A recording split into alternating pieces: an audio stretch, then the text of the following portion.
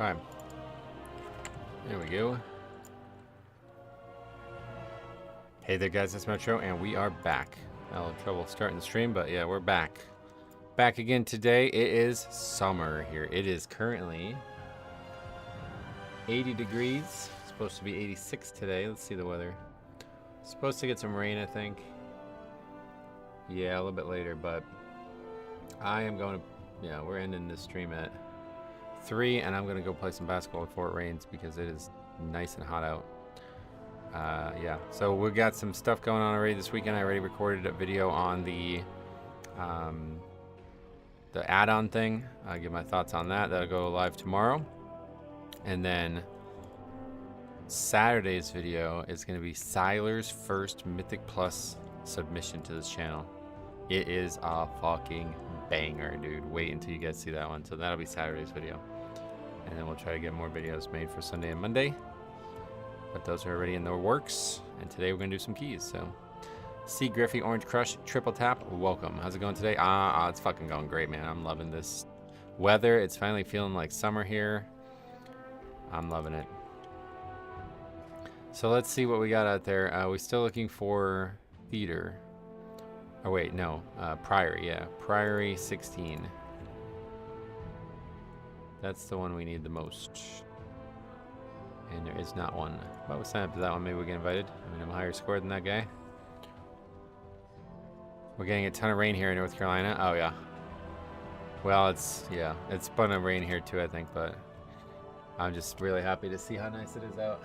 It was really nice yesterday too. I had to go to my niece's graduation, so I wasn't able to enjoy the weather. But we are deep into hay season right now. Got about 2 ton on the ground. 2 ton, what is that? Hay you're talking about? I don't know what that means, but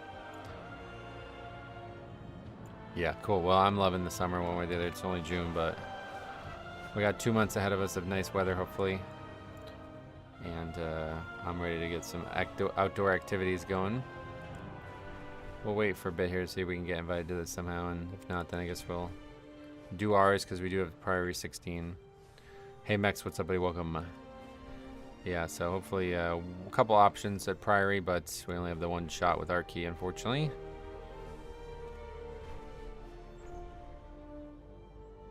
Good morning, Mike. Welcome back. And then, yeah, like I said, stay tuned for Siler's first Mythic Plus submission. Unbelievable key. Honestly, I feel like I should probably re-record it. It's so wacky. It's just so wacky. I have no idea. He found like I don't know what the fuck I'm gonna title it because it's like the highest density of wacky shit in any one key I've ever seen, I think. We'll just do mine then. 16 Priory. See what happens here. Hold on. Definitely not allowing certain things.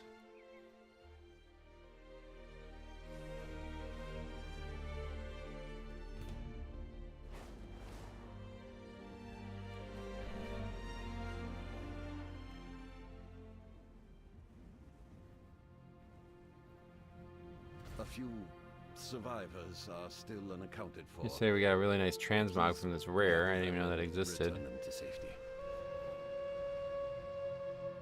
Hey Dalgritham, what's up? Welcome. I'm sure you've talked about this a zillion times, but what do you think the best fix is to combat people leaving keys early? Make incentives for them to stay regardless of score. So yeah, I think I made a whole video on this at some point. I don't remember when and where the video would be, but yeah, basically I want to see a system that encourages you to finish keys outside of score. That's the big thing I would want to see. Huge DPS, alright. Well, we need that, so that's perfect. And we can invite a paladin. Probably take Evoker.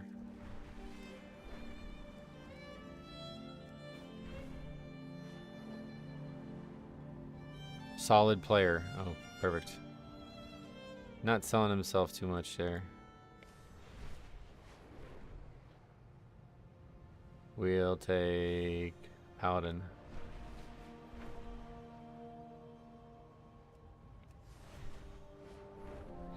Then we just need a healer that's not a priest. Shaman.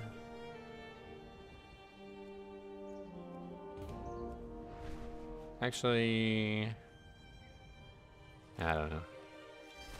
Priest's probably fine for this one. I don't think there's too much that would be a problem.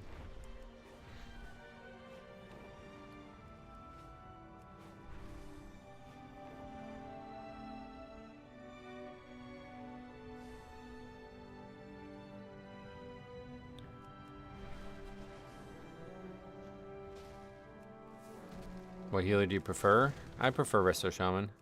Resto Shaman and Mistweaver.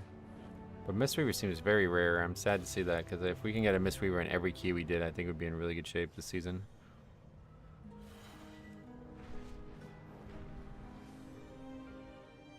Alright, we'll take that guy. Morning, Jabbergloob, welcome.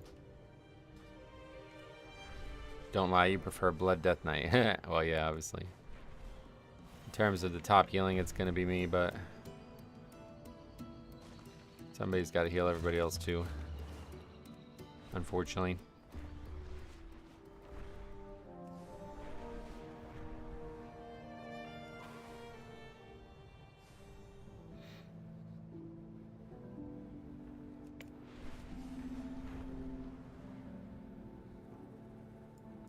Let the entire group know that this one guy is huge DPS. Yeah, this guy's DPS is huge, so make sure everybody else just doesn't die. Because if he does huge, then we're like good. Everybody else just needs to stay alive. We almost, if you guys didn't see 2 weeks ago, I think now, we had a double, we had a double upgrade that took us to a 17. I don't know what I'm saying, but regardless, I also don't know where I'm going. We had a 17 Priory that was like very, very, very, very much an upgrade until the last room. And then people died a bunch.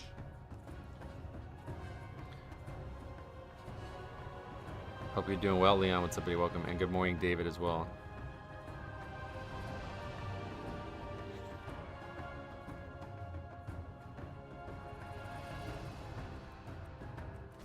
The orphans of Merodar have been asking to play with you again. I think they'd appreciate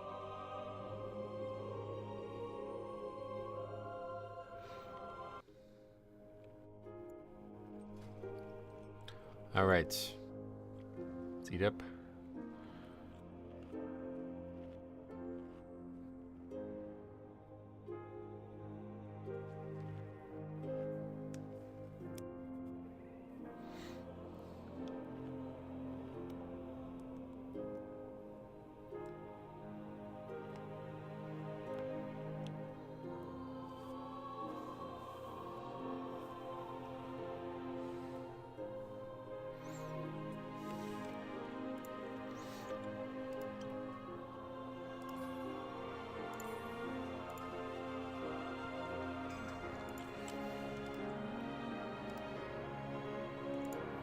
Blood Death Knight healer spec, where your self-heal also heals others. I think there was a spell, or was it a legendary in Shadowlands or something? There was something like that, that you could heal others. I missed the group forming. How are these pugs looking? We just started, so yeah. Nothing special. Hoping to be good. Okay, ready to check everybody's here.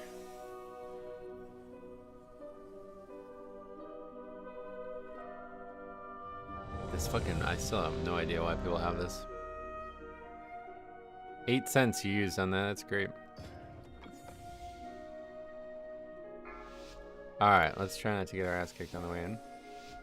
Probably should have actually, yeah, probably this would have been a good one to actually have a priest in so we can get pain suppression.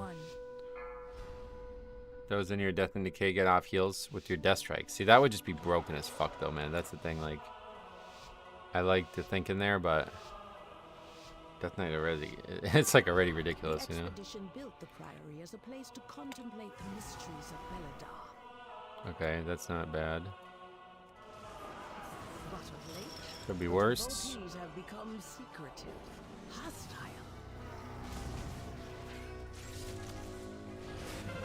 God sought to kill you. Captain Dale cries Not sure what's going on there. I was like on the ledge a little bit.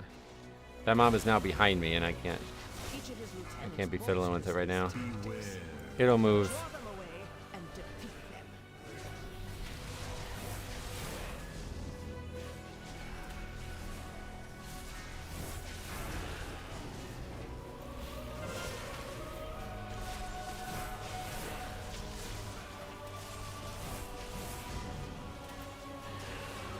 Maybe they got a blood shield while on your death and decay. Yeah, I just don't think that's like on the table. It's like the spec is already overpowered as shit. If you were actually able to like heal up others a ton, it would be ridiculous.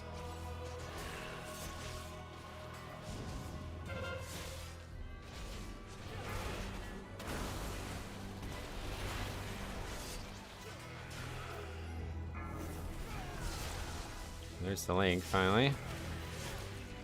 Just enough. Huge damage, by the way. Oh my god. Jesus Christ. It's funny.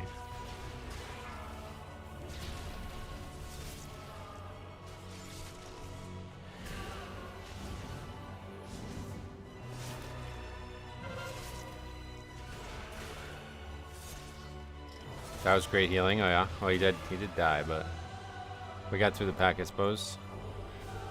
That's all we need at the end of the day. 3 deaths there, though. Not what you want to see.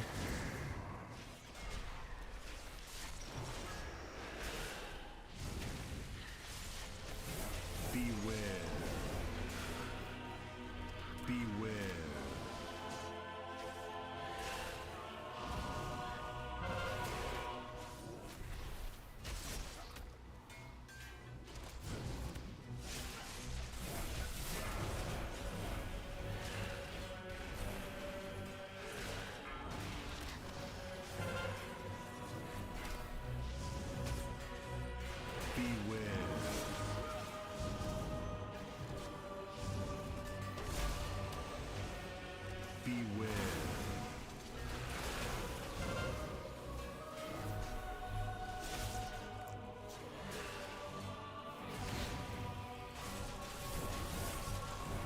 We have the buff. Go get that, please. DK grip utility is just too good. Yeah, it's so nice, right? Beware.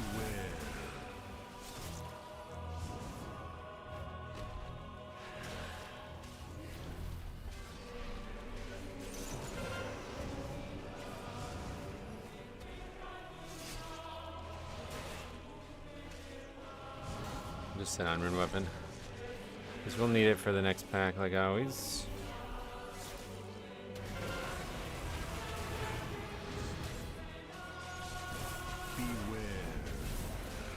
You don't find much utility for slappy hands? Not really, no, honestly. There's like 2 packs in the game this season that would be nice to have, but Gorfiends would be way better if anything. If I was gonna take one of the 2, it would definitely be Gorfiends. Are there any classes that can do it now? You mean like single gripping? No, nothing else can grip.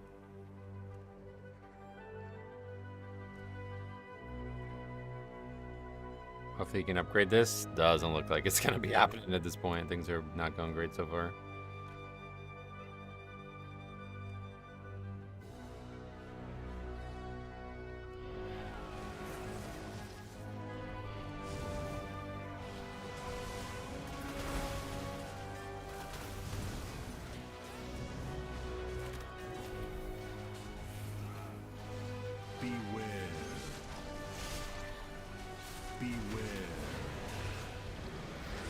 People just aren't even trying to stop the cast at all either. It's really weird. It's usually the one thing you can count on in Pugs is that everybody's going to spam all their AoE stops.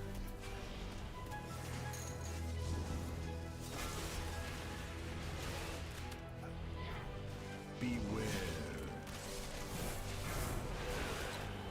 And that's twice now I've lost my kick on something I ended up missing the kick on. Beware.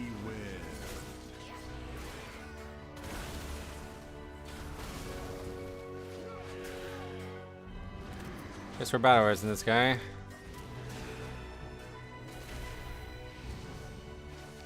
Hey, Kyle, welcome. That USD add-on is crazy. Yeah, I have no idea what the point of having that is. I really don't understand that.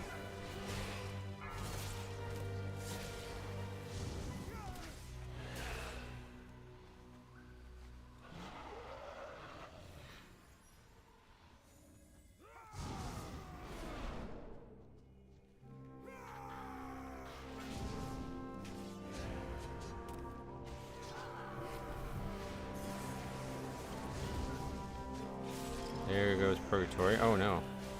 Thought for sure. Beware. Got just away with it.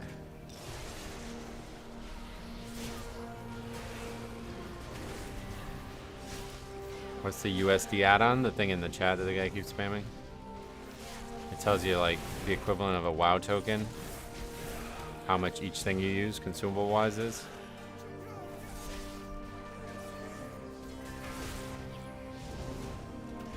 Beware.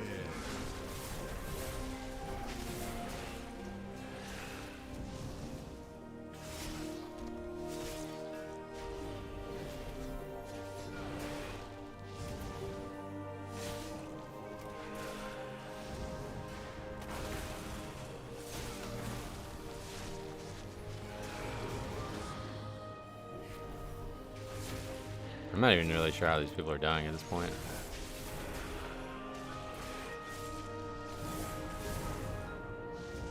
What the fuck even kills anybody there? Did he stand in a trap or something?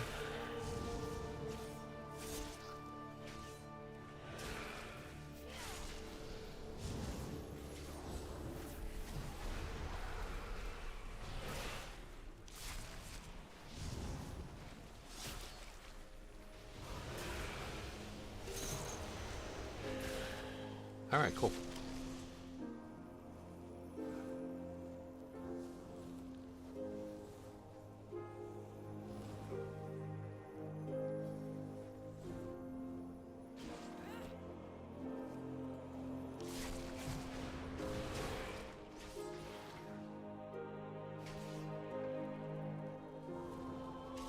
Disagree. That was not a nice try.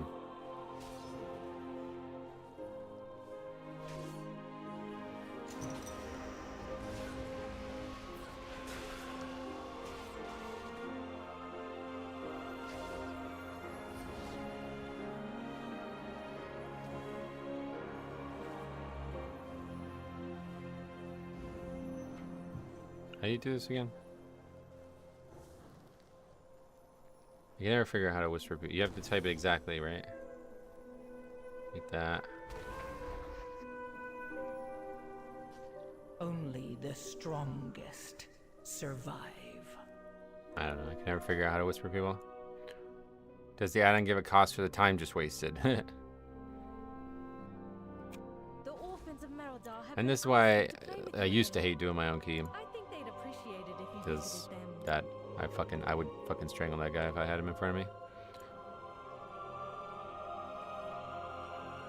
The worst feeling in the whole game to invite somebody like that. They fucking suck dick. Like they should lose 200 score for that key and then leaves after that.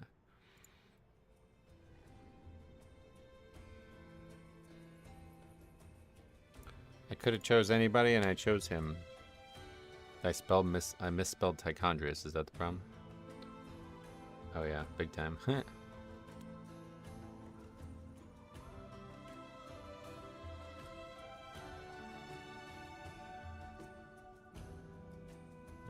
Anyway, he typed up top once. I thought I saw. I thought he did too, but he didn't say anything that I could see.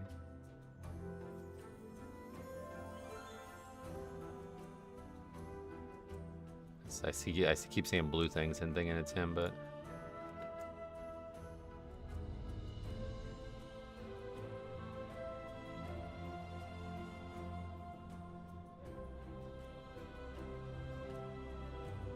If you open a chat window, then shift click their name, it will copy the name to the chat window. Yeah, but I have nothing to shift click, that's the problem. Hey Neve, welcome back.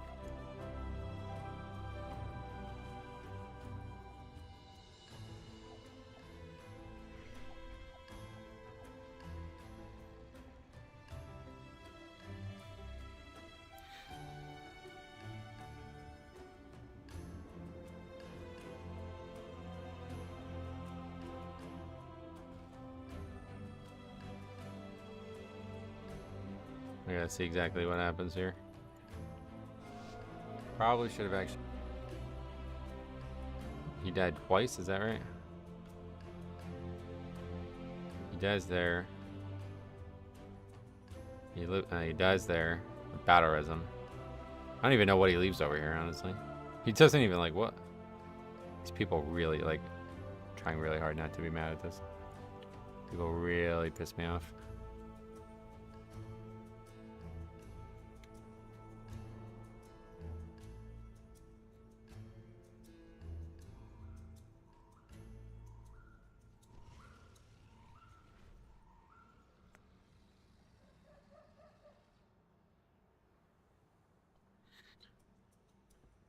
All right, so that's our key gone now. We have to do 15 again. Let's see if there's any other priories out there. There's a 16.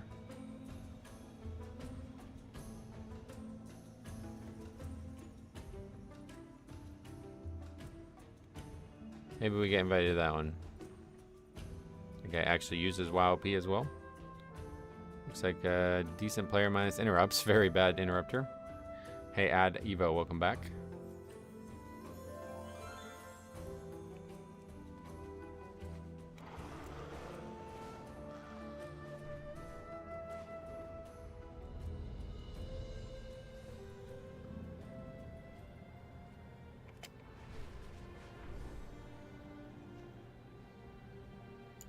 I guess also, if we really want to maximize our day-to-day, we should try to do a different key and re-roll ours, because we can't get Priory 16 from the Priory 15. I'm playing basketball this afternoon. Hopefully, it's supposed to rain, but yeah, I am. I'm gonna end the stream at 3 o'clock, and then I'm gonna go play basketball for however long I can. I don't know that there'll be anybody there, but I just want to get outside. It's so nice out, man. Such a shitty like early spring, and well, actually the very early spring, it was like late winter, early spring was really nice, and then regular spring was awful. It's been raining all day in England. Oh yeah, well, we're pretty far apart, so not surprising that we have different weather there.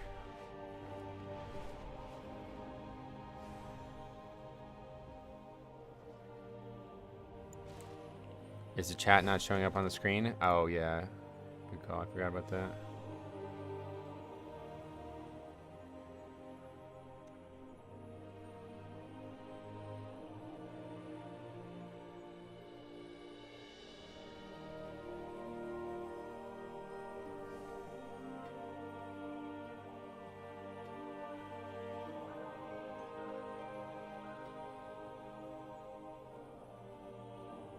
Been nice lately here in Seattle too. Oh yeah, that's cool.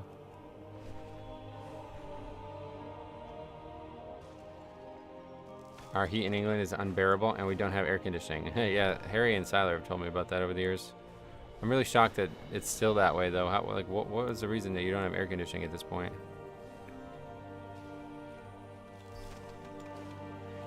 Do you ever use the WoWP website? It feels so buggy half the time.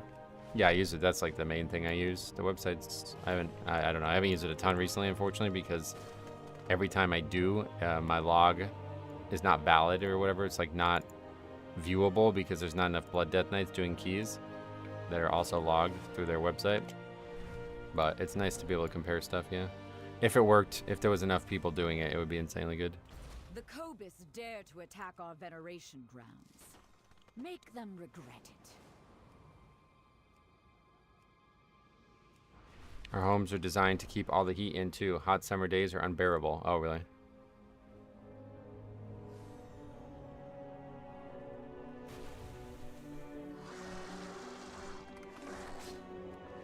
My key is 16 rookery, and I need a 17. For some reason, a 16 rookery can't be done. Oh, yeah.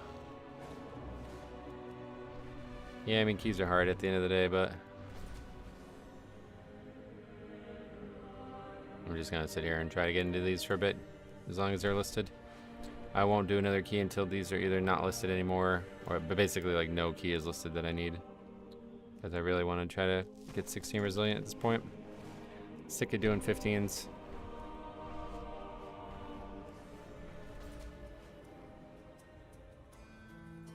I did my first 19 as Guardian, but now I'm going for a 7-day vacation. Oh yeah.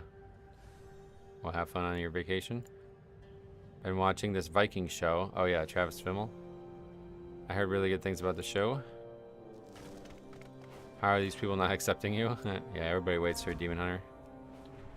London's hottest day last year was 89. Yeah, It's about, it was 90 here yesterday, and I think it's gonna be about 86 today, so. I get it, you guys aren't used to that heat, but yeah. Laser Beam's Guardians has to be the coolest spell in the game. Oh, really?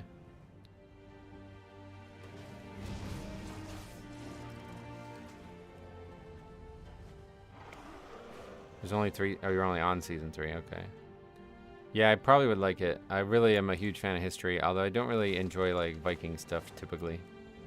I feel like it gets like romanticized way too much. Which is shocking to me because unless you lived in, like if you're from Scandinavia, I could see why you would like it, but if you're like a regular, you know, like if you're from England or anywhere west of that, you probably shouldn't be idolizing these people. Like they were like literally the enemy, right? They're like a universal enemy at a time where our world was a bit tenuous. The lamplighters are stretched thin. Hitting mid to high 80s as a Scandinavian is hell. We just melt. Where you can go on an adventure, I guess. Sail around the world. Should I take over parts of Italy or something? The amount of rain in the UK would drive me crazy. Yeah, fuck the UK. No, I don't mean that, sorry. Are you saying Vikings are the bad guys? Well, I was just saying, like, yeah, at the time, yeah. At the time, definitely.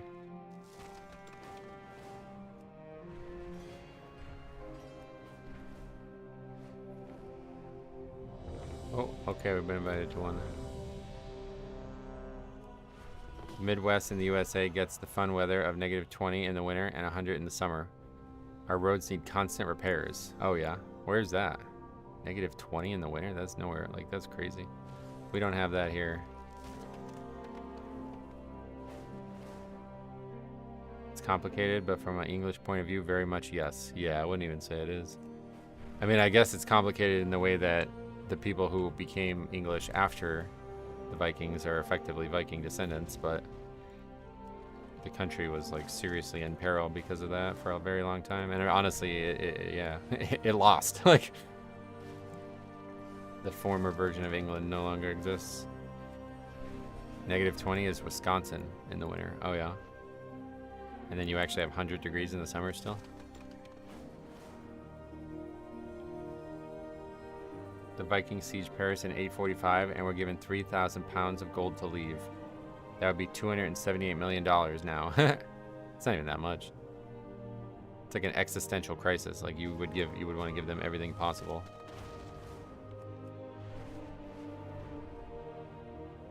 It gets close to that in Denver, but -20 isn't too common. Yeah, that's very, very cold. I've never seen like sub-negative, like negative numbers more than single digits.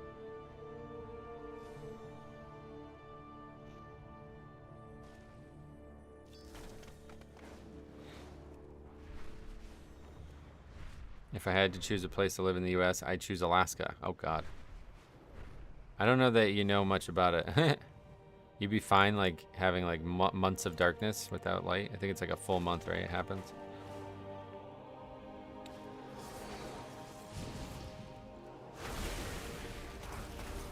I'd recommend somewhere else. What is it actually, like, let's see. I love this app, by the way. It's really cool. Program. Let's see what it is right now in Alaska. I guess it depends where. It's also still quite early there. It's only like... Actually, it's very early there, isn't it? It's actually not even that cold there right now.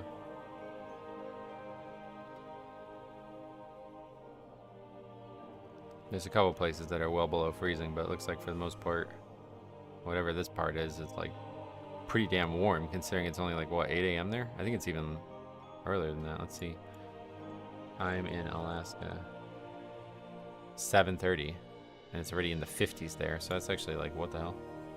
Depending on where you live, I guess. Let's see.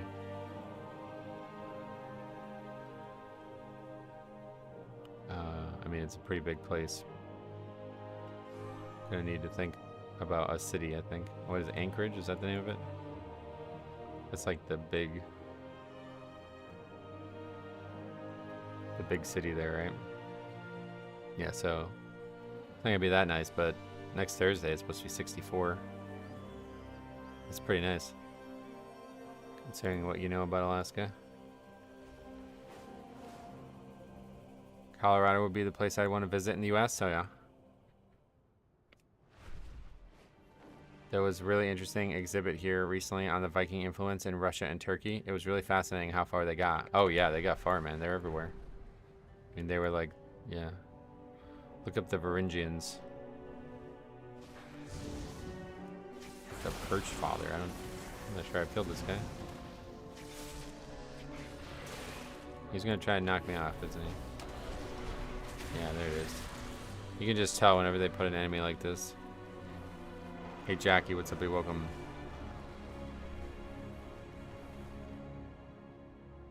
If that's the same person, Cosmic Bussy. Oh yeah, we played with that guy. Wait, and you just think he does really well? Last time we played with him, he wasn't very good. I don't know, we'll see. I did airborne training in Alaska once. I don't recommend it. Oh really?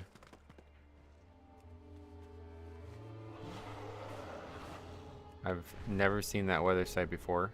Yeah, it's like the best one. It's called Ventusky or Ventusky. I don't know if you would pronounce it fully or what, but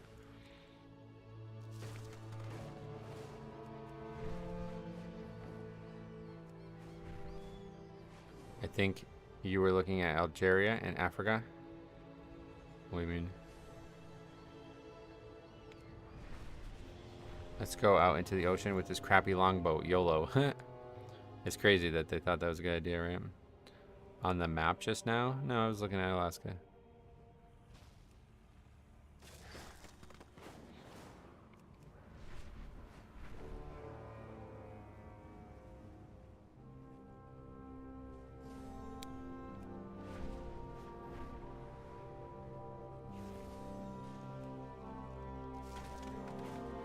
I don't know what that comment is.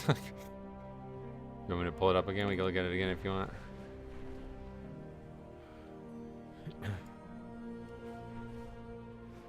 When you look at stormy weathers out at sea, imagine doing that with questionable boats. You're right. Yeah. I don't know how long it would take to sail from Scandinavia to Italy, but I'd imagine you're going to have a lot of people dying in transit, right?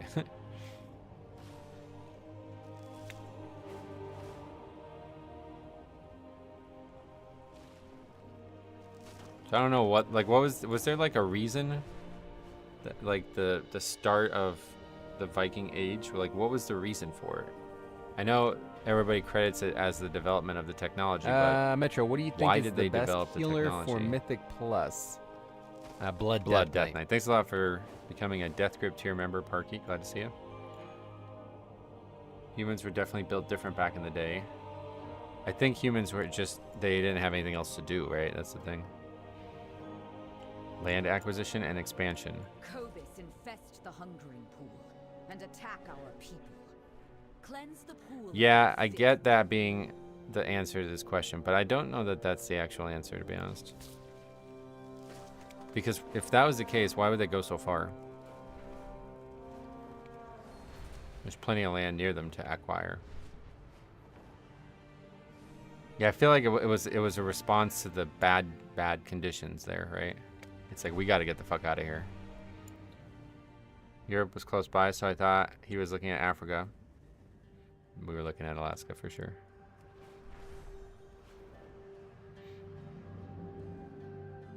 I've never had anywhere closely looking at Europe. We started, the thing was in Florida for some reason. I don't know, I didn't choose that, but I'll show you again real quick. Yeah, just wherever you last looked, I guess. So, oh, I guess you're saying Europe's nearby because we have Russia on the screen. But yeah, that's the United States. And that's Alaska. I mean, like, what part of that looks like Africa? I don't know. Money, land, slaves, mainly. Settling, adventure, mostly. I'm sure, like, all of that is the answer for when it was already underway, why they continued. But I would, yeah. I'd be deeply interested to learn what started it, because I don't think those are the reasons for it. Including overpopulation, the desire for wealth, and the allure of new territories. Yeah, so I think all of that's probably... okay, so I think maybe the real answer is overpopulation. I think that's got to be the answer, because I bet there was a big issue. I know it's like a very strange climate there, right?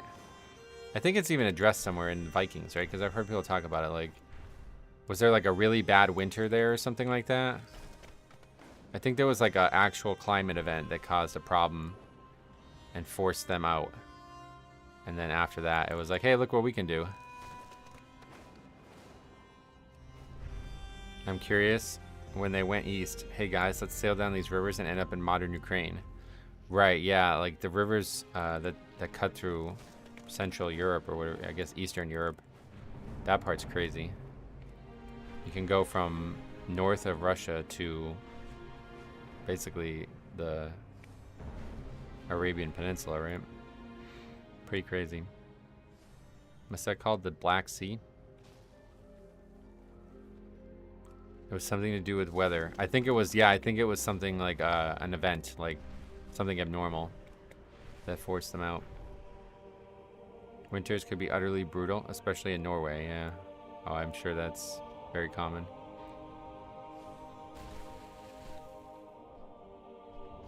How do you even find your way back? I don't think you do. I don't think that they went back, right? That's the thing.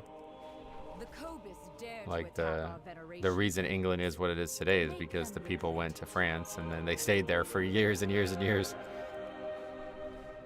Like they weren't leaving to come back. They were leaving, period.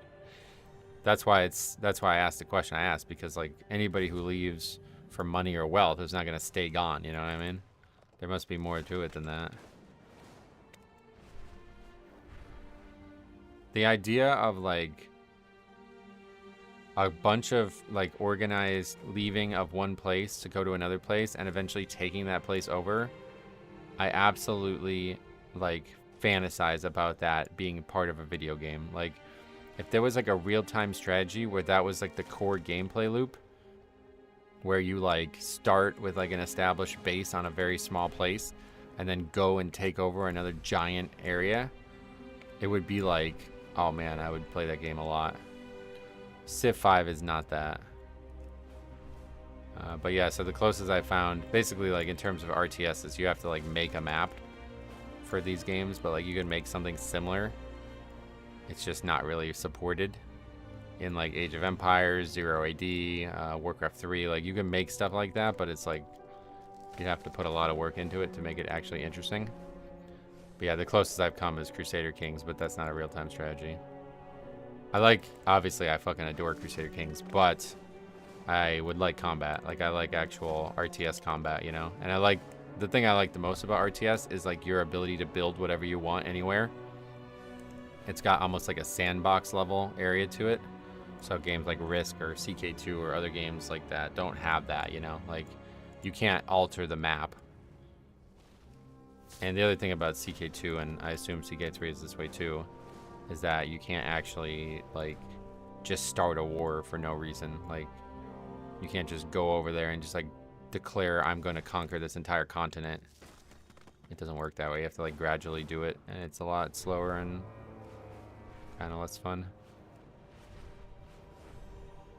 I played a ton of CK2. I don't imagine CK3 has changed that much that you can actually do the things I'm saying, but yeah, it's more Europa Universalis is more like that. But I don't know how CBs work in CK3. I've never played it, but basically like, yeah, Warcraft 3 plus Crusader Kings, yeah. I miss Dragonflight Zones. I like the way they were all connected. Oh yeah. Yeah, they're still there. Great leveling content. You can pretty much, I imagine you could easily level just in Azure Span now. There's a ton of Risk maps on mobile games. Yeah. The concept of it is often explored in a very specific type of game and never in RTS is my point. That's what I was saying. If there was like an actual RTS where that was the main focus. Sought to kill you. Like, I guess, you know, I hesitate to say this out loud because it sounds really weird. Like, Each of his I lieutenants shouldn't say this out boasts loud, this but like, I really, really, really like the idea of the European settlement of the United States and just like totally wiping out the indigenous populations. I like it as a video game concept, is what I'm trying to say. So I wish there was a video game that would match that. Like, imagine if like, it was like the AI was the Native American populations that were throughout this gigantic continent. And then you, as the player, played as England, Portugal, you know, Netherlands, whatever other countries got involved in this, France, all these other countries. And then like the win condition was create the United States. You know what I mean? Like that would be like the perfect game for me. Like France, England, Dutch, all these people, Spain, all these people fighting over this gigantic landmass, and ultimately you create the United States of America. Like you have a civil war, you have the French, whatever, like the different wars that the United States has had in its infancy, and ultimately you end up with the United States of America. If you're the winner, congrats. If not, you lost, and whatever, try again, you know? Like a fucking battle royale RTS game for the United States of America. Could you imagine how fucking badass that would be? Like, I mean, that would be like one of the best games ever made, I think. And I don't know that people want it besides me, but yeah, that would be the coolest fucking thing ever. I don't know how you would even go about it, but the god sought to kill you. Captain Dale cries, protect himself. Beware. Each of his lieutenants bolsters this that would be a sick game, but I don't think you could use literal historical maps. Yeah, you don't need to. That's what I was trying to say. Like, it doesn't need that. I don't want it to be like, I want it to be like Fortnite, you know what I mean? Like a game that's like procedurally generated or randomly, like that they change the maps a lot. And so like the procedural generation would be crucial. Like I said, I could make a map like this in Warcraft 3 or AoE 2 or something, but it's gonna get boring quick, because once you do it once or twice, you're gonna know every, like, you know what I mean? Like if the English settlement of the United States could happen more than once, they would have did it a lot differently, you know what I mean? So it needs to be random. Like the aggression of the you know, forces needs to be random, because like that was a big part of the conquest and what ultimately leads the United States to forming the way it does. Like the Native American tribes that were on the northeast coast were very passive, and they were able to be ran right over, whereas the ones down south and deeper into the country were very hostile. So that's what ultimately stops English expansion early, and that's what creates the original 13 colonies that ultimately like lead to the country being the way it is, you know? So it's like there needs to be almost like a randomization of that. Like, okay, do we have the hostile like Indians? Do we have the Native American people at war with each other? Like a randomization of that, because that was a big part of it too. Like people landed in spots where all the Native Americans were dead because all the Native Americans got killed by other Native Americans. You know what I mean? So it's like that is a huge, huge, huge part of this country's lifespan and start. And to capture that in a video game, it would require randomization for it to be fun over and over again, I think. So you wouldn't want it to be accurate historically. You would want it to have randomization. But I would also want it to set in a fantasy landscape. Like, I think it would be a perfect Warcraft 3 thing if it was possible to make it easy, like the way I want it to be done, basically. Because I love the way, like, you know, the thing that's not present in like Age of Empires 2 or something is like the legend of a hero kind of thing. And I think it's good for like a RTS, like a competitive RTS, but like it's bad for what we're talking about here. Because you would want there to be like a hero type unit in this, because that's basically like, you know, there's legends of heroes in the conquest of places, and they become the reason that this place succeeds, you know. So I think it makes a lot more sense.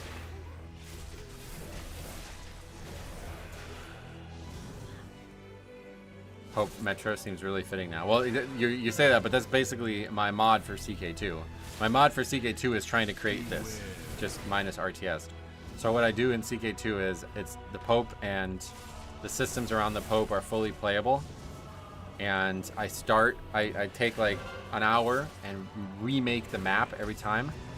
I make it so every like country or county or duchy or whatever you want to say, they're all like either pagan or you know, the Islam or whatever else, not Christian.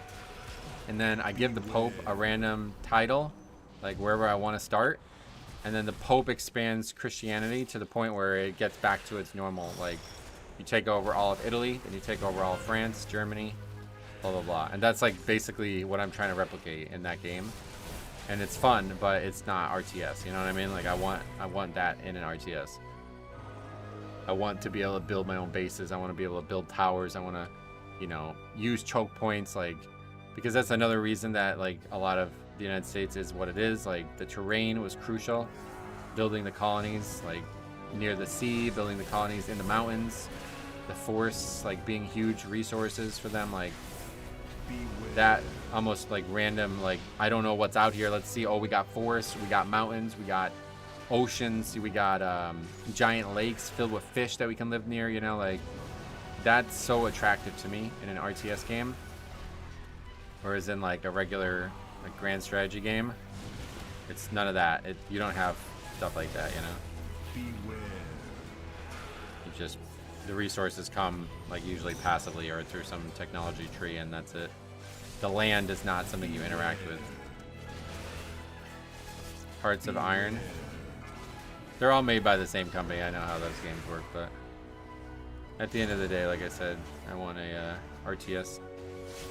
The CK2 mod is like perfect for me as it is, but I want more. Yeah, and then you could do a Crusades, like, you know, the idea would be like random, but so would the terrain, you know, like, so you could have like one that's modeled after the terrain of the Arabic Peninsula, you know what I mean? Like, you can try to make it like a Crusades theme. You could try to make it like, you know, the Native American theme. You could try to make it like even like a Alaska theme or something. Like, I don't know, like something that would be like really cold and inhospitable. Like, yeah, it would be really cool. It's kind of like mixing RimWorld. I don't know if you guys ever played RimWorld. How they have all the different biomes and shit.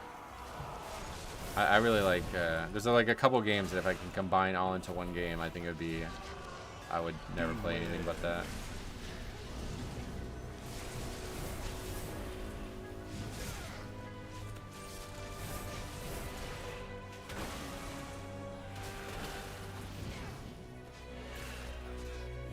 Crusades and CK3 are weird.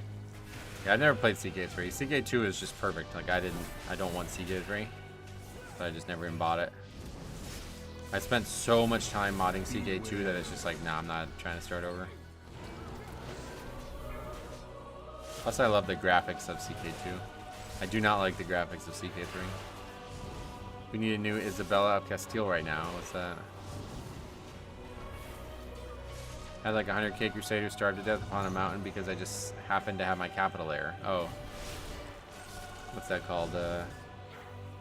Yeah, that was a mechanic in CK2 as well. Have you seen the CK2 DLC where the Aztecs invade Europe? Yeah. I don't necessarily like that, but... Wishing you a great day, Metro. Hope you get some sick times. Thanks. Yeah, we're pretty much just trying to get this one upgraded. If we can do that, I'll be happy. If not, then we'll be unhappy, I guess.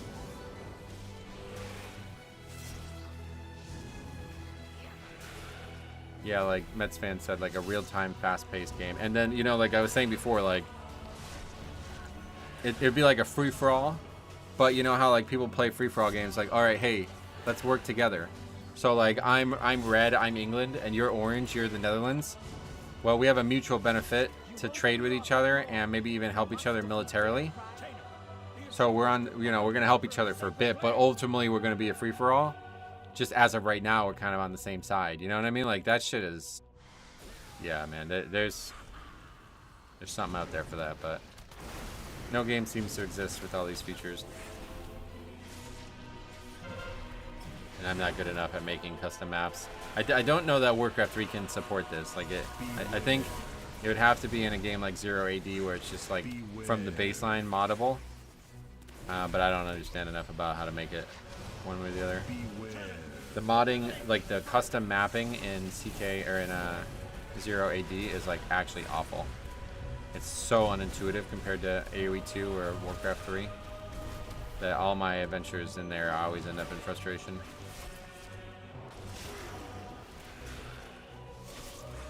She did the Reconquista of Spain. Oh yeah. Doesn't Death Knight play hands? What do you mean? What's the weak aura that shows the percent damage, physical, and holy damage? It's called the damage type weak aura. It's in my UI video if you want it. Have you used any AI to help with any of your games? The first time I've experienced AI help was on the private server thing, so. But that was because somebody made a module, like a thing for ChatGPT to understand private server databases. The green talent that grips. Other people do, yeah, but not me. But yeah, so I used that there. I was gonna see if I can use it for a Warcraft 3 map, but I just don't know that, like, I don't know what I would do with it, you know? I see their game. They seek to ambush me without my lieutenants. Ours is the true path for the Arathi.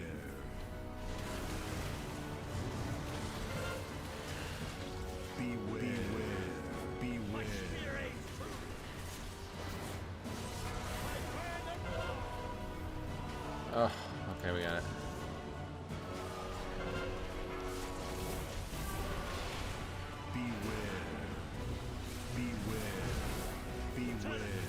Eliminate these vermin. What is your second item you're buying with coins? Nothing, I guess. I don't even at this point. I just stopped caring. When it first came out, I was hoping to test some different things, but just at this point, I'm good. I want to learn how to mod, but I have no idea where to start. What game? Or just like, I mean, because like every game is different. That's the problem. The tome is pretty nice. Oh yeah, yeah. I mean, I already have the hero track version. I wouldn't ever use a DPS only trinket at this point.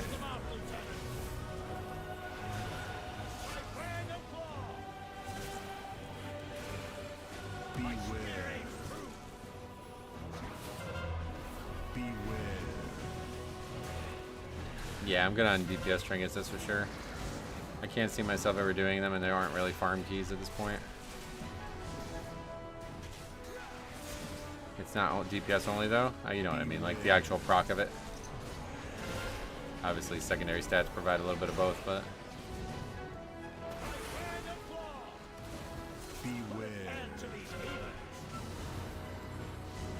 This is my favorite dungeon. Have you tried using Control Undead on any of the mobs? No. Curtis Perry, yep. You're the Great Wizard of the Holy Light. Sonic moons back to make himself look like an idiot. Welcome back. Glad to see you again. Probably be saving trinket there. I always have trouble finishing this fight because I'm not confident on what I should use and what I shouldn't. I think we just play it as it is and see what happens. Beware.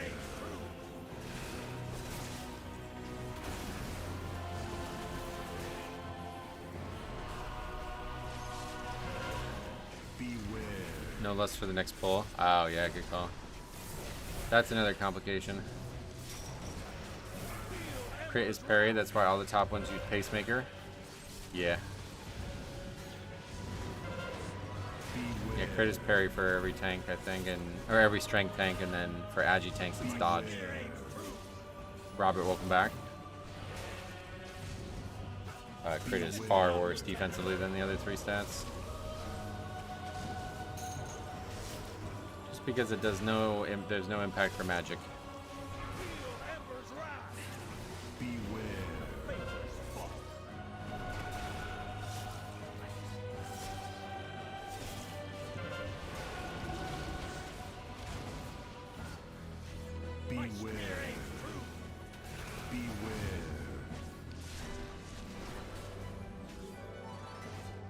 Oh my god, man. Did we just lose Purgatory to this boss? I'm done. This key's over. This is ridiculous. Okay, so now we don't have Bloodlust or Purgatory. We pretty much can't pull the shit that we want to pull here. Dalcry was an Arathi hero. How could the Priory force him to turn against Hammerfall? Are these still strikes, lackeys? Guards! Guards!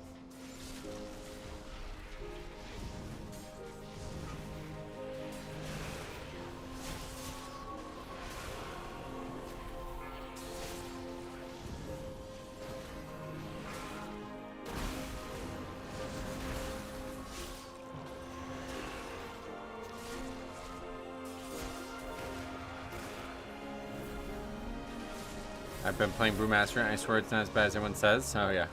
I think it's not, but I think it's still the worst tank, right? Would you say that or no? And once something's the worst tank, then obviously you get a lot of dismal looks at it, you know?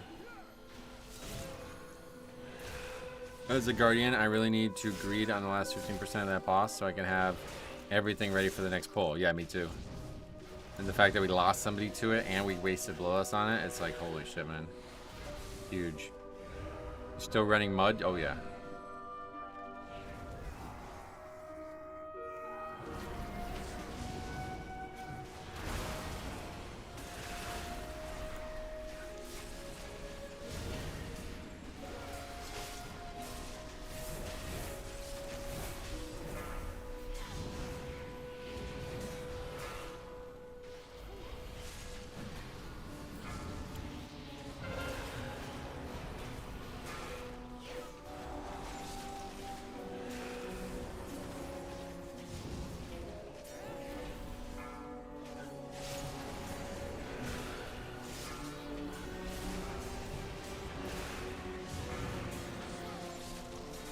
Bruising is bad, it just takes way more effort. Yeah, that's a big problem. For sure.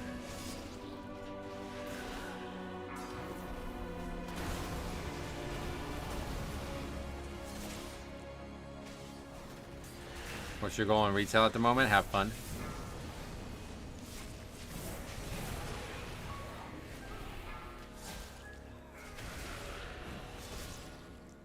That was the most cliche Red Pally death of all time. Yep. Just watch the replay. He ran right into the mobs as they were funneling in, not yet touched, meleeed, and exploded. Yep. Welcome to the game. I'm gonna do it again, I'm sure.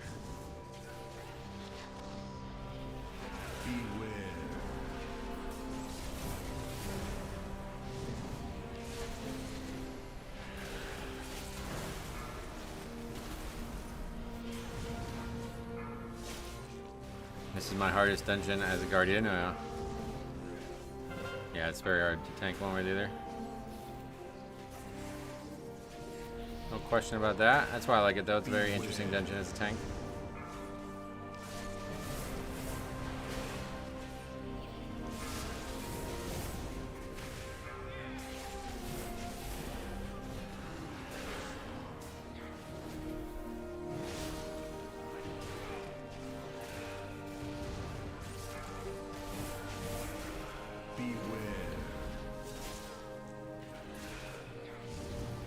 My 17 of this I did with the bear, he did nearly 3 million overall damage. And it feels like Rookery has been a wall for me, but I don't have a particular reason. Oh yeah. Yeah, Rookery is a tough one because it's pretty straightforward. It's like all front loaded, you know. If the group can't handle it, then you just have no shot. King's Rest, always my favorite dungeon to test my tankiness. Oh really? If I played 2 DPS trinkets, even more, but I prefer 1 defensive. Oh yeah. Yeah, that's me too. I always like a nice on-use defensive trinket.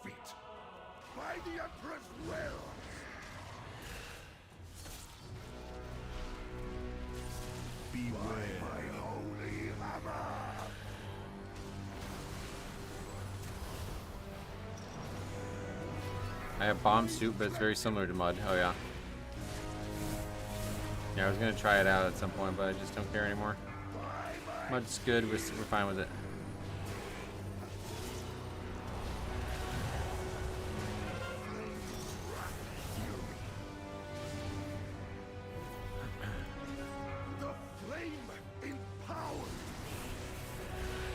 I have bomb so get rid of that, yeah.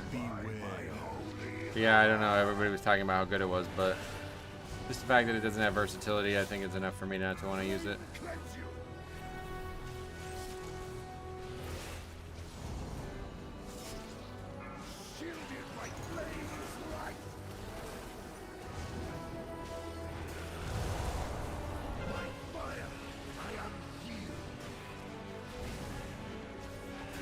I wish both teams could lose tonight. Yeah, me too. You're talking about basketball. I'm hoping for somehow there to be a draw. I don't know what the possibilities are of that, if it's even possible, but That's what I would want to see.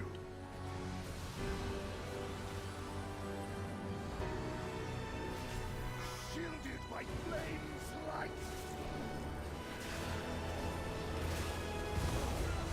By fire, I am healed.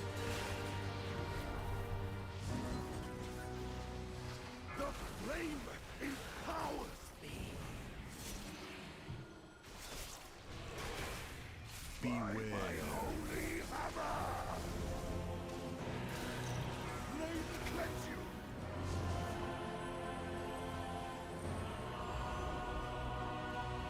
Shielded by flames light. Flames wrath heal me.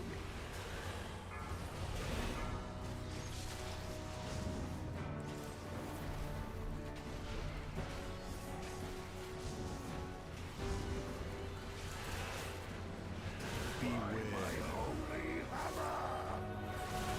Flame cleanse you.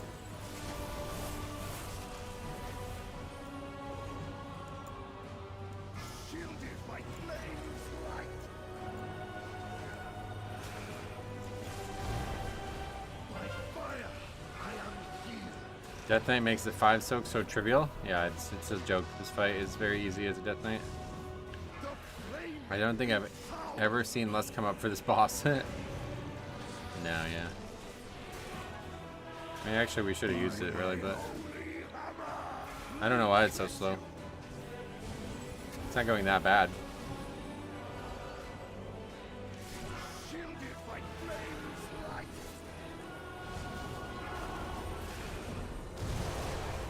Flames wrath heal me. Point, no reason to soak it.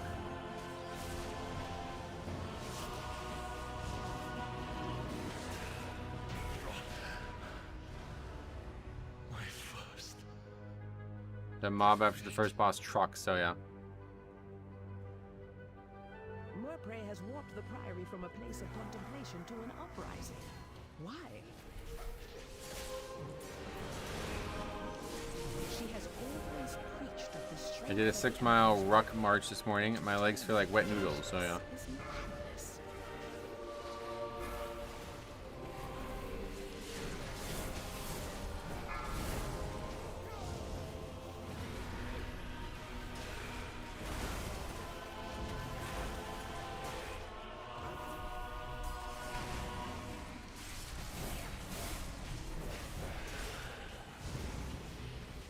I found a pull after the boss's warrior.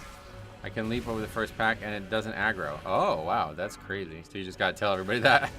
Otherwise, we're gonna have the same situation in that Halls of Valor we had that I was just talking about yesterday.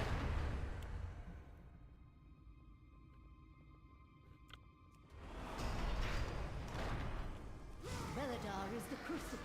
It burns away weakness. Its blinding light reveals the strength we Arathi lacked.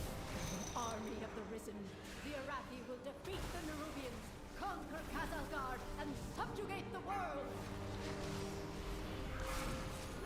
No, such heresy.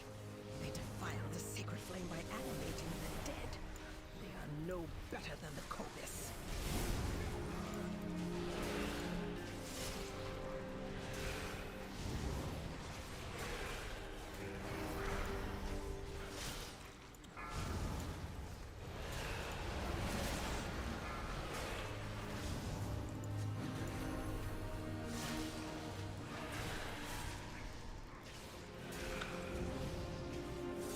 I gotta get my legs acclimated before I go to Europe. Oh yeah. Well, good luck.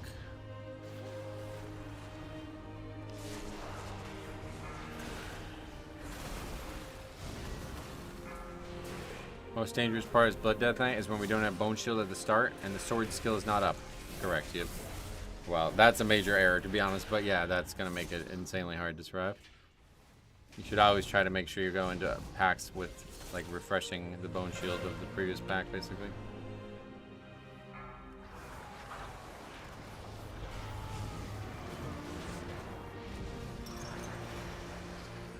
I mean, no, you won't just guarantee fall over. Like, as long as you still have other CDs, like, Bone Shield's great, obviously, but it's not stronger than Icebound Fortitude, you know what I mean? So, if you need to survive and you don't have Bone Shield, you can just use Icebound and then get Bone Shield while Icebound's up.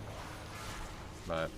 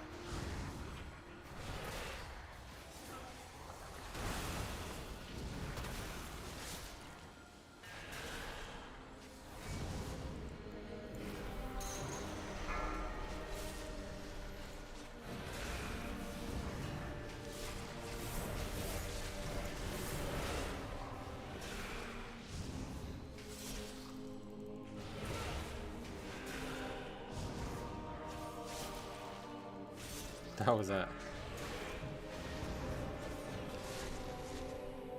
I gotta just try not to die, I guess. We have this Shadow Meld spell, don't we? It works. Or does it? Nope. Yes, sort of. Back in combat, but...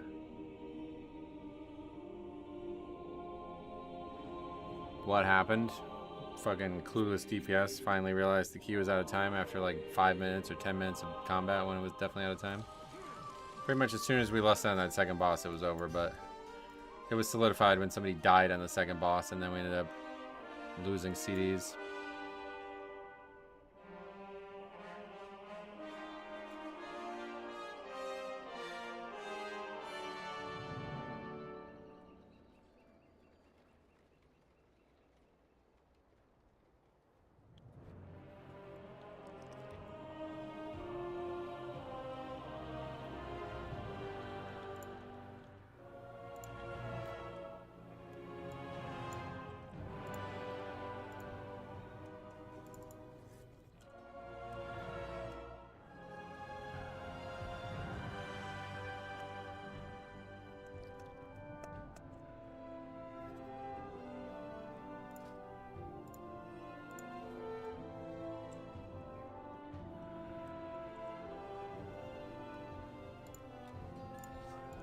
Okay, well there's a couple listed at least still, so we're gonna try to do nothing but this today if we could.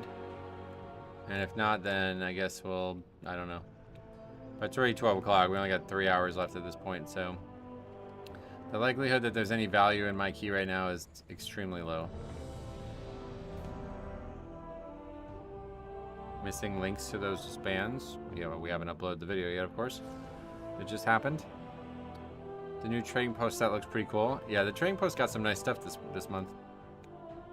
I'm using the shoulders. It's quite good with this transmog, I feel like. It's a little bit different blue, but I think it matches.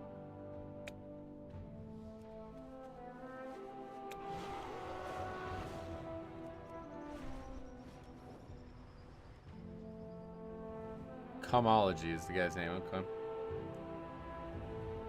Even though the core way is usable again, there is still plenty of construction. What's your favorite tank trinket of the last three expansions? Oh, blood spattered scale, without question. Not even. There's not even. I guess we can also say the cheat death trinket though from Dawn. That's like a different type of trinket. Like, if I could still wear that, I would. But yeah, in terms of one that's not a cheat death, definitely blood spattered scale. I already asked this, but what is your average ping on Oceanic? Right now I'm at 82 MS, so it's usually like 100 or less. Not a problem. I don't know why people would make it a big deal.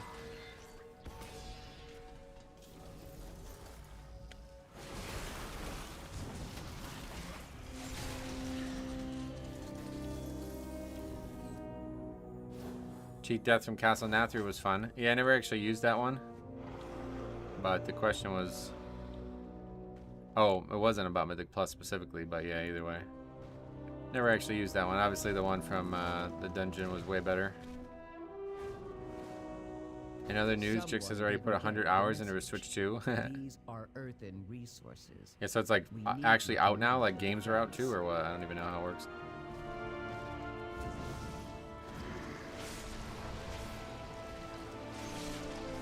I like the verse one from Castle Nathru better. Oh yeah. Cheat Death's just like ridiculously valuable because you can change the way you approach the dungeons.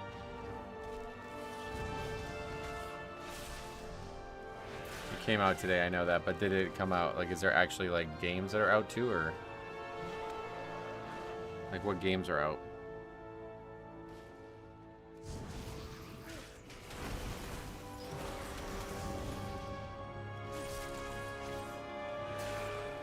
Firex Tainted Ray chart was cool. Oh yeah. Yeah, it was visually cool, I agree.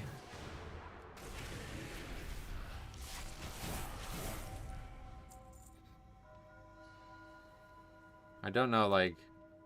Yeah, like I said, I would only ever buy the Switch at this point if there was either the possibility of jailbreaking it with custom firmware, or it was just like natively... Like I really am so shocked that they didn't do this. With how popular the Steam Deck and things like it are and have become, it's really hard for me to believe that they didn't try to make a competitor. I feel like they should, like, it's their market to own. Like, they have such a great product, tech-wise. Like, I think they have the best handhelds. Like, tech-wise, it's just, for some reason, they just don't want people to use it the way it could be used.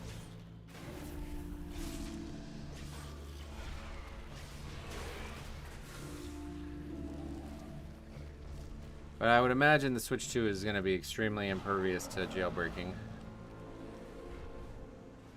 And so that's probably the end of my interest in it. I still use the 3DS, and it's awesome for that, but it would be really, really nice to have an actual Switch with that technology in it as well. Got a new Sonic title, Zelda's, Mario Kart, Street Fighter, and more. Oh, there's a Zelda game? What is it? Like an actual full title, or? So far, the Switch 2 feels like a nice upgrade. Good. I'm glad to hear people say that because it certainly doesn't look like one on paper. That's a port. Oh, okay. Oh, yeah, Tears of the Kingdom or whatever, yeah. See, that's another one that's like a waste of time playing on the Switch because people make like mods for it and shit for emulators. Breath of the Wild and Tears of the Kingdom probably too are like, yeah, they're really, really, really, really good games, and they would be so good if there was actual like mods for them too.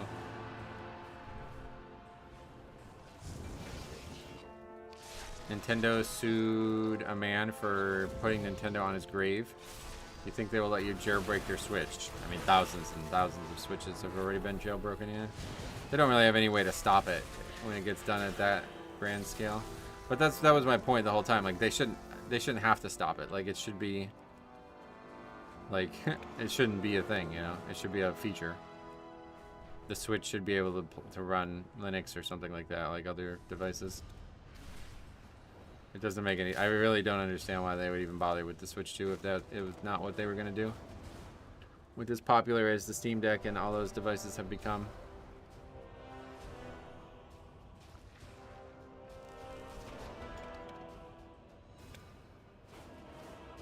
Yeah, and then the games are more money too, right?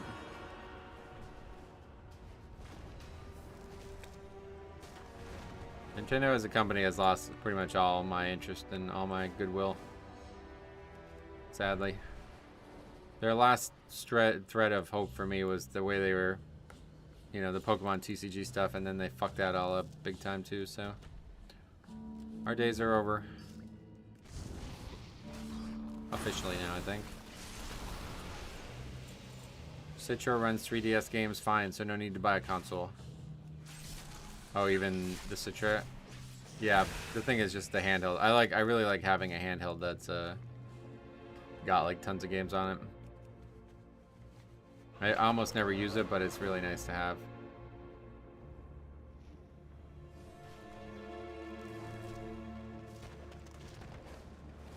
Nintendo definitely speedrunning their reputation into the ground. Yeah, it's sad.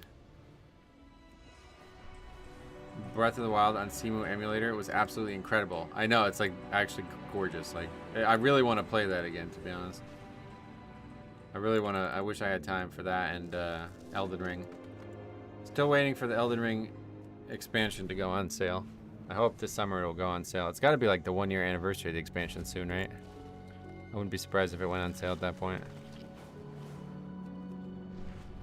But I know they just came out with that other game that I don't really have any interest in, but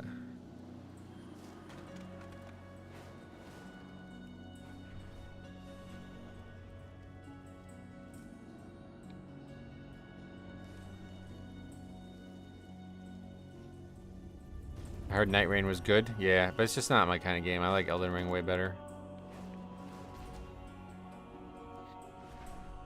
And the mod. I mean, like, the mod is the thing. I'm hoping now that the Night Rain is out, that the mod will start incorporating the best features of Night Rain. Like, maybe interesting classes or whatever. I don't know how they'll do it, but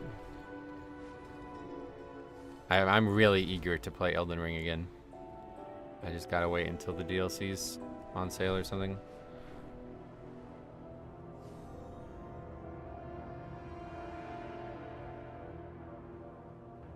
I heard the opposite, and it looks awful. Who wants to play a multiplayer Elden Ring? Oh, a lot of people, first of all, but it's not Elden Ring, unfortunately. It's like a way different type of game. I heard it's really, really hard, and that was like the major complaint, but everything else, I think it looks good. I'm not sure I have just one favorite of all time for Mythic Plus Dungeons, but I think if I did, I would have to say Court of Stars. Halls of Atonement is up there. I would like to see some of the Night Rain assets modded into Elden Ring. Yeah, that's what I'm saying. I think that'll definitely happen. Unless Night Rain is like somehow really hard to mod or something, but yeah, I definitely expect that. I don't know if the Convergence people made any announcements on that. Let's see.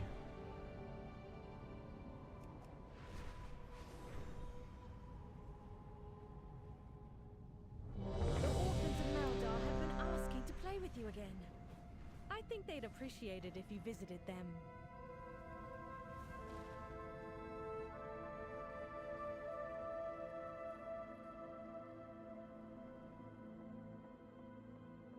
No actual announcement since 4:10. It's just about the Discord, basically. There is a Night Rain General tab. Let's see if people are talking about it. Probably just the game itself.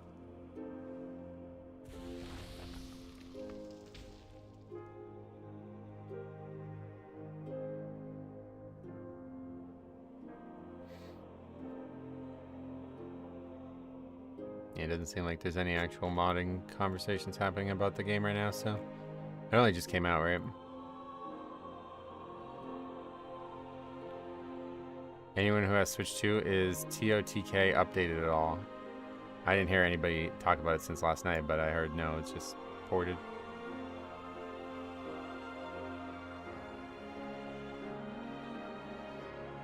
Yeah, people are buying it a second time to play on a new console. Is that what's like? That's crazy. That's pretty wild.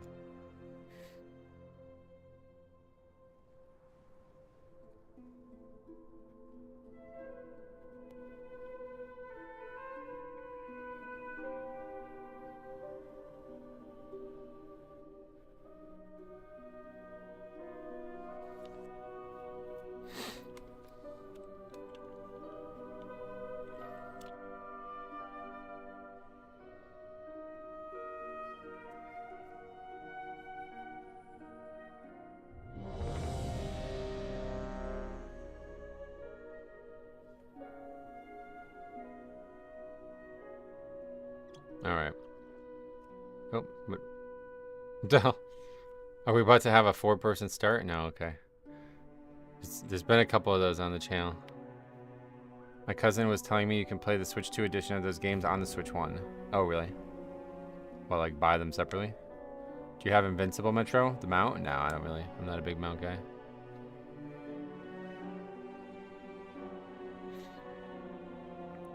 TOTK has a Switch 2 update for better graphics and frame rate, not new content as far as I can tell. I just played the Breath of the Wild update. It looks great. Oh, yeah. Have you ever seen, like, Breath of the Wild on the computer. Let me see if I can find like a Breath of, because like I haven't looked into this. I don't know where this game's at now, modding wise, but I imagine I'm actually scared to look at this on stream, so I'm gonna do it off screen because I'm sure there's gonna be nudity. But if you look up Breath of the Wild modding, there's gonna be a lot of stuff, I think.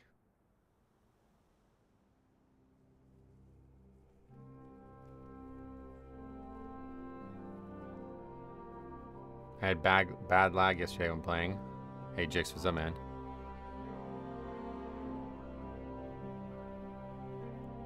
See, like stuff like this is just so cool. See, and then there's like videos of what it looks like.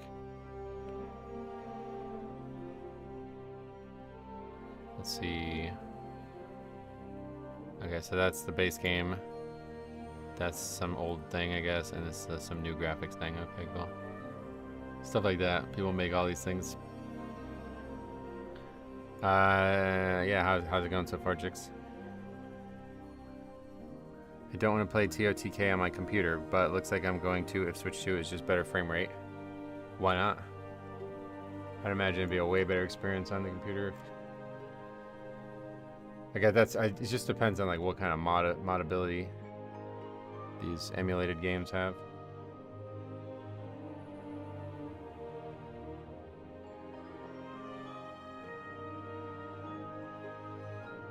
Haven't played yet. Spent midnight till 3 a.m. updating Passed Out. Gonna start today. Nice.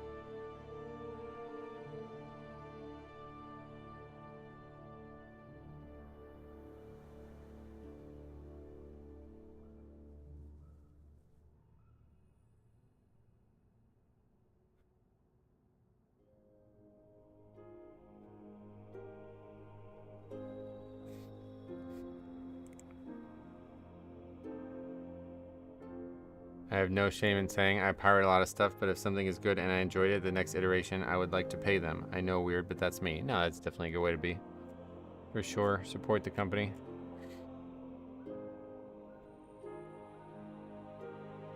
Yeah, there we go. Breath of the Wild 4K texture pack. Oh, God.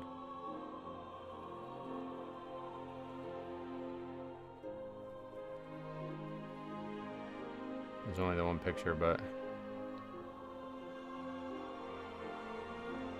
So you can see just the detail, the difference there. Stuff like that is why it's so interesting. What kind of ping do you get to Oceanic servers? Yeah, usually like under 100. Let's say 248 right now though, so. This is one of the worst ones we've seen in a while, but yeah, it's usually like 120-ish. Not a problem in my eyes. I played on EU for a long time.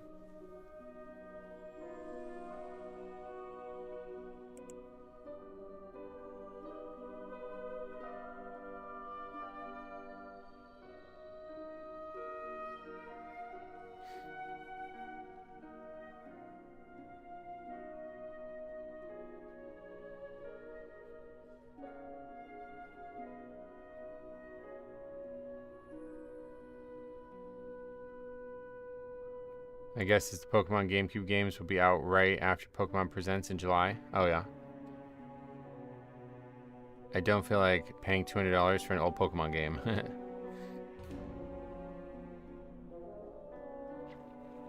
Yeah, that's the thing. Like, I don't know. To buy a game that I can just play on another console I already own is crazy.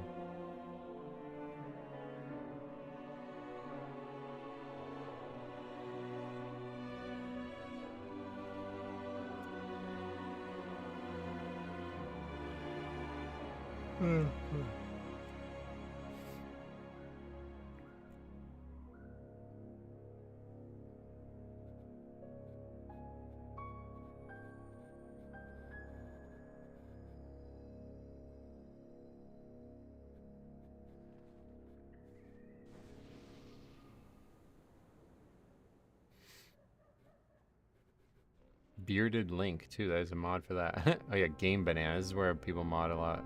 They post mods there more, right? That looks kind of good actually. Bearded Link. Not bad, right? Retro game prices are crazy. I need to sell off my old SNES. Oh yeah. I made a Feral alt and switched to Guardian just because I found it too complicated. Watching good freaks play is awesome though. A good Feral, gotcha. What's that rogue's name? Comology. Oh, we played with this Dragon Tales guy yesterday.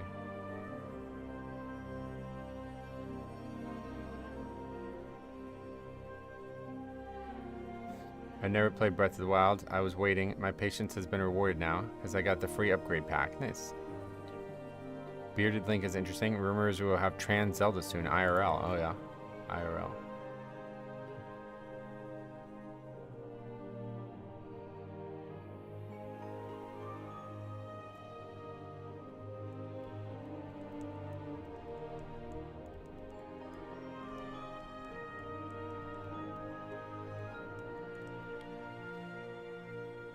Yeah, Preservation Evoker. Kind of rare, but we've seen a good amount of them recently.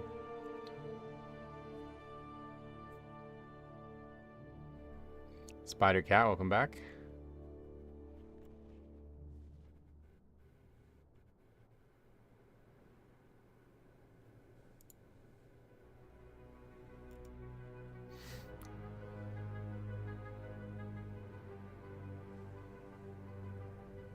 What are spirit orbs? I don't even know what that is in Breath of the Wild. Would it be broken if they moved some or all of the Aug buffs to preservation? Probably broken, yeah.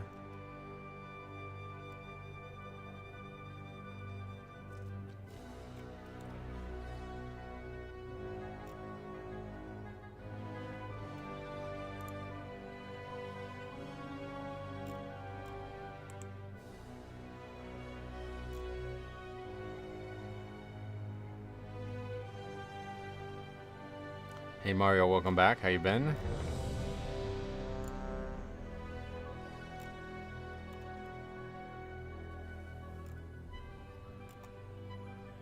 Preservation Evoker from a Chinese realm named Dragon Tales.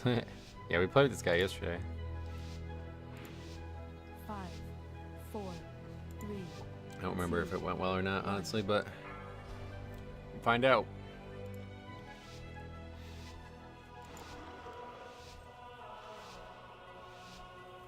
He's one who left your Cinder Brew. Oh, yeah, that's a good. Yeah, thanks for reminding me of that. There we go. That's.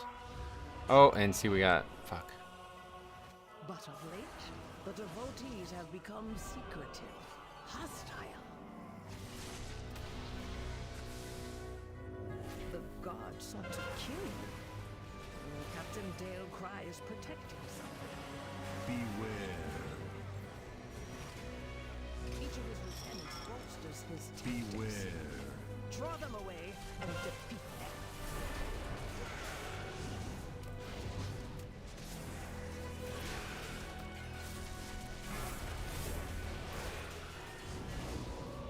May you time this key. I hope so. That's the last one we need for Resilient 16. Beware. But I have. We're not in a rush to do it, to be honest. Beware.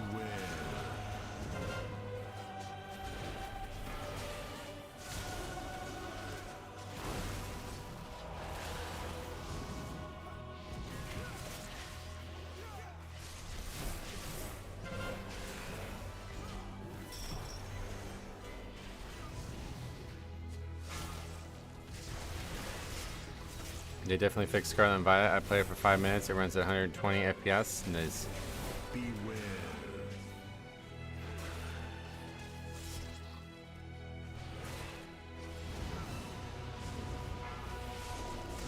Hey Chris, welcome.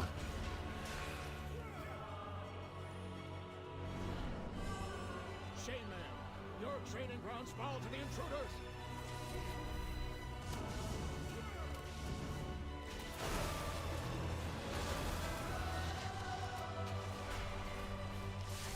Beware. Beware. Oh, she's standing there.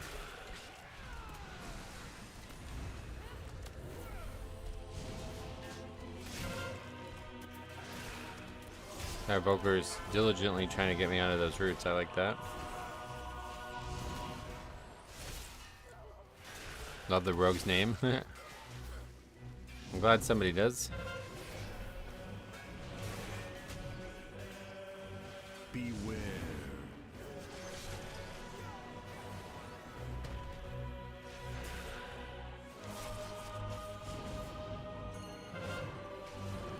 Take that buff.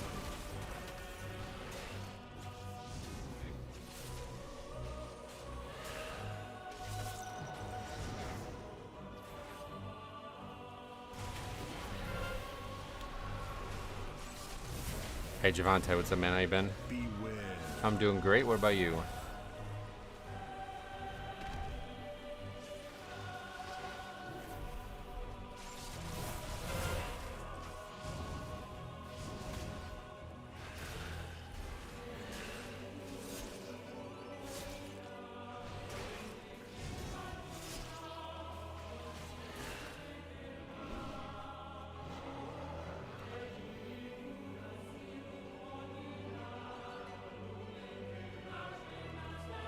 How's that guy doing?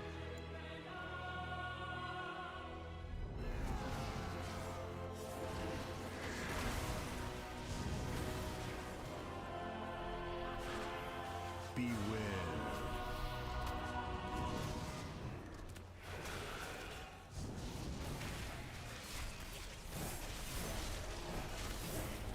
Funny thing is GameStop had extra switches to sell at midnight last night. They got 155 more, and nice. Beware. Was there people there who hadn't pre-ordered one and were able to actually get one? Beware.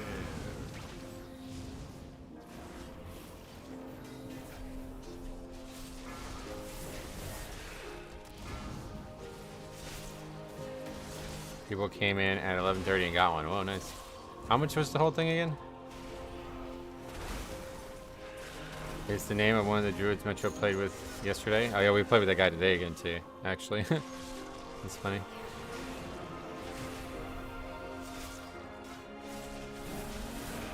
$500. Oh yeah. 450 base, gotcha.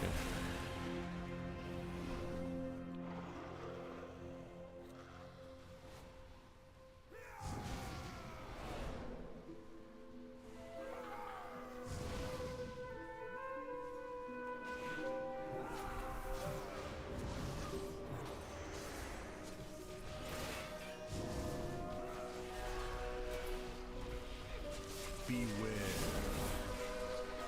It's worse in Canada. 700 CAD with the game. Oh yeah. Somehow got my Pro controller for 50 instead of 85. No idea why. Oh yeah, they just didn't charge you what you expected. Nice. What is the Pro? What is a Pro controller? What is that different than the base one? That cart always scares me. That trinket, yeah, it does scare me too, honestly. Beware. A real controller. Oh, okay. So instead of using like the little plastic things that are attached to it, it's wireless, I guess, right? Or what? Base one is 2 Joy-Cons on a stand or whatever. Yeah.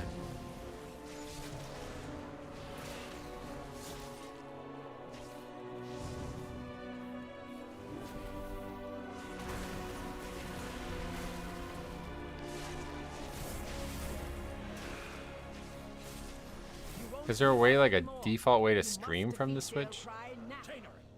I've only ever known people who were able to stream from these consoles with the custom firmware, but surely by now the Switches must feature that.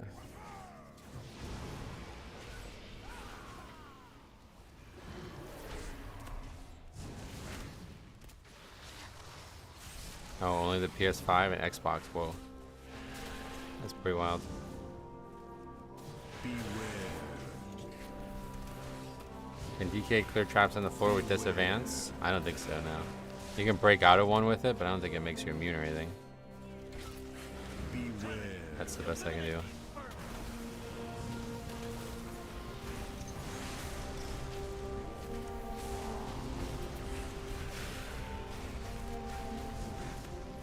Dip my toes in the collection side of WoW, and man, I'm overwhelmed. Oh, there's so much out there, man. I think that add on like all the things or something like that is a good way to. Because like I feel like you honestly need like a visual UI to track where you're at with that. So So that's a good place to start. You need a capture card, yeah, so that's crazy.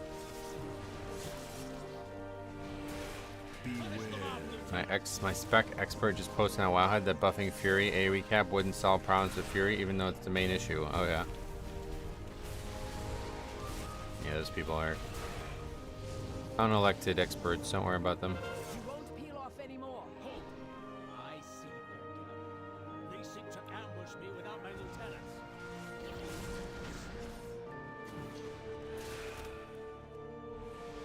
Beware. For the Arathi.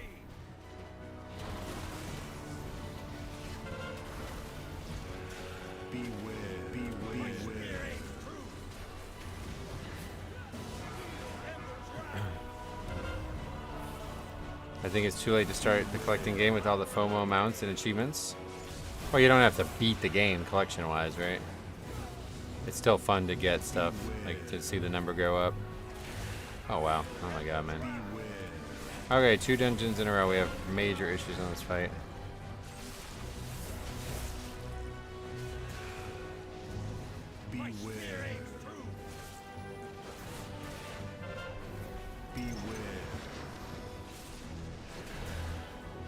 There's a Fury Warrior timing 20s, oh yeah.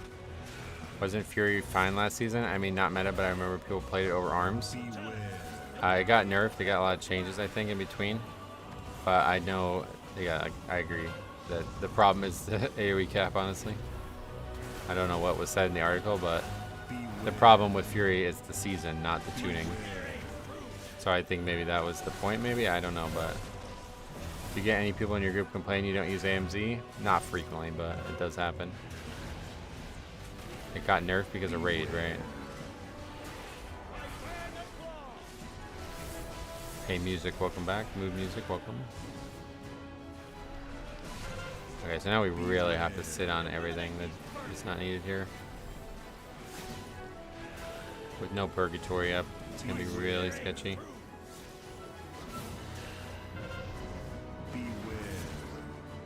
Means holding rune weapon. I think we'll use it. These will be back up, but nothing else. Arms is pretty good though. Yeah, it's really good. Comparatively. Haven't seen an Evo healer. Oh really? Why don't you use AMZ? Pretty good defensive for the group, isn't it? No, it's not actually as good as people think it is. Also in a pug setting, it's very hard to reliably use it and have 5 people stand in it.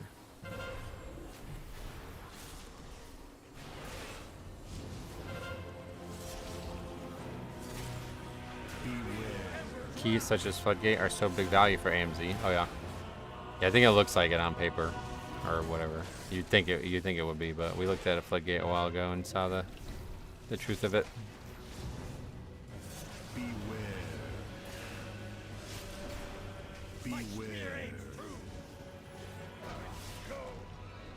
Okay.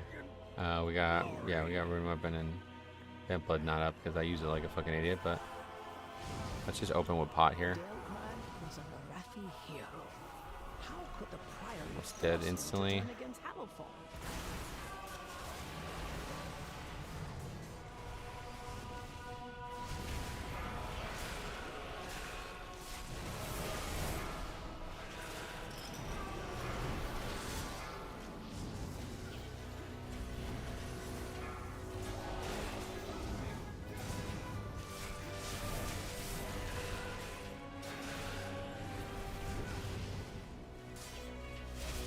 If a healer can't heal flood without AMZ, he wouldn't be able to with it as well. Yeah, that's the thing. It doesn't actually reduce as much damage as you think, and it's only going to be up for one phase or whatever you would say for each one of those examples. So it's going to make very low actual impact in a pug. In a coordinated group, I can totally see the value of it for sure. Because then the healer can plan around exactly what's happening with it and save CDs, and people can save CDs. That's the biggest issue with it, is that oftentimes you'll drop it and people just use CDs anyway, and it's like, okay, well what did it help us with then at that point? It's very, very, very, very unlikely to actually save anybody's life. And again, we're talking about using it basically twice in the dungeon for any real value.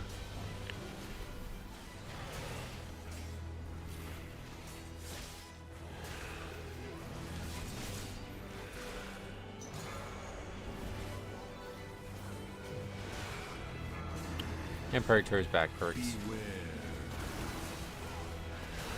Prez is overpowered in the Paladin room. Oh, why? They need to revert the CC change for spellcasts. Yeah, I disagree. I like it as it is. I think this is way more like skill based. Like you can't just spam AoE CCs anymore. The true faithful will arise, and the Arathi will be mighty.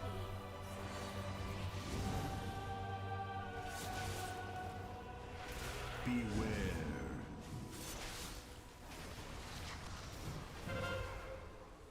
It's crazy how much more stressful it feels when you don't have Purgatory. Yeah. Because you can die at any time. It's always going to be scary.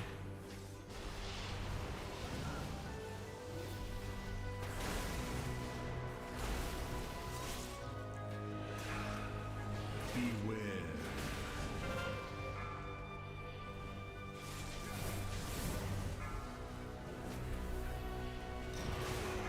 To be fair, in a coordinated groups, it's pretty much chain CC all the time. Right. That's what I mean, like, you have to actually care about what you're doing and when. Whereas in the old days, it was just fucking throw these things out and that's that.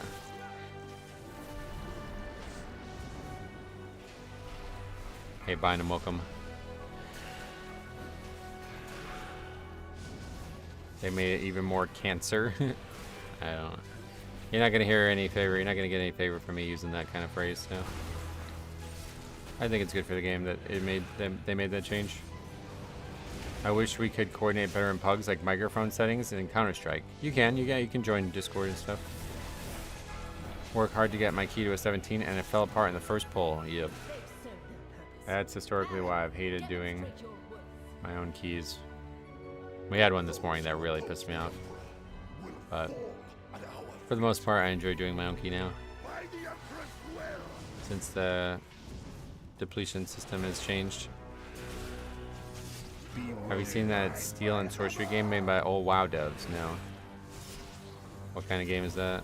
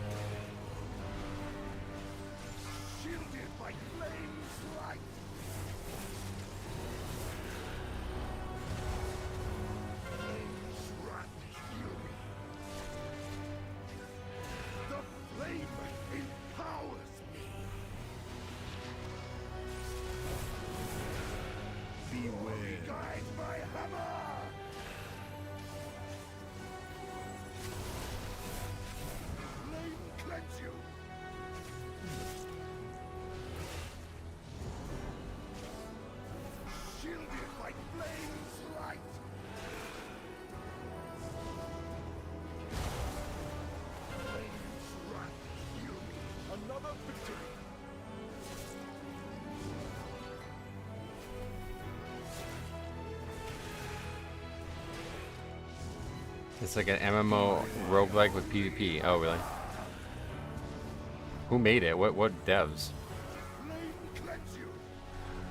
I find the resilient keys give a nice flow of running your own key and then pugging to finish off the last few. Yeah, I kind of like that part, yeah.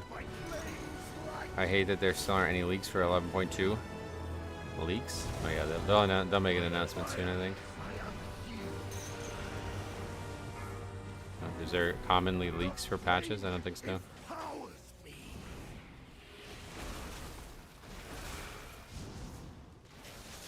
Beware.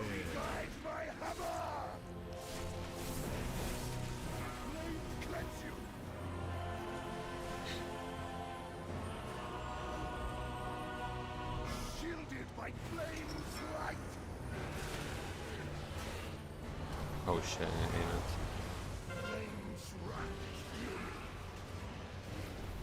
Data mining, yeah, yeah, that'll come soon. It looks like the since the other patch is coming out next week or 2 weeks now, it's gonna probably be that week. I imagine we'll start getting a lot of info. I feel a bit like Monster Hunter. You enter a world with class, grab resources, and get them back to your base, or get killed by a player and lose them. Oh, that's interesting.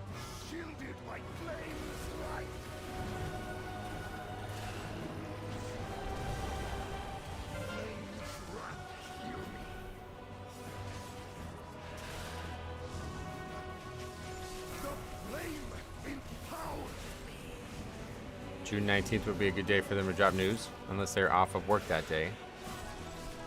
Why that day? What's specific about that?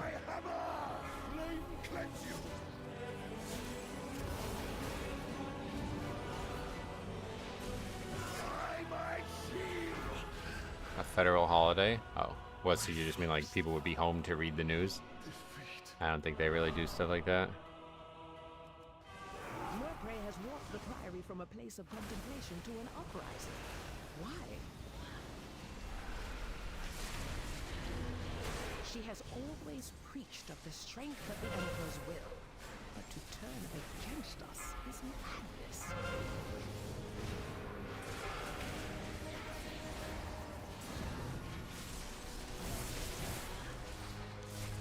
I mean, like people would take off work around the holidays to get long weekends. Yeah, but my question was why that day for the news? I don't really get it.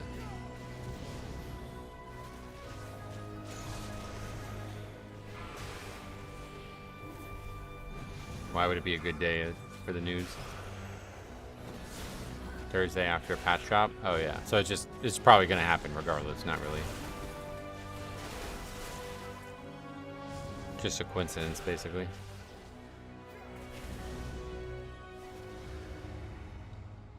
Is YouTube still your full-time job? Yep. I did a bunch of the Pokemon stuff too, and I've made a decent amount of money recently with that, luckily. Some stuff still selling, but that's pretty much over, unfortunately. Collector says I have about $10,000 worth of stuff in my collection or whatever, and I'm gonna sit on that for as long as possible. Even though it's been very tempting, money is very, very problematic for me right now, but I think we're gonna get through it. We'll see. I spent another like $300, or maybe not that much, probably more like $200 coming up here, and I think we'll be all right. So we'll see. Get any of those cards graded? Yeah, all the graded cards we did videos on Ace Games TV. If you never saw them, both are there. I only did 2 sets of grading, but that'll probably be the end. I don't think I'll get any more cards graded, even though I did want to get a couple of those Prismatic Evolutions cards graded. We will surely get another roundtable where they discuss it. Yep, yeah, they'll do definitely a big thing for that.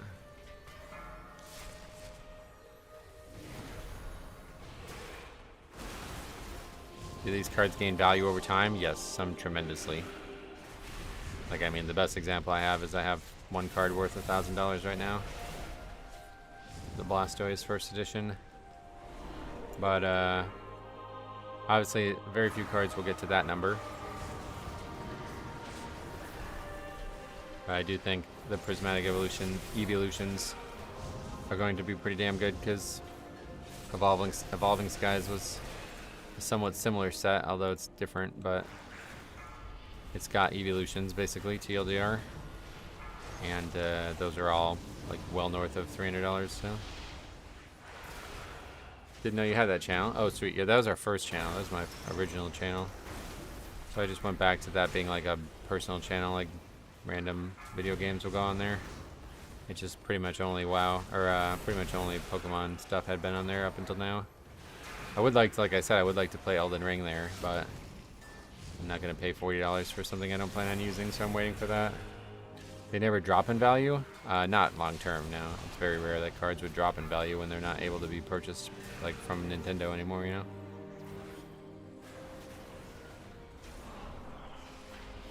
They drop in value temporarily, like when they come out a card, like when I got the Journey Together box, I opened that and got like the 3rd top hit in the set, and I sold it immediately. I sold it for like $150, and then I think now it's only $100, but it'll eventually go back up to $150, obviously, because it's rare and it's not going to be in circulation forever, you know? My gray felt hat Pikachu has gone up 100% over the last 6 months. Yeah, I was so close to getting one of those. I lost an auction like after it was over. It was weird. I didn't even know that was a thing. I was the winning bidder when the auction ended, and then somehow I didn't get the card. That's one that I regret not getting. You should go to Pawn Stars. Just send cards to GameStop. Yeah, that's what I did. I have a whole video on my experience of it on an 8 Games TV, so if you want to check it out, you can.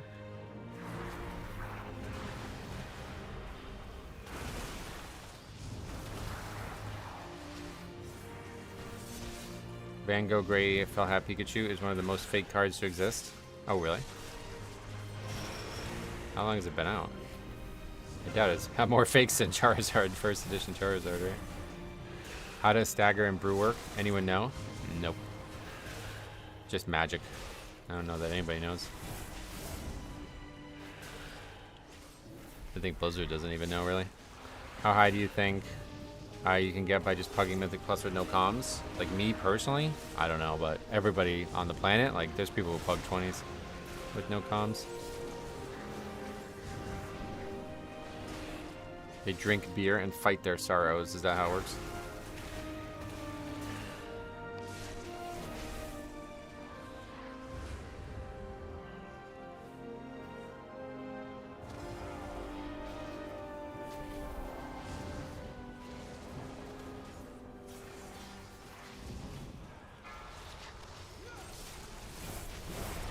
Maybe I'll list. I don't mind if we don't list, to be honest.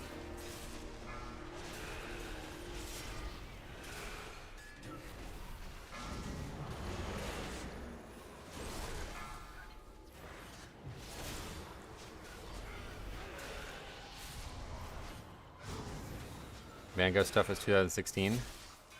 I'm not sure, to be honest. I don't know. Possible. The ponchos, I know, was that was probably 2016 because that seems like that was a while ago now. Those are probably the things you're thinking of with the fakes, because I've seen a lot of people talking about fakes of those. Really? Stagger is delaying % of your damage? Yep. Well, all the auctions I've spent on cards were always from PSA directly, so basically people send their card in, get it graded, and then just sell it through PSA because they don't want to have to pay for the return shipping. It's a good idea if all you care about is selling the cards. That's how I always got all those cards when I did that whole video on 8 Games TV. They were all, I think there was like a couple that weren't from PSA, but it was like 90% of them. Poncho box up to 5K now. Oh well.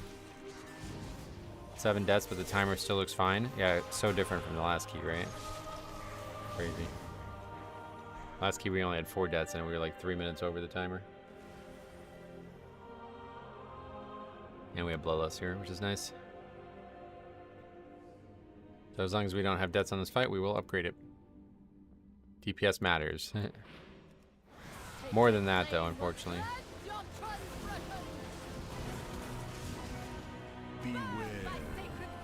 Poncho box also doesn't have factory wrapping. Oh, wow. That's crazy.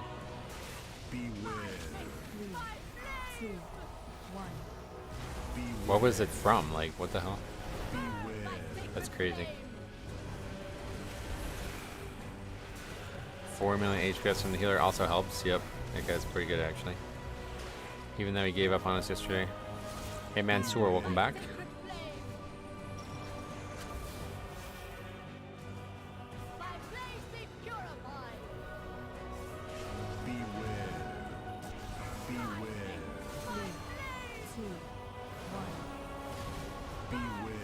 Come on, will you fucking move? This boss is so annoying, dude.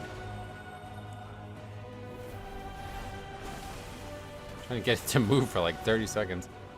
I hope that in 11.2 the returning dungeon pool is good. Oh yeah, I don't. I hope it's shit. No, fuck, of course everybody hopes that. Sometimes it's hard to tell if the pull is too big or the healer is just bad. Yeah, it is definitely sometimes hard to tell. Like we had that yesterday when we were doing the Cinder Brew. There's a death there. Twice in a row, people were like, see, the pull's too big, you keep wiping. It's like, I've already done this pull on this difficulty many times. The more you interrupt the boss, the faster it will cast its AoE, yeah. I know, it's hard not to interrupt stuff.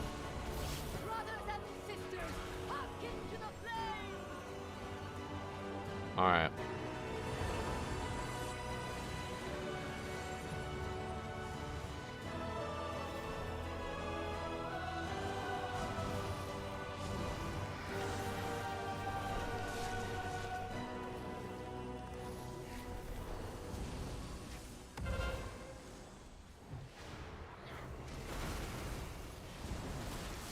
I'm scared about the vote poll for dungeons. Oh yeah. Yeah, we'll see what they end up doing.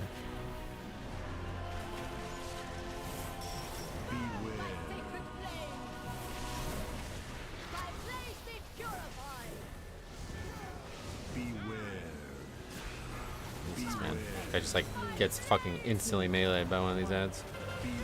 Oh shit, oh shit, this is really bad, wow. That was a big mistake. I got like my AMS got taken off because of the mechanic. That might be the key right there. You know if they break the shield when you're down there, then you're dead, right? Yeah, they're never going to. That'd be impossible. If they break it that fast, then I wouldn't be down there in the first place. I'd just be up here waiting. The reason I do it is so they have a higher chance of breaking it sooner. What was the last season we had? Halls of Valor. Halls of Valor. Season 3 of Dragonflag or Shadowlands. Beware. Are we still good? Beware. Oh, Halls of Valor. My bad. I don't know. Yeah, season 1 of Dragonflag. Yep. I don't know why I thought you said Halls of Atonement. We still have it. Yeah, it looks like it. Hey, Neil, welcome. The Paladin did die a few times, but oh yeah, wow, 5 deaths. Holy shit. Yeah, that last one was on me. I had AMS up, which I was using to not get blinded so I can keep attacking. But I was standing in an AoE mechanic, so AMS went away before the spell that I needed to AMS happened. Okay. So now we have Resilient 16 and another 11 points. Let's go ahead and change our keys so we don't have to do this dungeon back to back. Oh wait, we don't have we have a 15 now, yeah. But that's fine. We'll just go back to doing our own key now. Take comfort in the light of the sacred flame. Thank you. Pally want to brick my key. For fuck's sake, Paladin. That guy died 5 times and still beat another damage dealer. That's pretty nuts.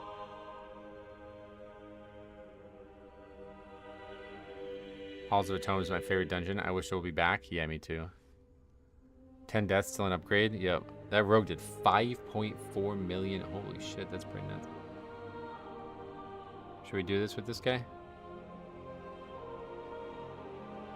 No reason not to, I guess. 5.4 million overall is goodly.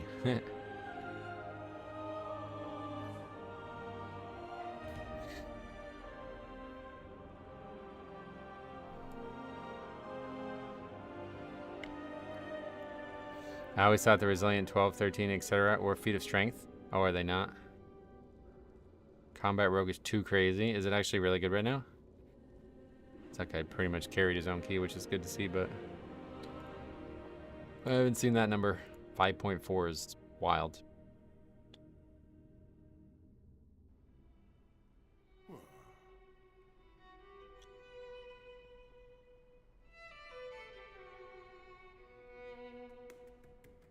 I can't believe he's like allowing him to stay in the group. That's funny.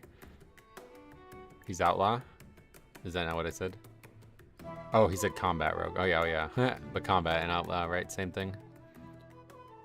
Outlaw does damage, but we need to deal with killing spree. Oh yeah.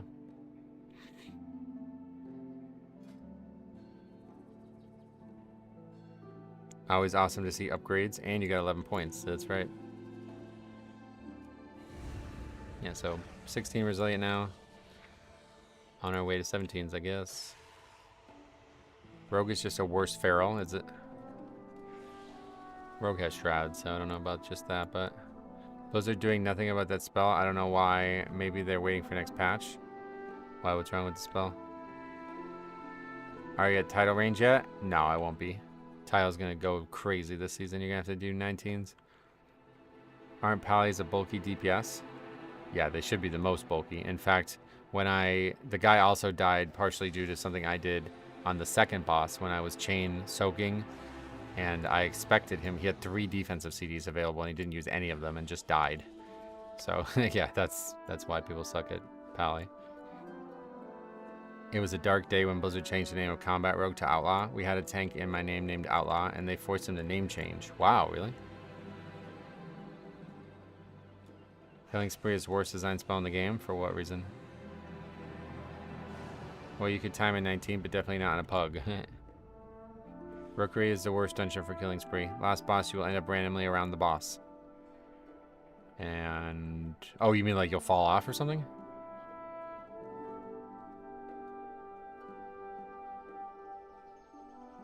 Why you type Oceanic? Me? This isn't my key, by the way, but I didn't type it.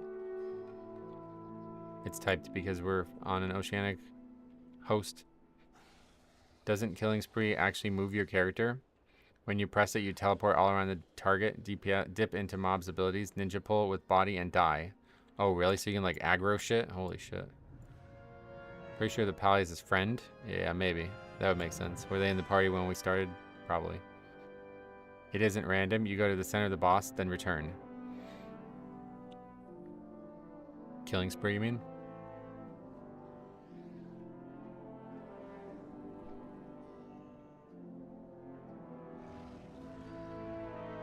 Oh, that's interesting.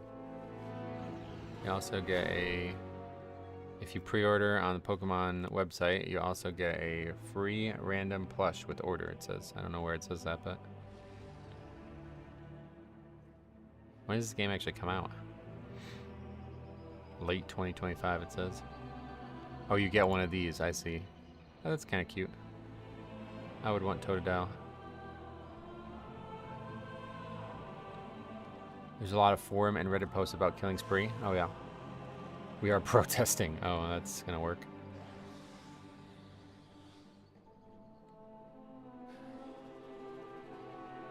It won't teleport you to the water, but if you're covering right side, you can end up on the left side. Oh, yeah, that's interesting.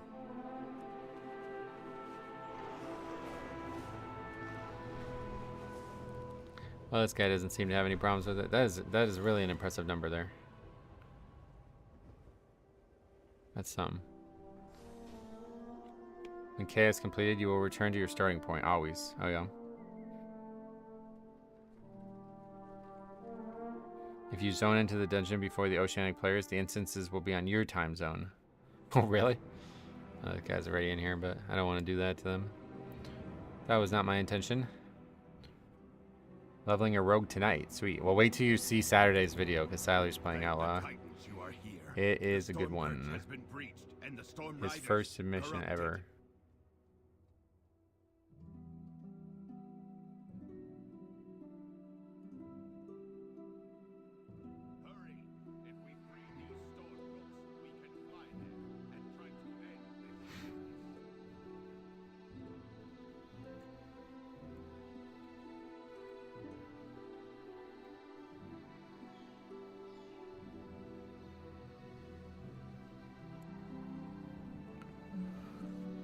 The danger lies in when you return to the starting point. There can now be a ground to fix you have to deal with. Yeah.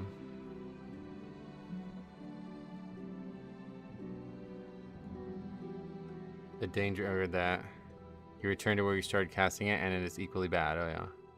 I could swear I saw a rogue being not on the starting point. Yeah, I don't know.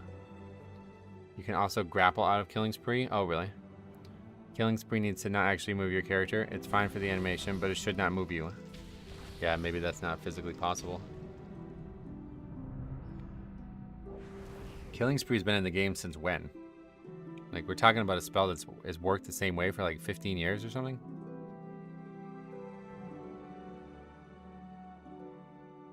Mop? So 12 years? Why is it only a problem today?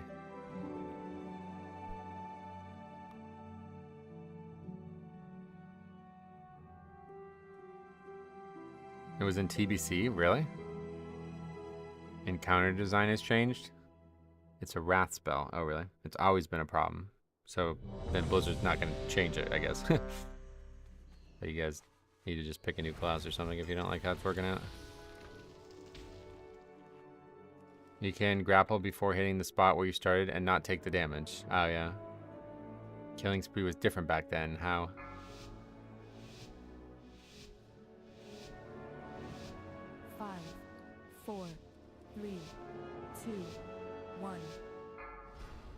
Killing Spree feels like a PvP spell to me. I mean, yeah, there's a lot of PvP spells that probably now are PvE spells. You didn't teleport around the mob hitbox, but instead at the center of it. Oh, yeah.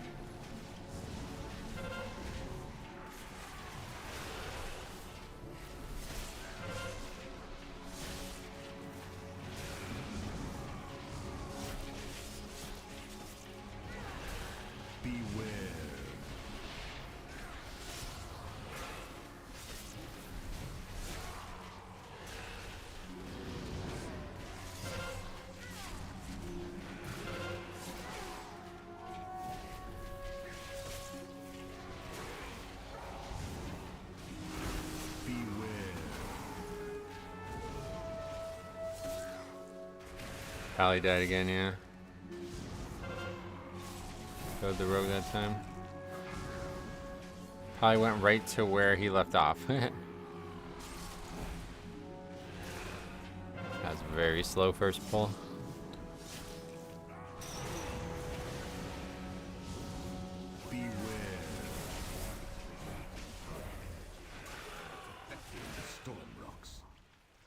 Another death. While you go to the roosts, I will distract them here. We can link. Killing spree ticking for 20% on me. 26%. What is that? I'm not a fan of how killing spree ultimately works, but outlaw is so damn fun and solid, especially since it doesn't depend on massive pulls all the time. Oh, so that's good. So it's fun even without that being a problem.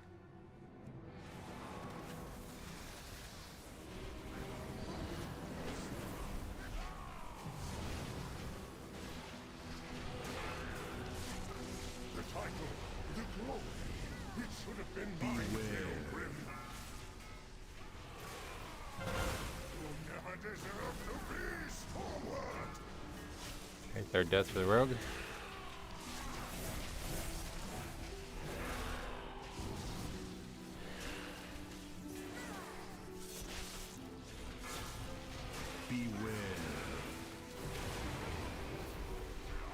This key's dead, Zoe.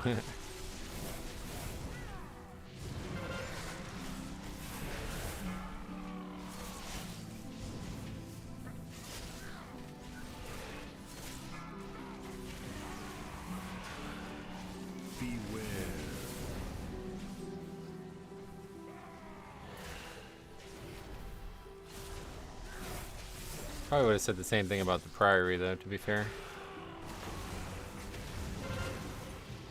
This guy pulls it around, and we know he's gonna carry.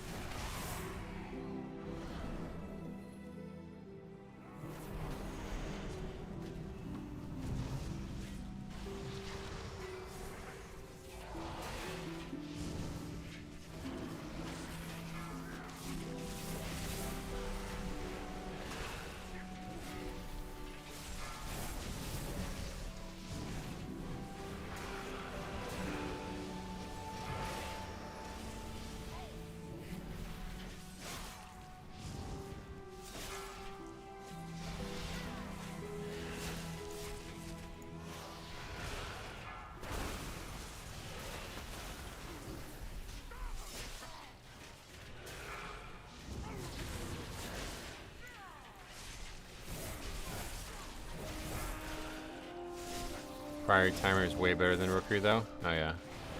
Yeah, perhaps that's true. We'll see, that last boss is a big X factor now. We've seen some people do crazy things on that last boss that really open it up. And we have a hunter, I think, was one of the things, so we'll see. You do a parasol check before the dungeon? No.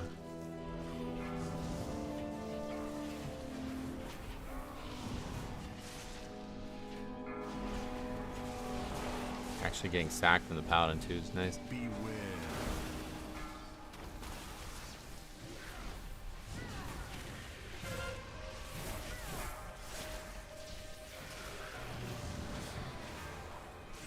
Are you doing the skip? Yep.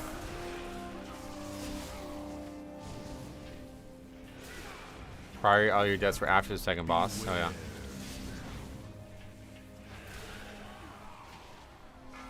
Rogue damage is crazy. Yeah, this guy's carrying, like that's what I said. As long as he doesn't keep lagging or whatever was happening. He's an X factor right now. 33, 39 only as well.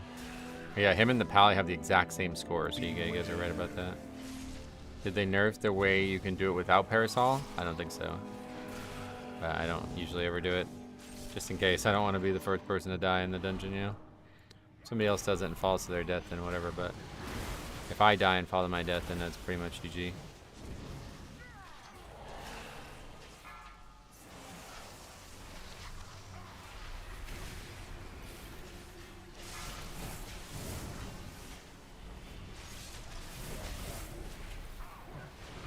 It's hard to time if melee spec is carry and rookery. Oh yeah. I just meant his actual damage is impressive.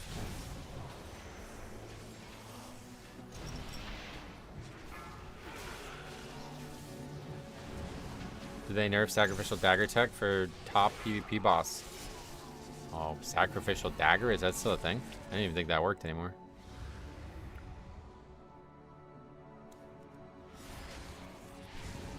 Is that Rogue a Mythic Raider? I don't know. I don't have that module turned on or whatever.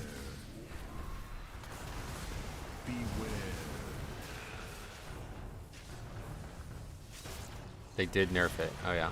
I didn't even know you could use that dagger anymore. I thought that was like stopped in mop or some shit.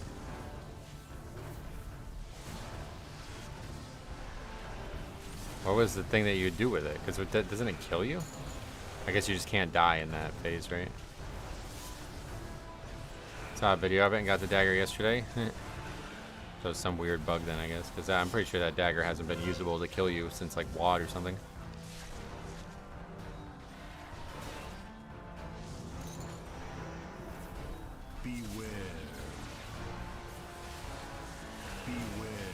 We used to use it all the time to expedite wipes and mop, and then I remember they got rid of it.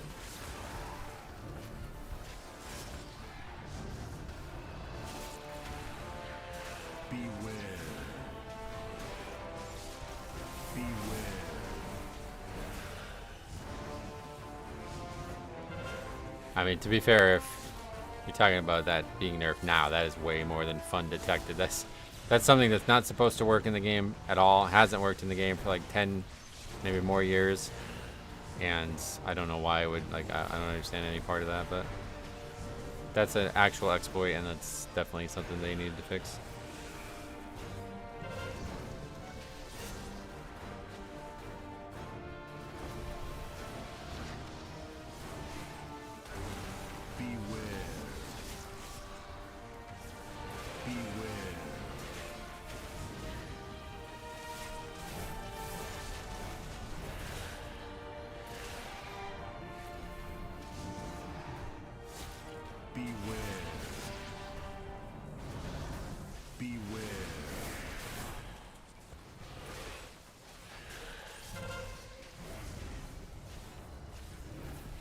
Is Doofast your apprentice, Faxi? Does Faxi take on apprentices? He's like Master Roshi, dude. He like trains almost nobody.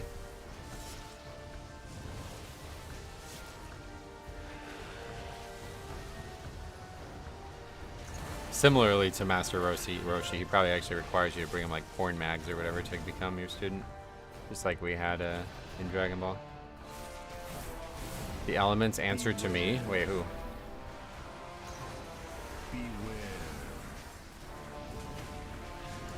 If I can teach Ruki to do 4.5 million overall, I can teach anyone. That's a funny way to look at it.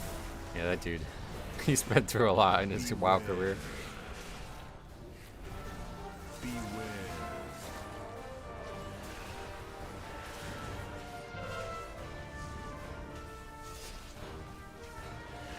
What's up, Metro Denoise? How are you? I'm fucking spectacular, man. Enjoying this nice weather. It is so warm out. I love it. I love sitting here and sweating. It sounds crazy, but I actually love it. I feel like so much better physically when it's hot. I can't wait to go play some basketball. We're going to stream for about another hour and a half, and then I'm going to go play some basketball before the rain and the storms come. This boss is a nothing boss. Don't tell him that. He killed a paladin yesterday in a 16.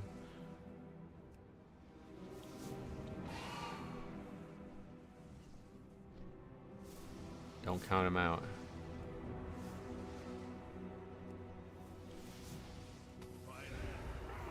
You go to the court, or you have a hoop in your backyard. Oh yeah, no, we don't have a hoop in our backyard. There's no land. I have no backyard. But yeah, I have go to the basketball court near me. There's usually a decent amount of people there, but a lot of times they're not there until later. But I'm gonna go early because I just want to get some. I just want to sweat a bit, even if I don't play with other people.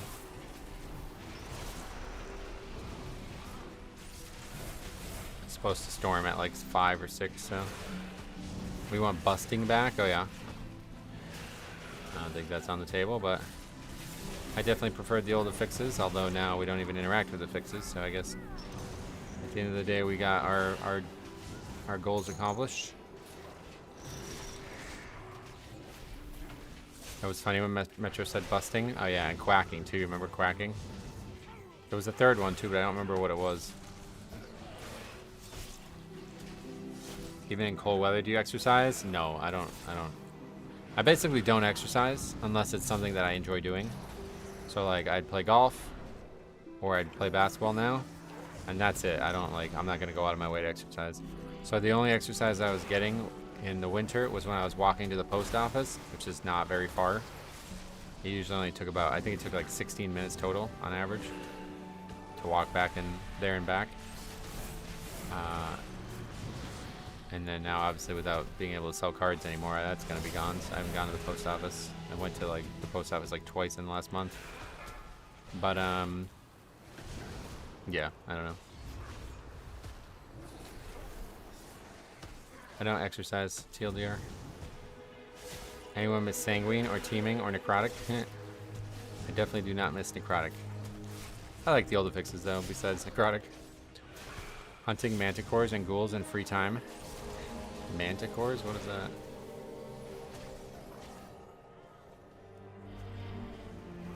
Oh, I just gripped the same mob twice. Onlooker. Geralt reference? Oh. Yeah, they had some big Witcher reveal, right? I saw people talking about that. I miss Grievous? Oh, really?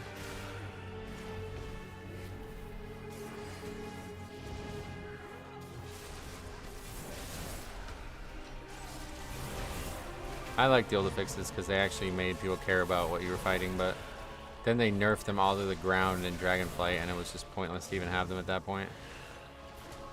Like, bolstering was a serious affix that mattered in Legion and BFA, and then it got to the point where it just actually didn't do shit, so you just AoE through it and ignore it.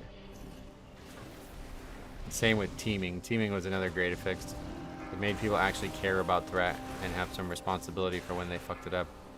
And now people don't give a shit about threat and they just blame the tank. Like having an affix tell you that you did something wrong is great. It's like a great reinforcement tool. Hey Mark, welcome back.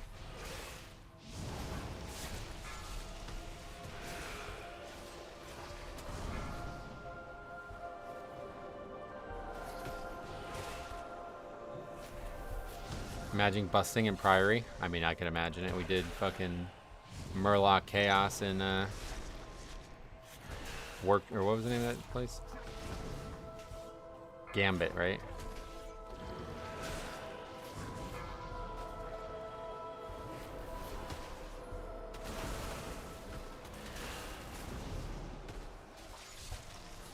I miss the old seasonal fixes like Awakened. The seasonal fixes were great too.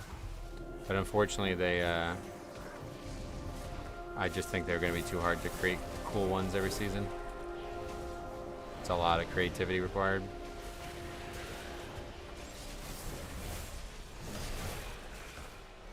And considering everybody was asking for no affixes anyway, it made no sense.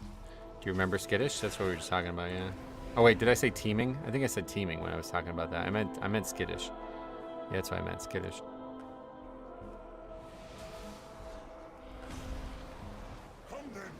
The one speaking the mini boss was cool. Speaking was some typo.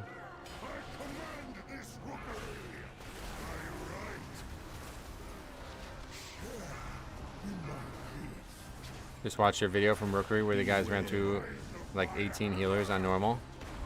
Oh yeah, that was crazy. I forgot about that video.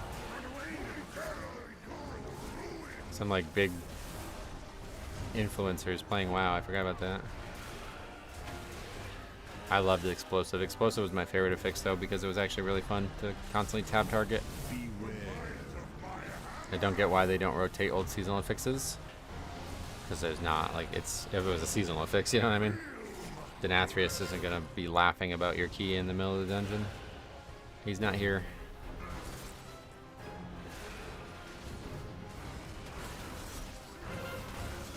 Explosive gave me anxiety. Oh, really?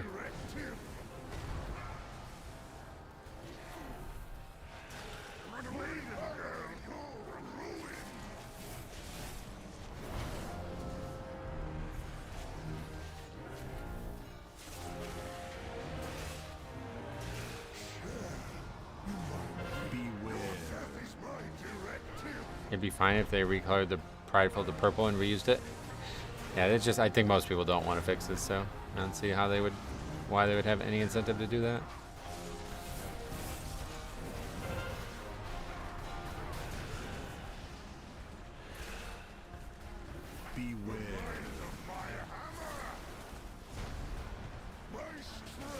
I died again. 5 deaths now, I don't know. No matter how good your damage is, that's just too much. Having no affixes above 12 feels great. Yeah, I think most people agree with that. I like to fixes a lot, but I have to say it's definitely not terrible to have no affixes.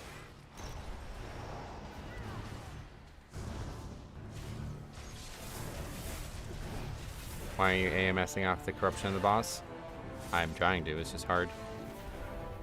Hard to predict. I mean, I just did it just then, so. You can't AMS it off, you have to AMS before it jumps to you, which is difficult when people don't coordinate that. Problem with the fixes, if they're too strong, you end up playing the fix and not the dungeon. Yeah, that's just how the system worked though, so like I never looked at that as a problem.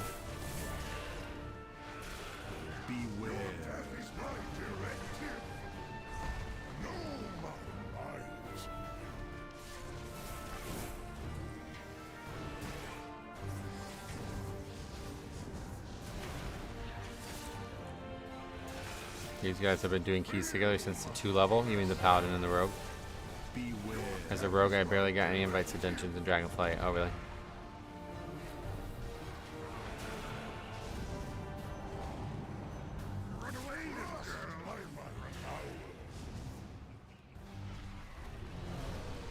AMS needs to be nerfed to not work on stuff other immunes don't work on. Oh, yeah. I just always stand on the person with the debuff and ruthlessly follow them. Yeah, it's a lot of work to do that as a tank.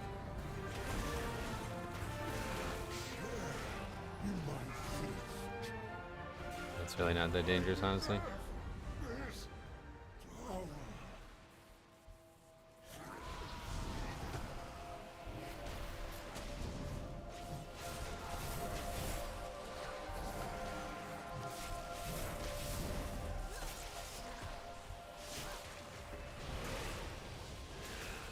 Yeah, no, we're obviously not timing this. I'd like to finish it, hopefully, but we'll see if that even happens.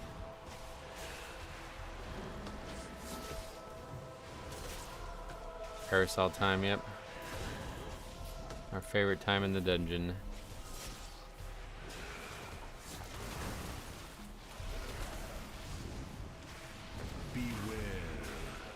No, I'm not gonna ask. We'll just see what happens. Why would we ask? Did Outlaw get buffs? I don't think so. This guy's just a fucking god. Like, he's insane. It's one of the best damage dealers we play with all season. This is definitely one of the best we played with that I don't actually know. That no fall damage jump still exists? I guess so. I haven't done it myself, but haven't heard anybody suggest it doesn't. We will have to go down the Storm Rider way. Follow me. Why is Rogue so underrated? I don't think it is, to be honest.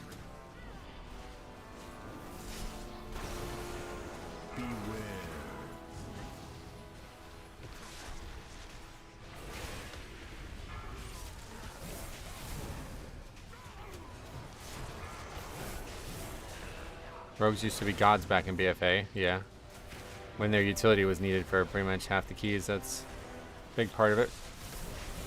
Outlaw Blast, they just die a lot. Oh yeah. I never see them in my 12 groups, so no. Yeah, I mean, I wouldn't say they're that commonly played right now. There's not a lot of people signing up as rogues as well, on top of all the other things. I remember Incorporeal being an issue in some keys in Dragonflight, as monk healers had screamed at me to help. Yeah, those affixes, we talked about those just the other day. When they first came in, they caused all kinds of fucking problems.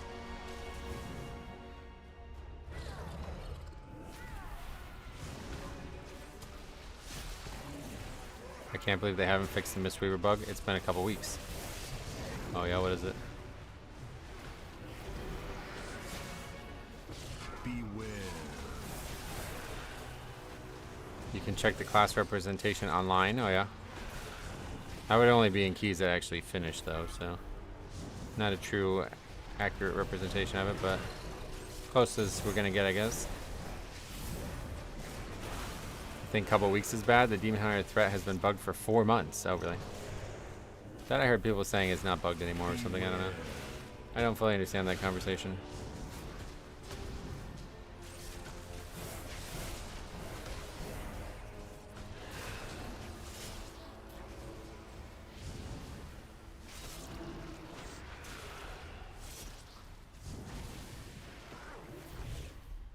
That guy now has 6 deaths. If he played like he played in the previous key, we would have upgraded this easily.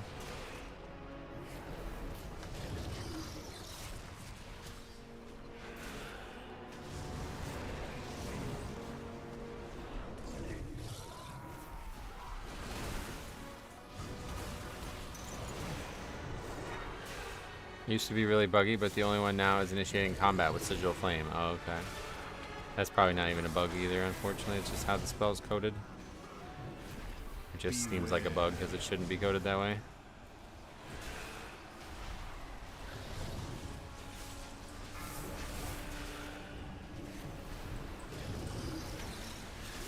Coded as a rabbit or something? Yeah, yep.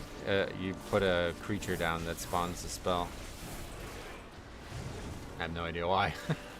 Beware.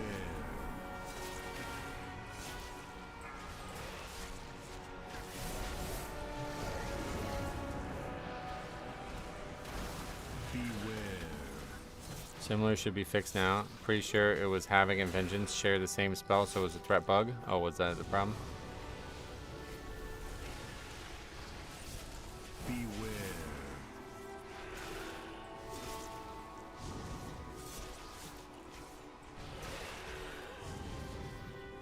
Dropped Ashes of Alar and then Time Walking in the War Within quest today. The War Within, what does that mean? Dropped Ashes of Alar. I don't know what that means. Threat even existing is crazy. Oh yeah. See, I like threat. I think that's like a core feature of the game. Time walking?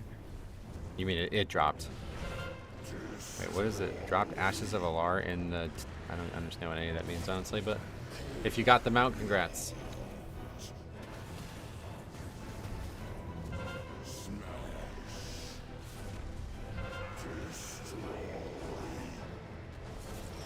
Time walking cash you receive from the quest has a chance to drop the mount. Oh, it does? You can get a mount from the fucking gear cache? That's crazy, I didn't know that. Is it any mount from TBC then? Is that how it works? Oh no, we won't time. We're not timing this. 4 minutes is like the minimum for this fight. Unless somebody cheats. A lot of Demon Hunters just play their pull wrong as well. Oh, really? No, there's one particular mount they can drop from the cache. Oh, and it's just Ashes of Alar? That's weird. What other... Wrath? It's Mimiron's head. Oh, interesting. If you had Faxie's DPS, he might do it. Yeah, if we had the Hunter doing what Faxie does.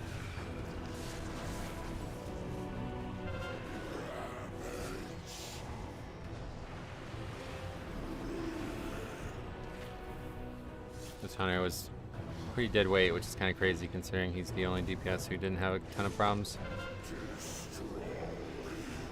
I got the Swift White Hawk Strider yesterday. Nice.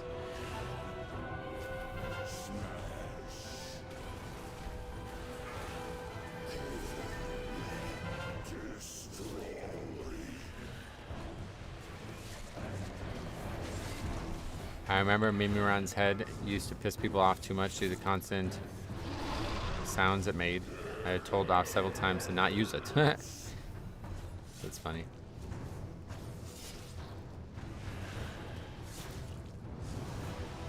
I've never heard anybody say just not using them out because of sounds, but I guess it's the same thing with like the hunter pets and shit that are really obnoxious sounds and visually.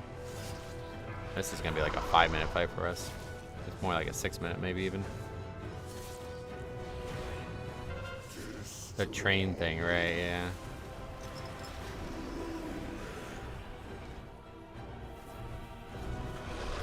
You guys did more in the first burn without lust. Yep, that's what I mean. Really bad 2 splits here.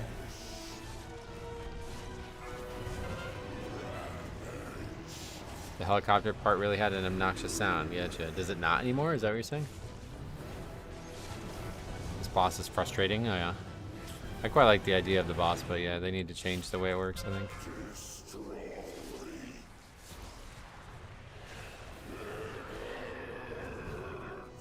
It's just so fucking boring from the tank's perspective as well. Especially that he can live with 0.1 HP. Yeah, no, that there's logic there, obviously, but yeah, I agree, it shouldn't work that way. It should be percent base, and that's it. Not time based. That's a big issue. They obviously have made the same mistake many times over the years, but Comology needs to hurry up and blow his load. I'm eager to see his actual damage in this key because he died 6 times. In the last key, he just absolutely went fucking crazy, like destroyed that key.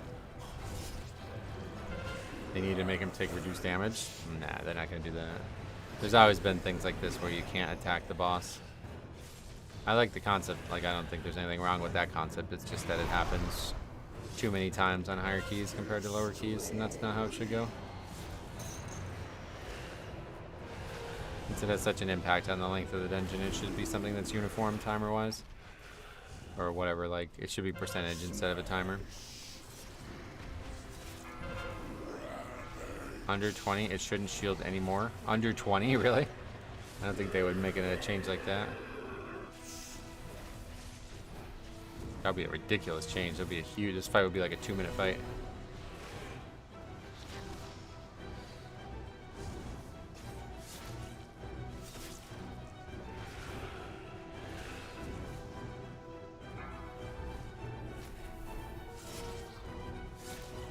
Yeah, we're definitely probably 5.5 minutes, maybe closer to 6 minutes. So that's really just bad single target or whatever.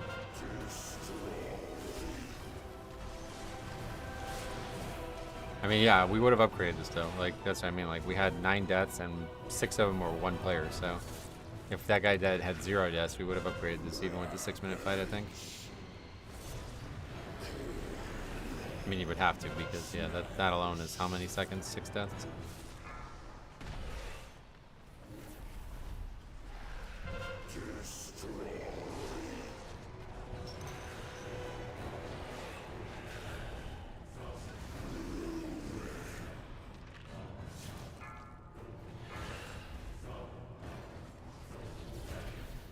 TBC Cash has a chance to drop the Ashes of Alar and the Infinite Time Reaver. Nice.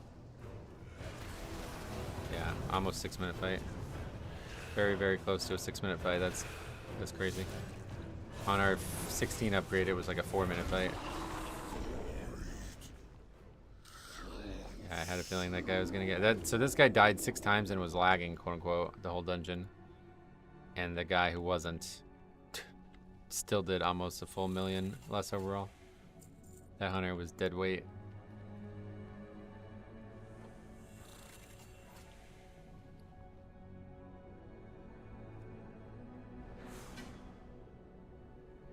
Hold on, let's change her. No, we can't, yeah.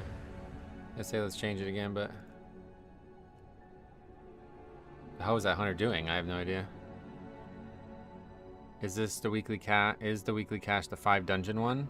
I'm not sure. I'm glad that they stayed to finish. Me too.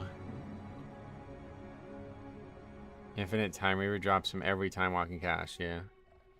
Obviously, I figured that would be the case. Can drop from any boss, right? No, we did get some good score today, but at this point, I don't think we will get another opportunity. But we'll keep trying. 17 completion. Shaman.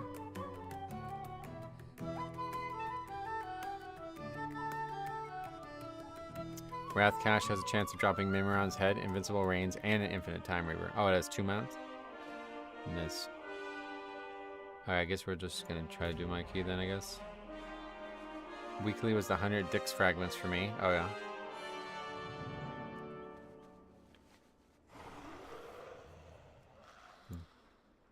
Gotta get rid of that.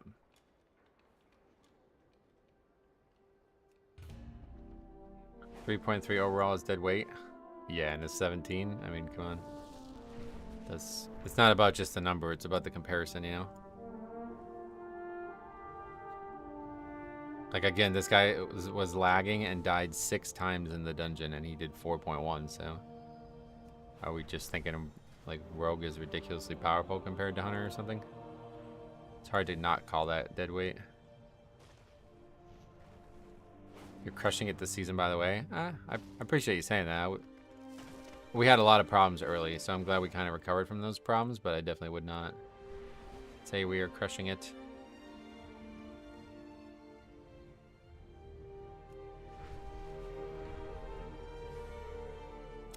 But now we need a shaman or evoker for the healer slot. What problems? Basically, the biggest thing was that they kept nerfing the dungeon substantially on Fridays. So I would end the stream, and then they would nerf the dungeon substantially. And then, so then I would come back on Tuesday being like way behind where I was when I ended on Friday. That happened twice.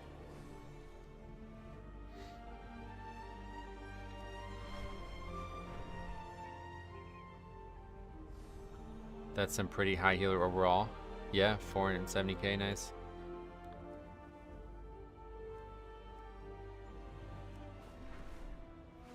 Sucks that I'm on EU and I can't queue with you. Oh yeah. Yeah, that EU and US thing I guess is always gonna exist. I guess. He's got it, no problem. I was gonna help him out, but he's fine. I mean, moral of the story, stream every day until your fingers fall off. Can I see that Hunter's breakdown? Yep.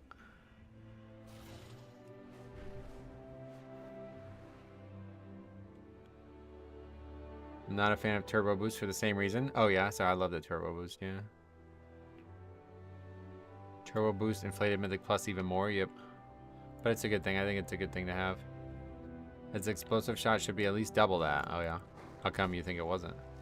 Just didn't use the spell a lot?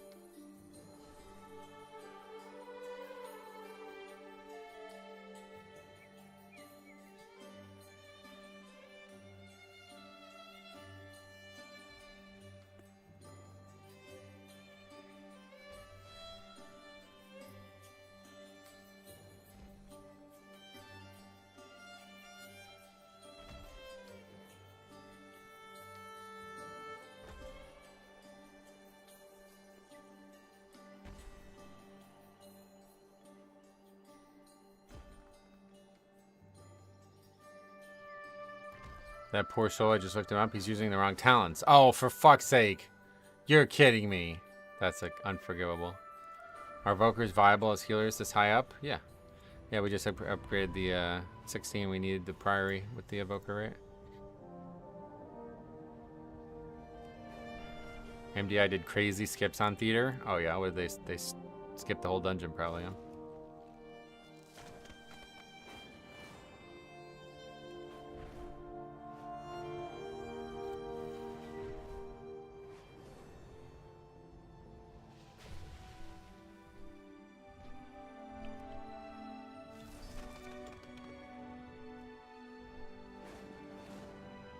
I love this zone, man. I really do. It's such a good zone. The music is so nice.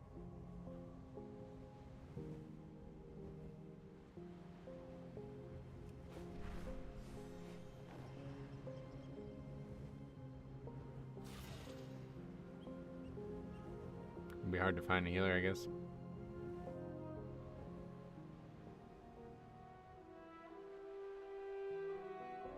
I've done keys and raid spec more times than I can count, accidentally. Oh yeah.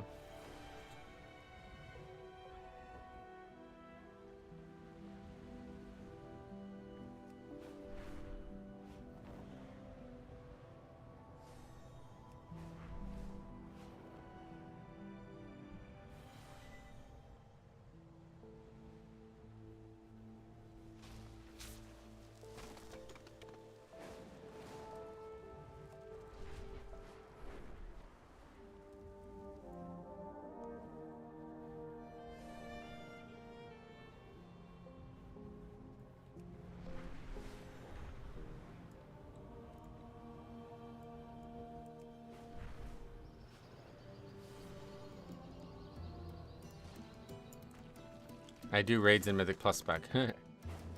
That's another way to do it, I guess. Yeah, personally, I always just kept the same talents between both, even though there was probably some minor optimizations you can do. If we ever ran into a fight where it was like, alright, I need to change talents, then I would, but... DPS, I'm sure, is very different.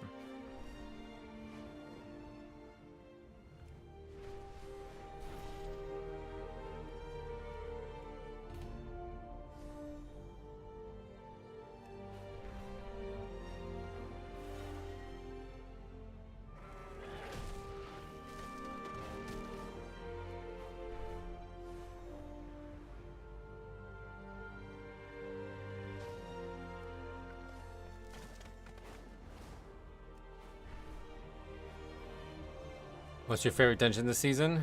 I try not to have a favorite because you got to run them all equally. Yeah, I don't know. I don't really even have one, even if I didn't have that perspective. Honestly, they're all good. Are season 3 dungeons announced yet? Nope. Not a single thing about season 3 is announced yet, which is kind of strange. But oh, I gotta put Lust Healer in the thing again.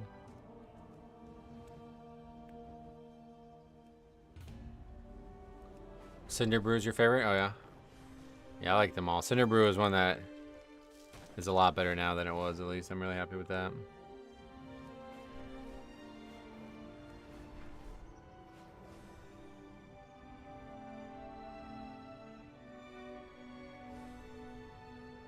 Season 3 being the 3rd season has been announced. Good point.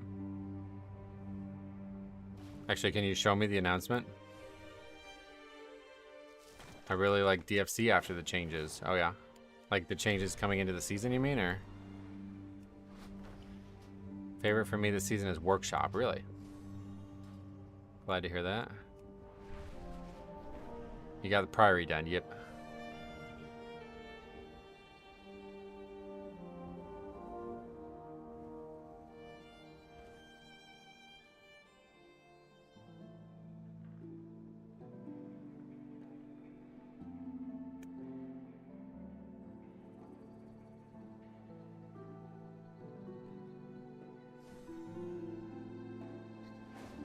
DFC had a chance to be the worst Mythic Plus ever, then they did get raid changes, and it became a lot of people's favorite. Yeah, it could have definitely been one of the worst ever, for sure.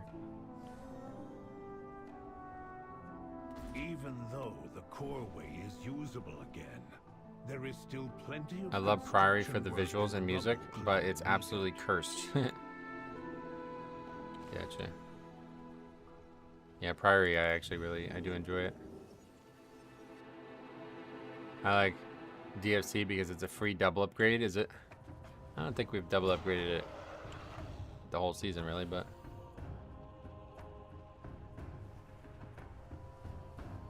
Definitely a little bit more lenient timer-wise.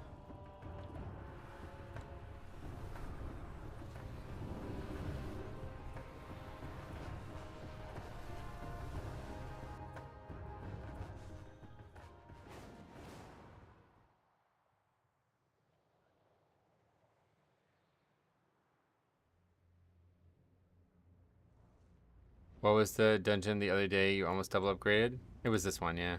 Or it was that one, DFC. That was a 0 death dungeon and we still didn't double upgrade it. I can't wait for Seated Triumvirate, one of the most underrated dungeons. Yeah, well. We'll see. I think it's coming back for sure.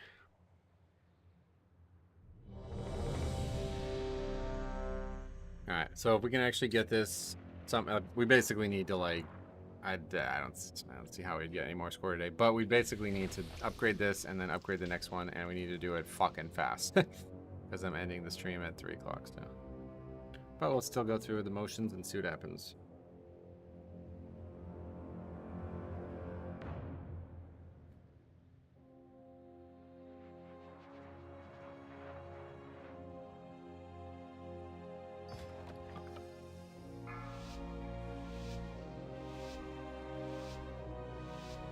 Five, 4, 3, 2, 1.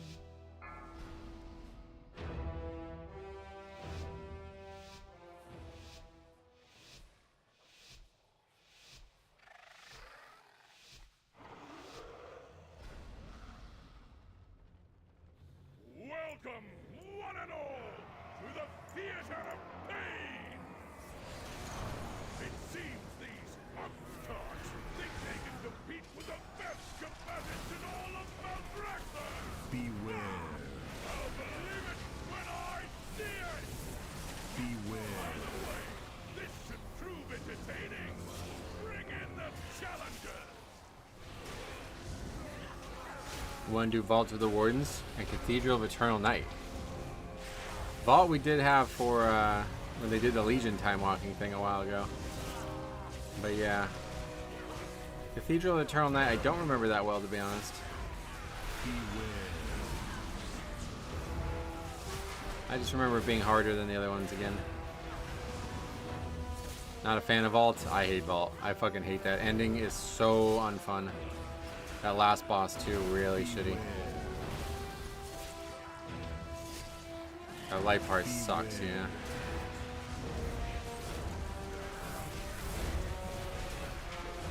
Last boss of Vault of Wardens was very fun for me. How come? You have opposite day syndrome or something?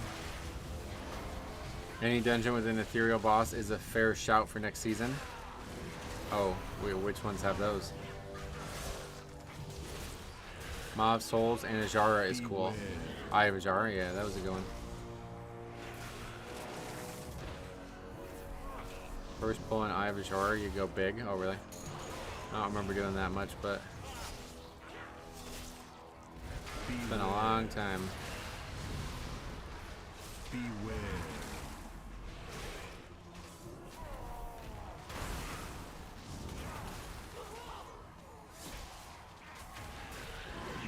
I think I was just really good with handling the lights and knowing exactly where to go. Oh yeah. Halls of Valor is my favorite one. Oh yeah?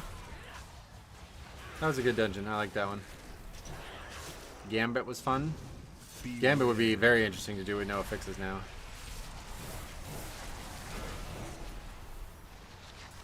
Holy shit, Blood Death Knights can heal. I'm a pally tank and you seem extra solid compared to me.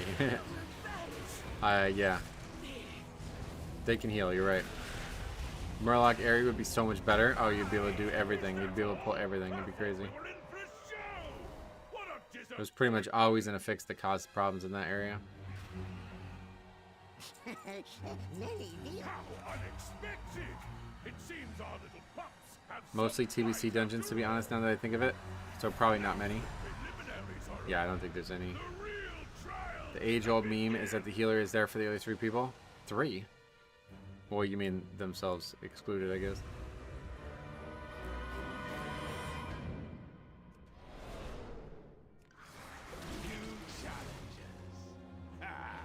We'll see how long we can last. I have a Shara. I mostly remember having to pull so much extra stuff. Yeah, I don't remember the dungeon very well, honestly.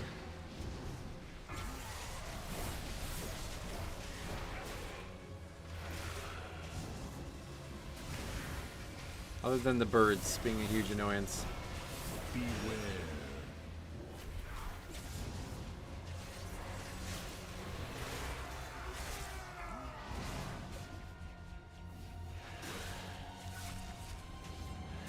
Beware.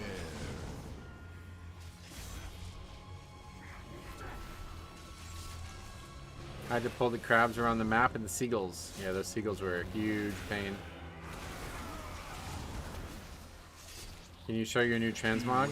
Yeah, I mean, it's just the same set, just with the other shoulder on it, yeah.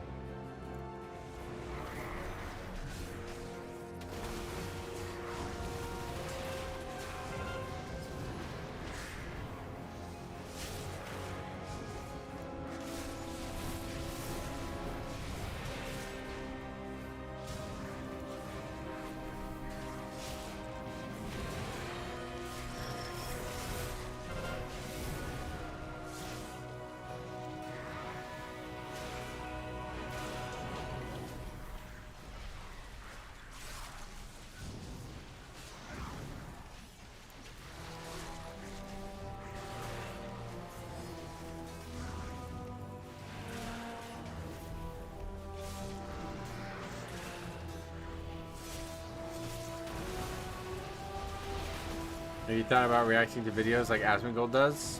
Yeah, no, I don't do shit like that. Only WoW related stuff I'll do anyway. 5, 4, 3, 2, 1. Asmongold is too much into politics, so yeah. No, I don't, yeah, React content is not for me. I mean, we already kind of do it, but like I said, it's only going to be WoW related stuff. Mythic Plus, definitely.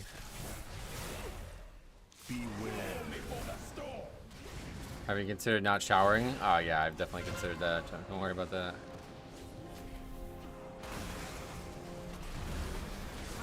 Just don't stop doing the 2 key deplete videos.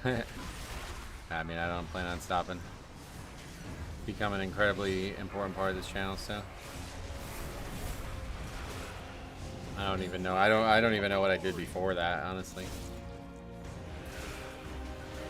Did you see the MDI skip on the Ghost Quarter? No. It's also something very few other people do. Yeah, I'm not sure anybody does it. Which I'm not really sure why, but I think most people just genuinely don't care about pugging. Like the top influencers aren't going to do it because they're too busy doing actual content, like playing the game the real way. And medium tier influence, like people my size up or smaller than me, don't have the reach already built up to get that content sent to them. So yeah, I don't know. People who do just react to your videos instead. Oh really? Well, is there an example? Like, I'm not aware of anybody actually doing it. We are all making some great point, but it's best to hold off on any opinion until Asmongold reacts just to be safe. Oh really? Be safe for what? You have a real take on things that other WoW content creators don't. I appreciate you saying that. Yeah, it also feels like that's a problem in the game, or really just influencing culture in general, I guess. Like, there's very, like, few genuine opinions out there. It seems like most times anything that gets said on a video is something that's supposed to enhance the video. I regularly say things that detract from the video, and I don't give a fuck. There's going to be a lot of comments tomorrow in tomorrow's video that are going to be argumentative, so stay tuned for that. But it's just how I feel about it. If people want my actual reaction to something, then you're going to get it.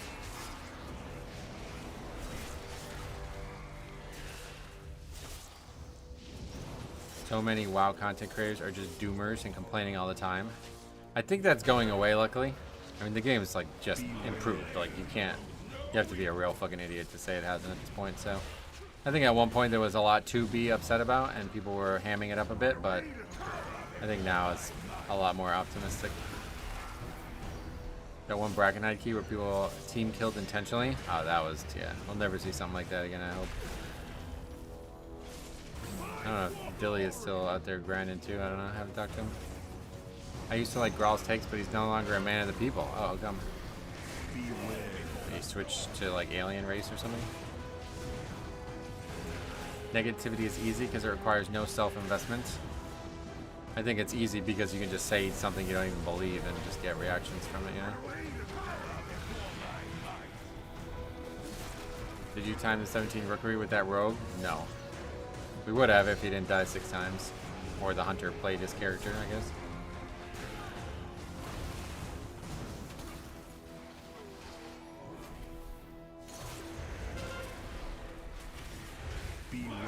Why the fuck did I just bring him up in there? That was so stupid. Holy shit. We're gonna pay for that one. That was good. Our challengers have passed the first trial, but they're still a long way from the title. The majority of WoW content creators get views from being negative. People like Preach have become some of the worst. Yeah, I don't think it's the majority anymore, though, I really don't. I think with Classic and stuff, like, I guess it depends on if you're talking about only retail or something, but, like, yeah, I think there's a lot more actual gameplay focus now. It's people actually playing the game and enjoying it. A lot of that thanks to Classic, because there's actually, like, nothing to react to in Classic, so these people can't make videos like the people who used to.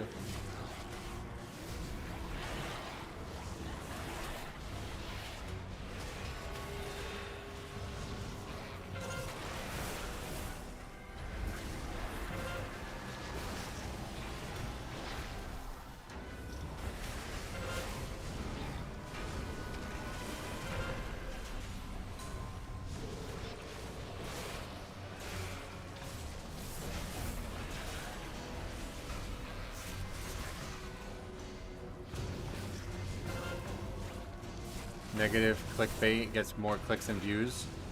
Yeah, I think that the tide is changing on that, like I said. The days of negativity winning are going away. You can see a lot more like mainstream positivity being pushed in not only in just games but everywhere in the world. I think Metro U Data do a tier list of Pug player types. Yeah, I considered doing tier lists for like Pug specific things, but I just don't believe in their message anymore. There's too many people out there that are looking to shortcut information, and I don't want to contribute to that conversation anymore. Even if we can make a lot of money doing it, I don't really care.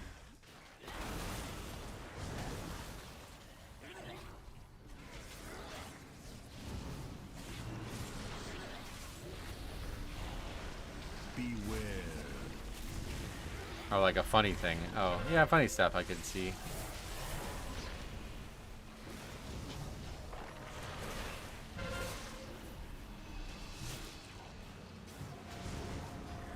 Beware.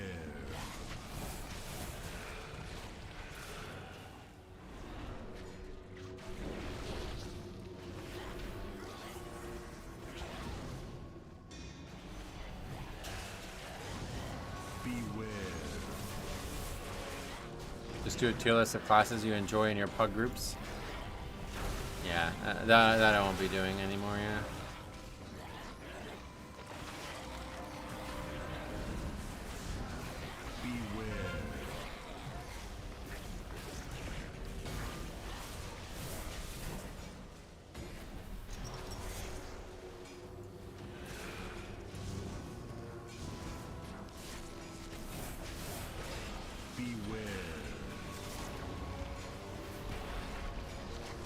Good choice from that druid, to be honest. Pug red flag tier list, since you've had a few videos on that subject. That would be an interesting idea, yeah. I like the what happened here videos. Makes me double check myself when I'm in dungeons. I'm glad. I hope that people can still learn from them. We have a great one coming Saturday. Stay tuned for that.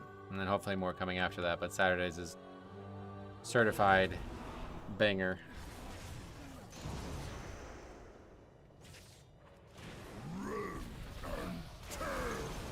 We as the viewers need to be submitting more low-level key fails. Yeah, if you guys run twos, please submit them, because that is without question the best content right now.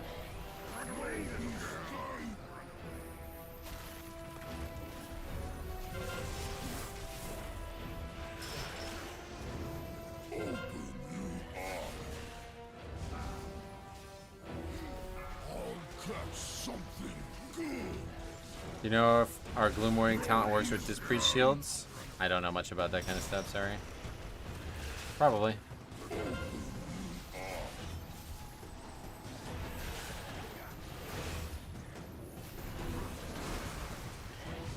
You said the game has improved. I have to strongly disagree with you on that. I don't think you've actually experienced what the game is like outside of Mythic Plus right now. Yeah, no, I definitely have. What makes you say that it's not improved? What are some examples? I'm happy to hear your examples, but don't lead by saying I don't know what I'm talking about. That's fucking absurdly insulting, to be honest.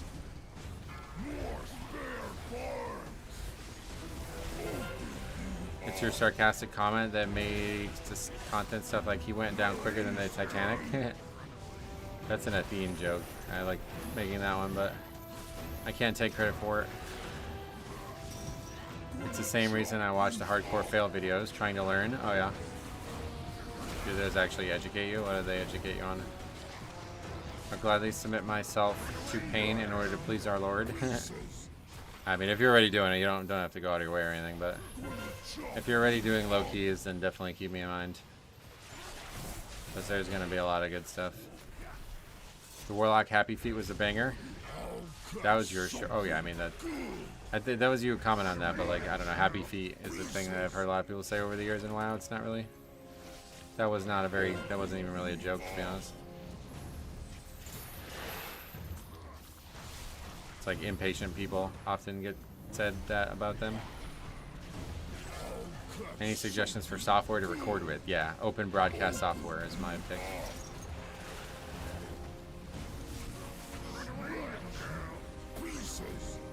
Fuck.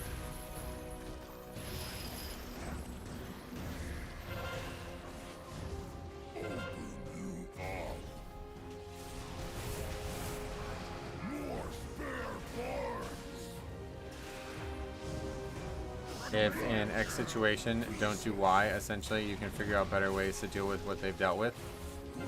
Oh, I thought most of those clips were just them doing something stupid like that you wouldn't even think to do. It just something happens because you're tired or something. Are there actually people out there that don't know what they're about to die to and then they learn from it? I didn't think that would be still happening at this point in hardcore. I guess so. Like, oh wow, that mob does that kind of thing? Yeah.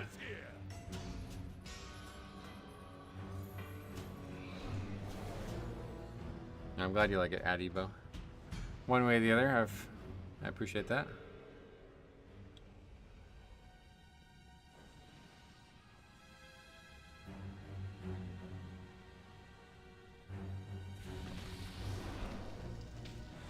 Mortal lives are so fleeting, so fragile.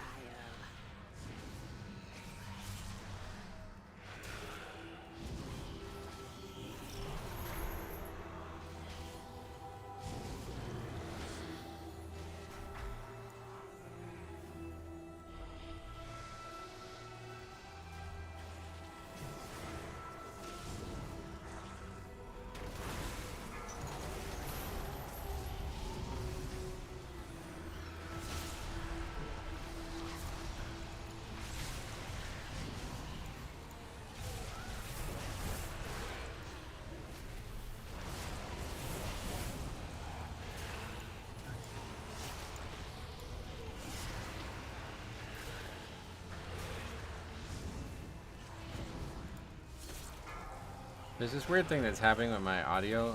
Like, it's not on the stream or anything, but oh, I did this yesterday too. But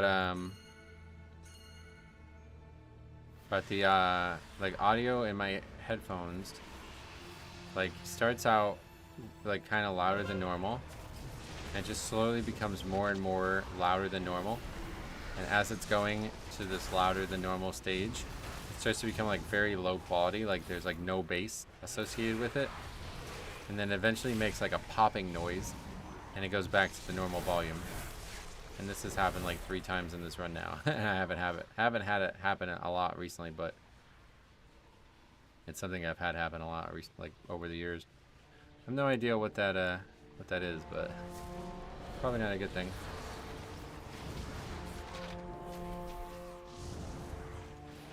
Little stuff can kill you over there. Extra patrol, missed interrupt, didn't see mechanics. Same with Mythic Plus and retail. Yeah, but it's 22-year-old content at this point. Does anybody not know those things exist? Like, I assume that most people in that position Metro, what do you think just is make the a best mistake. healer There's for not really Mythic anything to learn Plus? from. Blood Death Knight. Thanks a lot, Marked John, for becoming a Death Grip tier member. I appreciate that. From dying hardware. It's not the headphones. It happens even with the headphones off. But yeah, you would think some dying hardware, but it's been happening for years now, so not dying very slowly. Or is dying very slowly, I guess.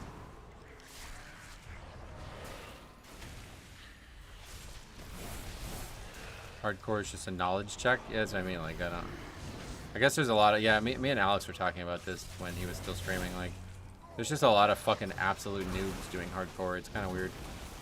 Making mistakes that, like, you would have learned about, like, 20 years ago.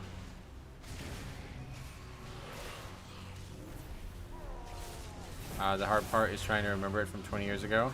Is it?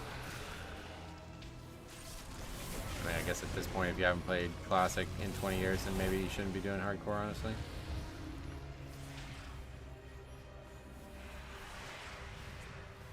It's a driver problem, maybe? No, doesn't seem like it. Because like I said, it's something that's existed for a long time. I think it's like some kind of electrical thing, because I can reliably change like the problem. I can kind of create the problem whenever I have like a lot of static electricity. Like if I start moving the cables a lot or start moving my chair a lot on the rug, it seems to happen. I'll go kill. Let's step down, sweet. Not sure what's happening there.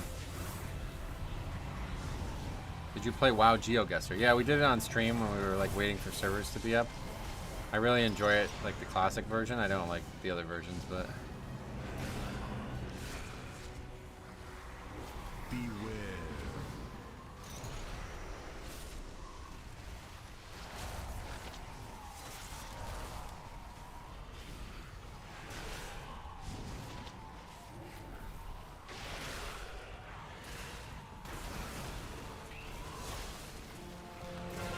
Try another outlet. Maybe. I have not tried that, I don't think. It's so infrequent, though. It's happened for the first time today in a long time. It just sounds really weird, and it makes me, like, the volume keeps changing, so it's, like, hard to listen to it, but... Beware. Could be a power or grounding issue, okay. Beware.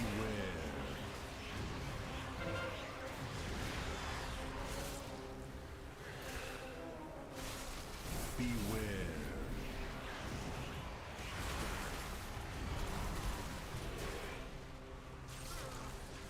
Beware. Oh, we got plenty of time. Should upgrade it.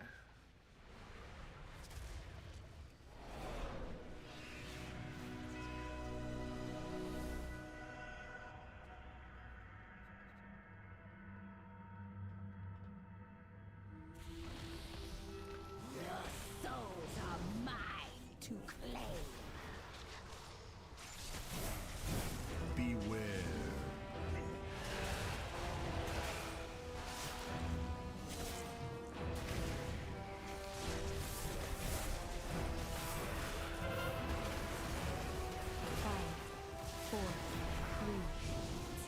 definitely is.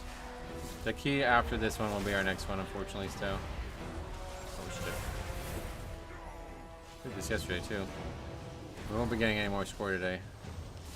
Beware. But we got Resilient 16, so that's plenty good in my book.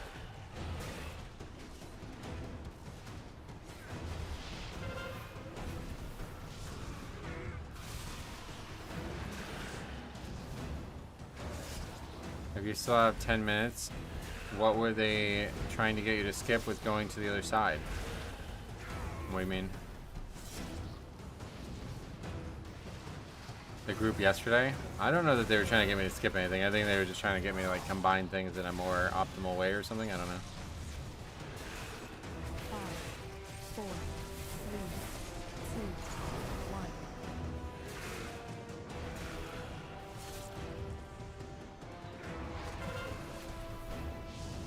Something, I guess the MDI thing where people were jumping or something. Is that what you guys were talking about? I have no idea what those guys wanted, but they wanted to do something that we did not need to do, so we didn't do it.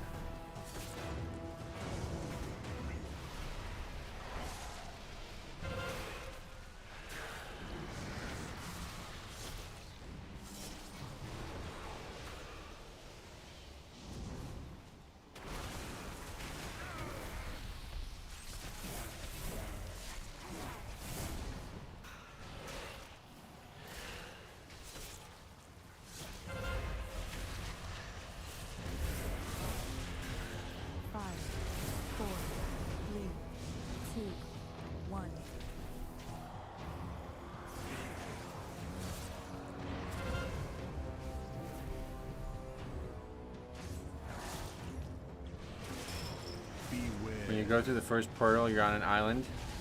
They wanted to snap the mobs on the island from the other side. Mage can alter, jump, and tag, then alter back. Yeah, what would we gain? Like, would we just not pull one of the packs on the other platform, I guess? I don't know what we gain from doing that.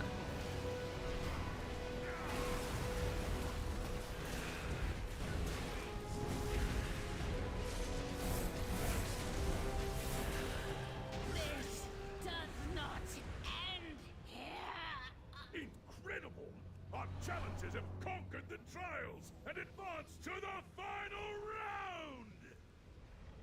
Return to the central chamber!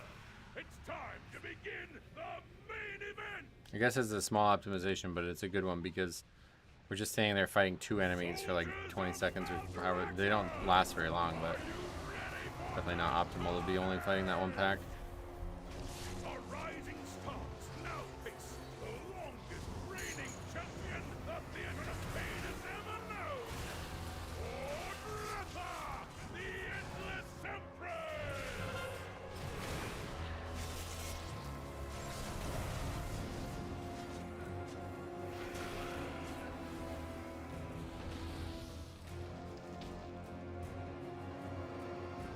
Well, I don't think it's, I don't know how much of a gain it is. I was just saying that we fight that pack alone, whereas if we were fighting it not alone, it would be more optimal. I don't think it's going to be much of a gain at all, frankly, but yeah, it's definitely a gain of some sort. I don't know what the pack on the other side is, though. Is it the ghost pack, like the one guy with the 3 ghosts thing? I think that's what it is.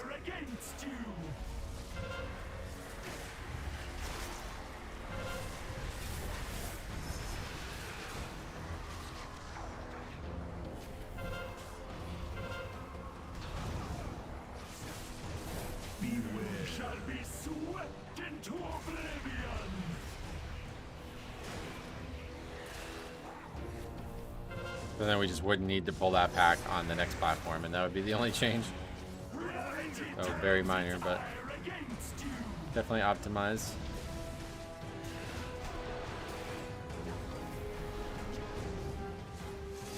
I guess the question is, how long does it take them to snap? Because historically, that's been a big issue recently. Like, snapping things does not happen instantly anymore. Yeah, we're gonna do one more after this, yeah. But it's just gonna be a 16, so won't be getting score from it or have any opportunity to do any more 17s.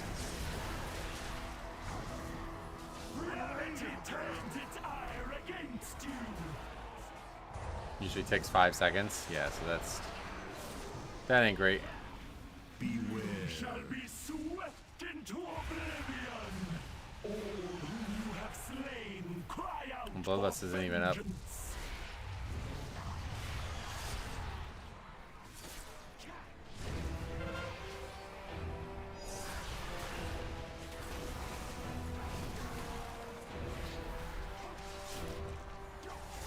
Beware. Shall be swept into oblivion.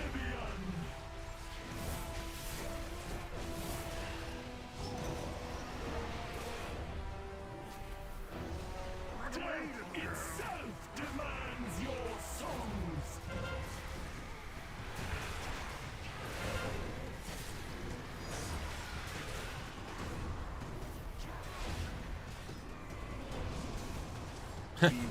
I gripped him out of the solar beam as he put it down. That's funny. If you had to get someone to play WoW with you for the first time, how would you convince them? I wouldn't. You don't want somebody to play the game unless they actually know what it is and they want to, because otherwise it's going to be an unfun experience and it might ruin your relationship with that person. Like if you try to like convince somebody to play a game that they don't like and you keep trying to push them into that, then they might eventually like withdraw from you, you know? Or they'll trust you less on what you advise them.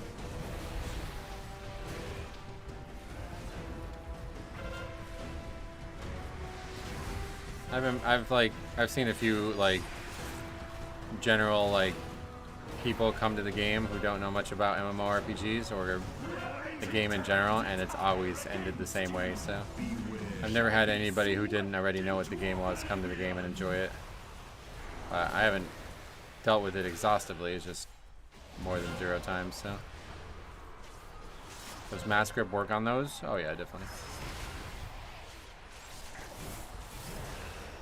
Okay, a little sloppy at the end, but easy upgrade. For now. Yes, Moldretha has been defeated. I can hardly believe We got time for one more full keep. the new champions of the arena. Oh, Frankie, first reply after all that says, I don't have to explain to you why the game is an absolute sewer of toxicity. I mean, you brought it up, so I don't know why you would even say it if you're not going to clarify your point, but regardless, I was not talking about toxicity. That's not what I'm talking about. I'm talking about the actual game development. So maybe there's some misunderstanding there. The game development and the systems within the game have improved. I don't know how anybody could argue they haven't, to be honest. But I'm open to hearing it, as long as you do so respectfully. You failed to do so far, but I'll listen. And the community is not getting any better. That I agree with. It's getting worse. But that is not Blizzard's problem, unfortunately. Not exclusively. They could try to fix it, but so could we. I'd rather we fix it than them. Because you know if they try to fix it, they're going to really do some draconian shit. Like, it's going to get really weird.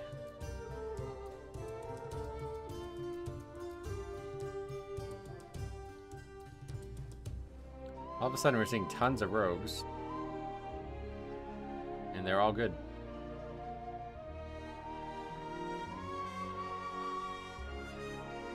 Would you play Classic Plus next year? No, probably not. Now that I've created my ideal Classic Plus, I can't imagine ever going back to regular Blizzard made one.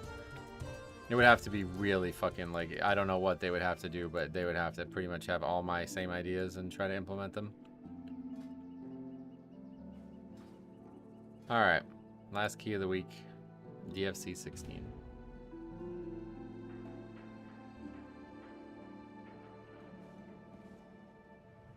My brother has played WoW in the past when he was young. Now he bought his first PC and I want him to play with me and I don't know how to bring it up. Yeah, I don't know how to bring it up either, unfortunately. Last key of the week, yep. Unless it's a really quick one, then we'll do one more, but oh, that's that guy from yesterday or today as well, actually. We'll grab him again, fuck it. Have you seen the Journey to Mythic rating from Shindig?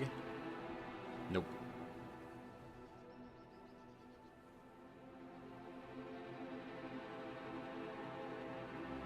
Hallowed card, isn't that one of you guys?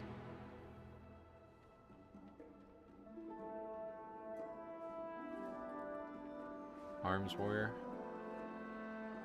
I think it's one of you guys, right? Do you play WoW off stream at times? Do I do Mythic Plus at times? Never. Do I play WoW off stream? Yes. But right now, pretty much all my free time has been going into the second channel with the private server stuff still.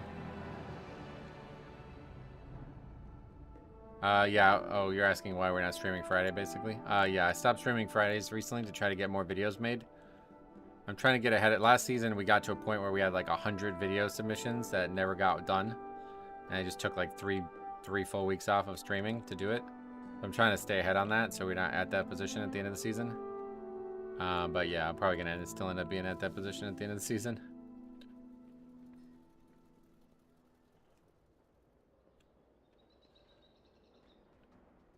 What channel? Oh yeah, here, I'll link it, yeah. If you guys don't know, I have been doing like crazy fucking work on the third channel or second channel, whatever you want to call it at this point. We have already 52 episodes published of this series where I'm trying to create my perfect version of WoW and do a Death Knight challenge in it. And I got a lot more coming, so stay tuned. It's been really fun. We're actually in the end game phase now, Sunken Temple. Like in terms of live videos, so stay tuned. There's gonna be a lot more coming. I have extensive, like basically like mop remix level plans for the end game in this private server that I've made for myself. It's been extremely fun, like the most fun thing I've ever done around the video game. Being able to be fully creative within the World of Warcraft, like a great World of Warcraft experience already, is so crazy. I'm not sure how you didn't know about the channel. I brought it up a lot, but yeah, if you guys are interested in, like, if you're not aware, I actually have like a spreadsheet for all the leveling stuff I've done as well over the years. And that's all on that channel now, pretty much, too. If you're interested in just chill content that's not like endgame rat race shit, like, you know what I mean? Like, then there's a lot of that out there. Are you the only person on the server? Correct, yeah, I'm only... It's a single player thing, I'll only be doing it myself.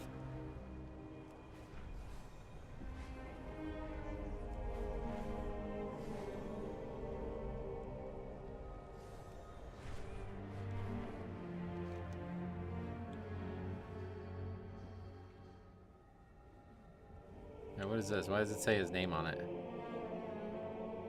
Means he's also got the quest, I guess. That's some new feature I wasn't aware of.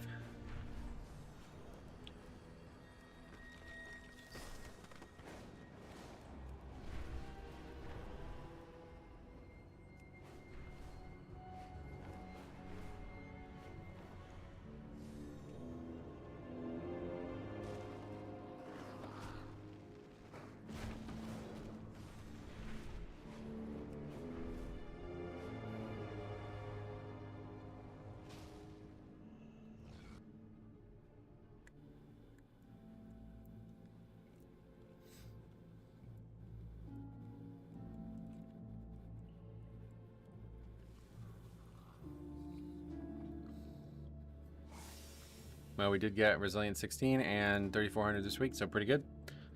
But yeah, last key of the week here, one way or the other. Hopefully it'll be fun and interesting.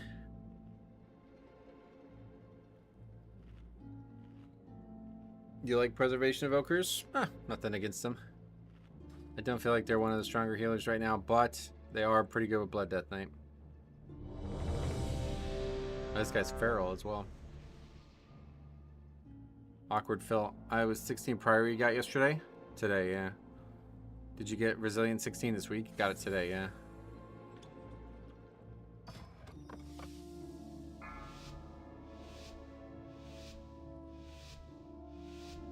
Five, 4, 3, 2, 1.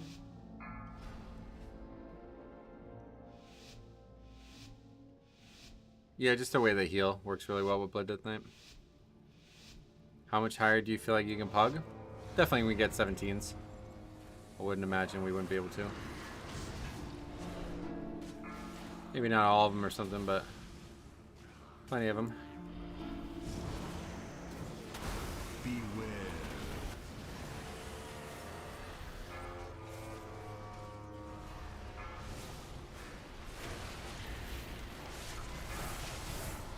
And that's the last 15 well overdue, the one we just finished as well. Pretty good.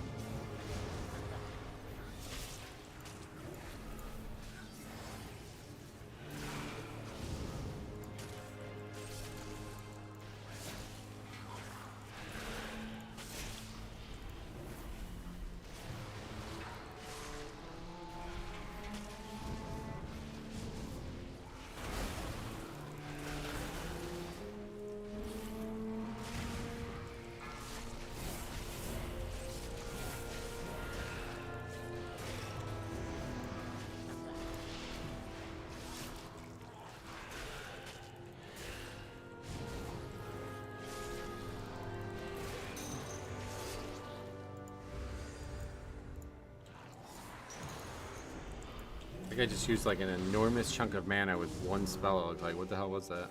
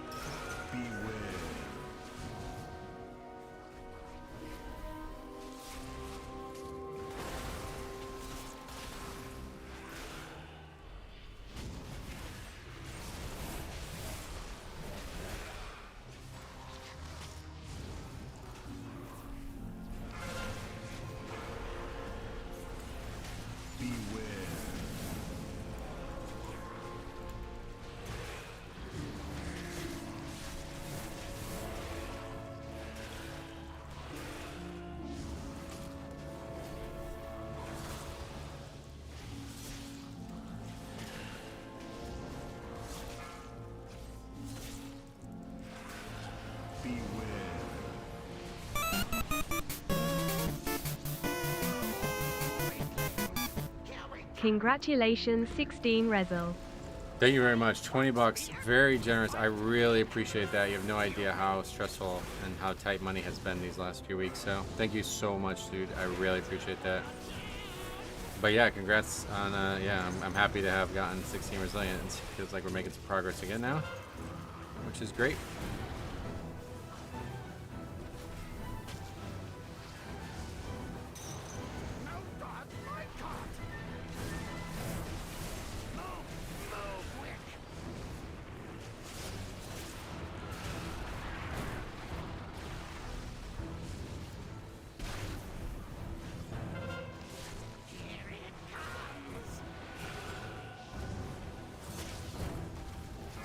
That's nice. Flying right next to us, we'll take that.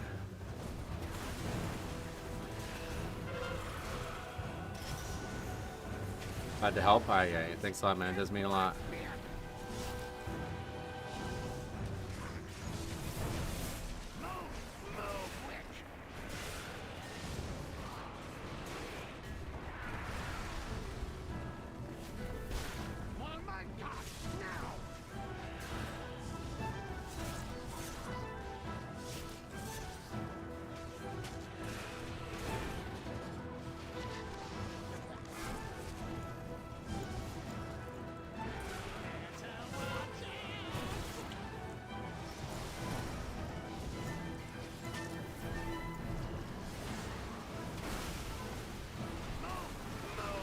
that one got annihilated.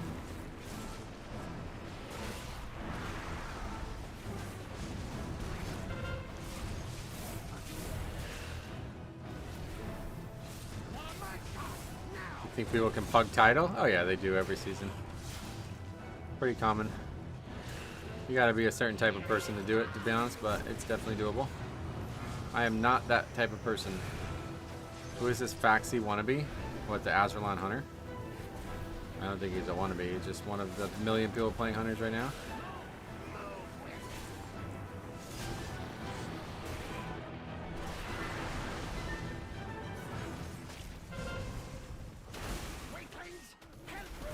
When it's popular, it is popular. Popular. You have to play all day, every day, and there's some sick carries. You need to be very, very dedicated to playing the game. And you need to be able to play very late at night, because in order to actually guarantee you get title, you're going to have to play deep into the night on the night of launch, or the night of whatever, you know, whenever they end the thing. I imagine title is a lot of work on the final few days. Yep, it's like going to be 90% of the work in the final month is going to come on the last few hours, because you have to stay ahead of what's developing as people are selling the carry, whatever, selling the title for carries.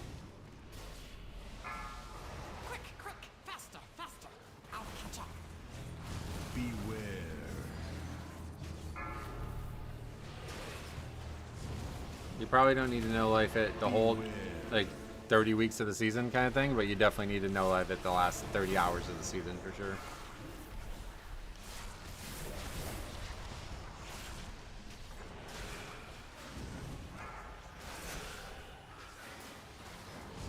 And that's going to be tough, because you'll never really be safe, you know what I mean?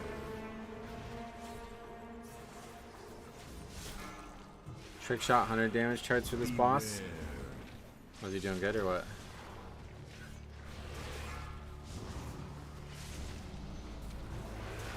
Same goes for any elo-based competitive scene. Well, sure, but not all of them are. We're talking about Pugging specifically, first of all, and second of all, not all of them are allowing their player base to sell, like, to fucking camp the title and then sell it at the last second, you know?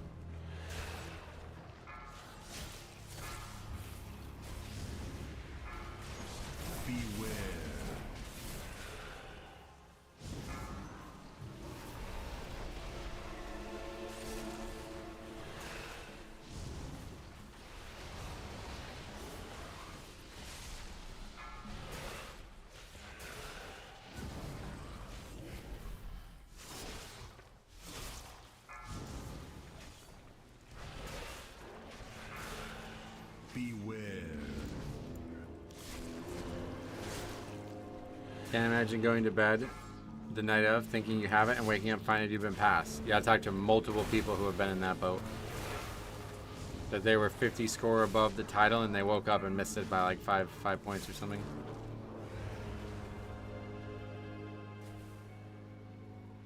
Foul bat.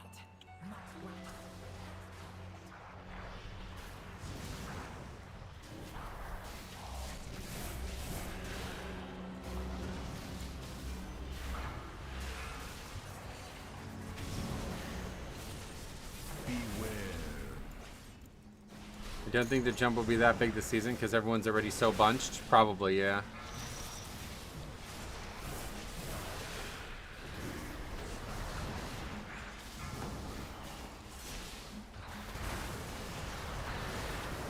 The title gap and world first keys are within 2 levels.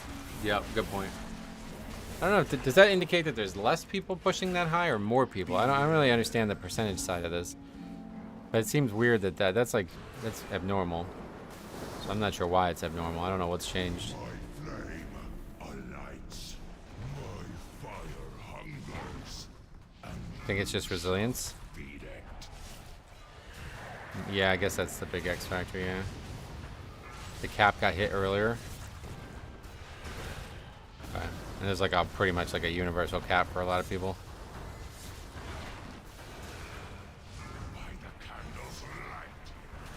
Yeah, I guess it's a safe bet to bet on resilience is the reason.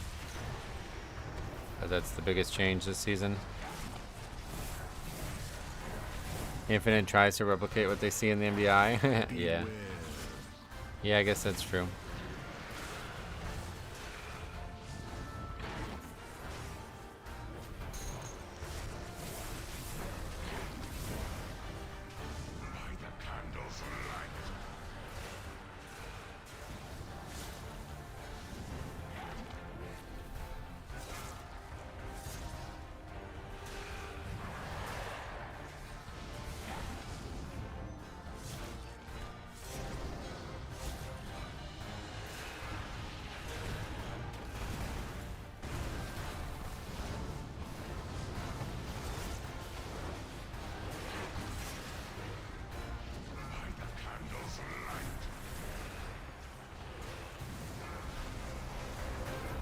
We really need a dynamic scoring system like ELO, or at least the, oh god. Holy shit. Anyway, or at least the 0.1% title should be per spec. Yeah, I don't think they can do that though. Per spec would be too confusing. Because there's too many people who play multiple specs on their class, you know? First season I went and got 3K. Some people are almost at 4K now. Oh, is that really 4K, the number? Yeah, I mean, definitely, there's a big jump from 3 to upward. Tried that mud trinket you're using, Metro. It makes DK so much tankier. Oh, okay. Well, I'm glad. Yeah, I like it. I guess we're just not going to talk about the thing that got brought up before, but it's all good. Yeah, mud's really good for Blood Death Knight. It feels really good. We will for sure see 4K this season. Oh, yeah. IO scores are inflated, yep. But it doesn't really, like, there's no such thing as inflated, really. It's just whatever the score is what it is. 3976 is #1 in the world. Oh, wow, really? That's cool.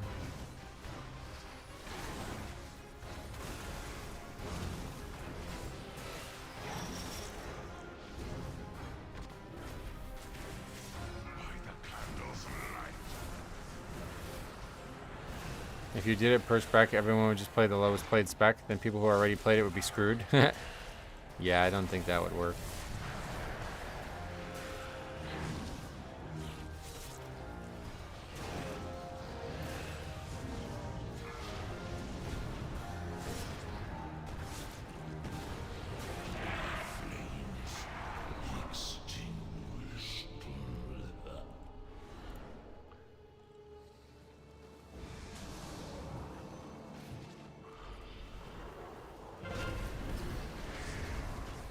It would be different title for each spec. Oh yeah. Yeah, either way, I don't think it works really.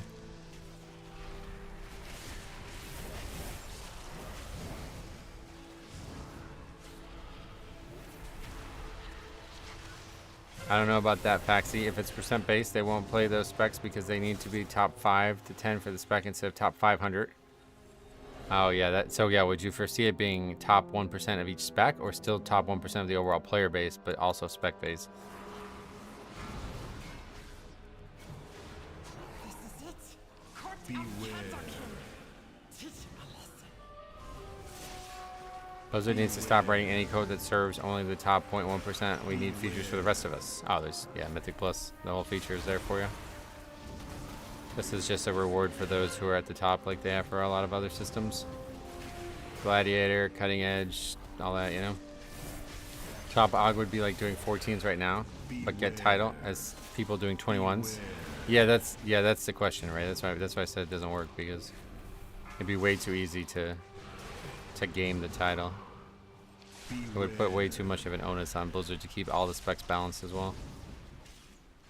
It's more fair than it is currently, is it? That I wouldn't. Yeah, definitely not in favor of this one way or the other. Top players were getting the high keys with friends anyway. Yep. Yeah, I'd be like, oh hey, looks like the title is pretty much attainable by you. You want me to just carry you through it and get it? You know what I mean? Like, that's not how it should be. Beware. Beware.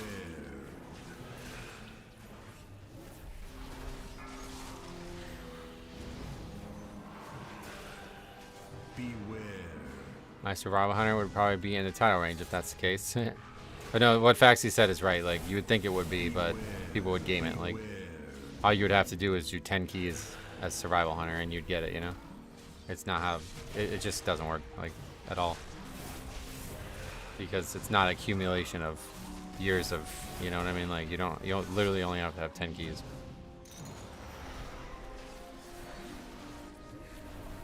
I wonder if it would even out the top keys of each spec if there were more top players putting in the time on all of them. They wouldn't. That's what I'm saying. They wouldn't put the time in. That's what I'm trying to say. Like you only need 10 keys to get the score, and that would be it. You'd never play it again after that. People would not reroll as much. Yeah, maybe. I think like in general, each class has enough representation in Mythic Plus. It's just maybe not each spec. And so then, as such, anybody who's like a Guardian Druid main might want to just play Feral enough just to get the title, and they would do 10 keys as Feral and never again, you know?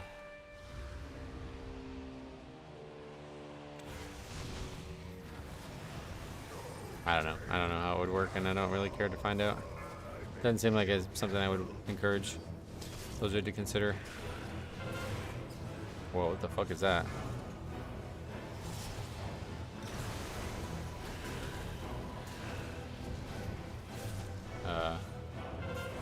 You look like Jesus. Thanks, I appreciate that.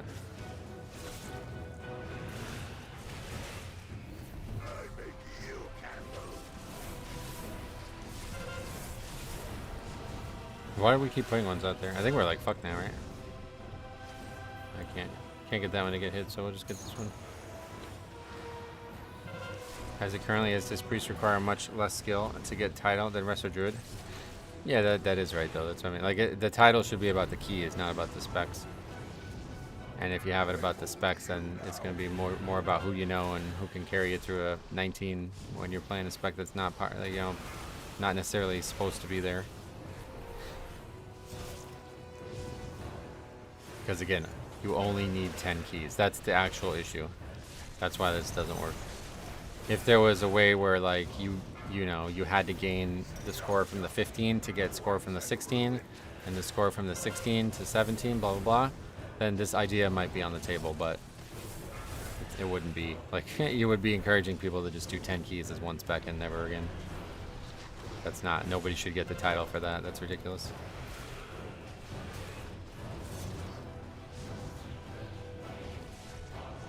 People already sell title as it is. Yeah, that's what I mean. Like, it would be way too easy to sell. I don't know about the skill thing. If you play with a good disc priest, it's night and day difference in the bad disc who isn't getting the title. Yep. I mean, that's, yeah, I don't think that was their point, but regardless. I'm good with it as it is because it should be just about whoever does the highest keys, not necessarily about specs. It's unfortunate that it's that way, and balance is, you know, the game's balance has been a problem, but it's just how it works. There's physical traits in other sports too, right? Like, you know, they don't have an MVP voting for just centers or something like that, you know what I mean? It's hard to be a Heisman Trophy candidate as something other than a quarterback, but people still try and win it. Every class can get the title. Title is 0.1%, not first page of Radar.io. Yeah, he was talking about this. Yeah, anyway. Maybe a minimum number of runs. Nah, this don't need to even consider the system in my eyes.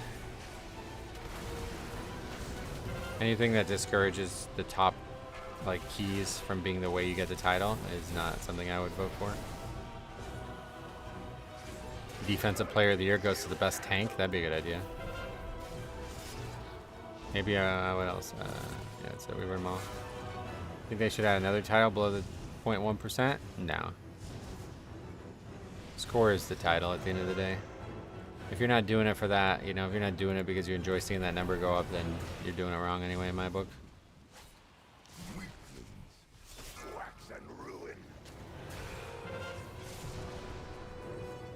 It's not fair LeBron is 6'8" and 260, but he doesn't always win, yep.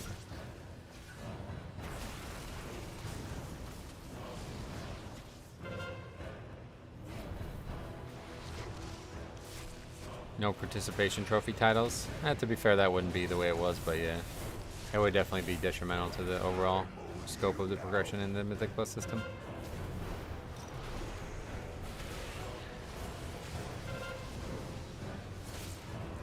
Okay, we are going to get that killed. These health bars are PTSD. Well, the healer's dead, yeah. No more Candlekin. No, I think we can still upgrade it. But first, It doesn't even matter if we do one way or the other, honestly.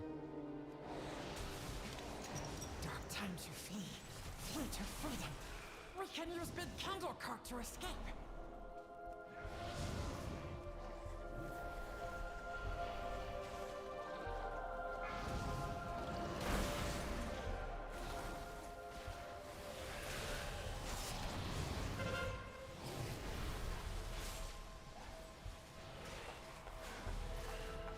Yeah, I keep getting left behind. I'm gonna die. I mean, speed.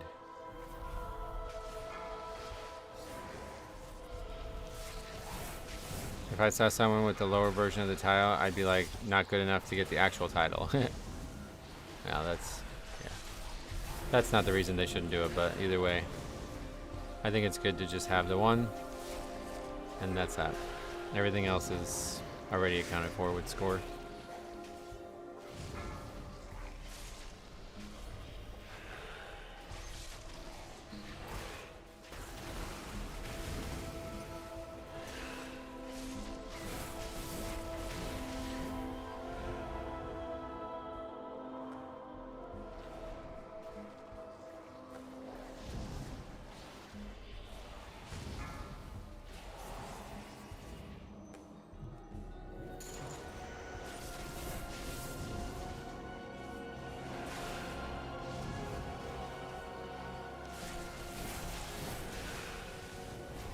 Wouldn't necessarily be about being good enough, but just enough time.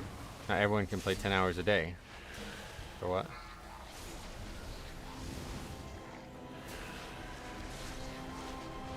Need dispel, please? There we go.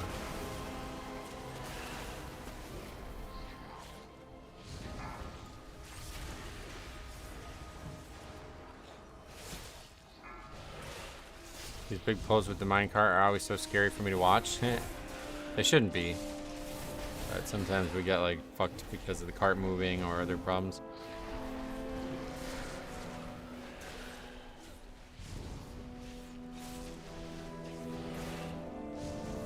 I kind of like the idea of doing the bracket titles like PvP does. You only keep it for the next season unless you earn it again. Oh yeah. Gotcha. Gives motivation for some lower players without affecting the top. Yeah, but that's there's plenty of motivation already. That's why I don't like this idea of like adding extra incentives on top of incentives that already exist. I'm not a fan of this at all, and I think it's really like honestly like very heavy entitlement to be asking for that kind of thing. Like the title existing is simply a like reason for the top end players to keep playing late into the season. That's all there is. If you want more than that, then just get better at the game and look at your global rank or something. Mythic Plus already has that with achievements. Keystone Legend is the duelist title. Oh, is it? Quick, grab some dynamite and let's watch for me.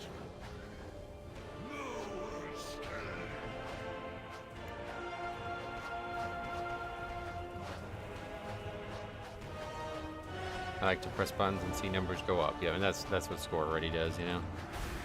But we got plenty of incentives to keep pushing.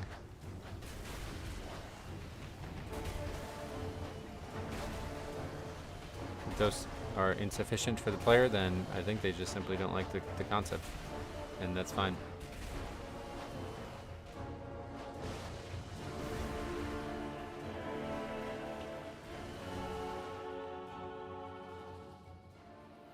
Oh, my head.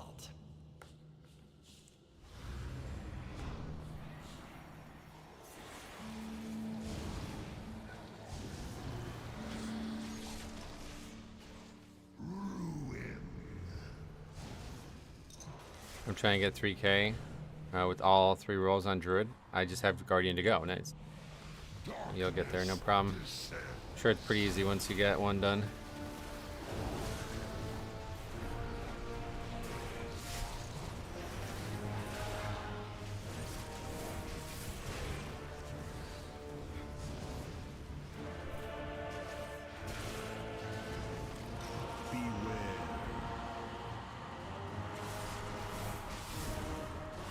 It's a ladder. Every goal, there is still another ring to go up if you hit the top. Good for player retention, and I'll have the gap from mount to title be 8 key levels. Well, I think Blizzard knows more about that than we do, honestly, so I wouldn't bring that up, but regardless, yeah, anyway, I think I've said everything I can say on that. Disagree, but all good.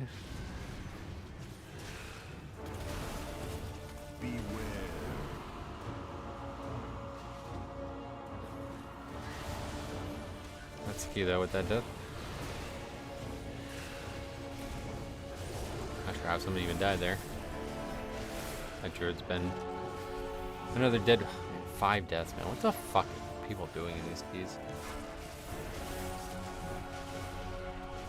This healer, I thought he could handle that third boss easily. I think I maybe just pulled when he was out of mana. I'm not really sure why that fight went that poorly.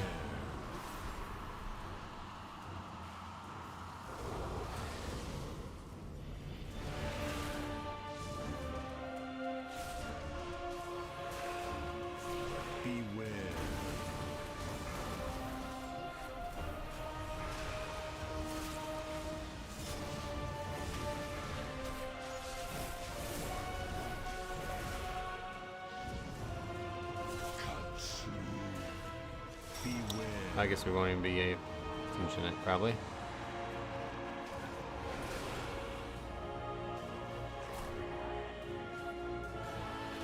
Thank you, invite.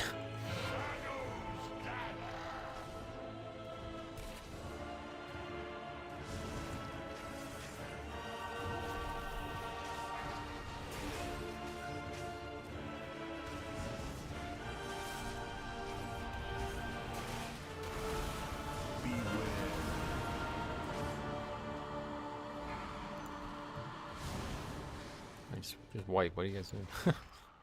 Not gonna be able to do this without the healer. Actually, I don't know. Maybe.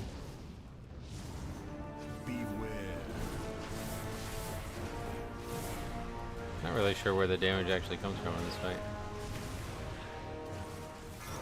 We're surviving it though. Is this boss hard on 15 or 16?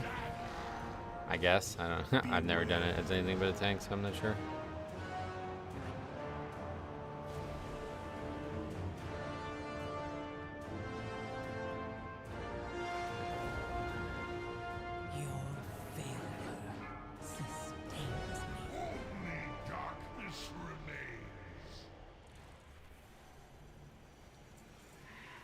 No heals. The damage comes from when they get the shadowy circle and move out. It does a lot of damage. I did it with my group yesterday and it was one-shotting people. Oh yeah. Druid, you've broken the key solo. No.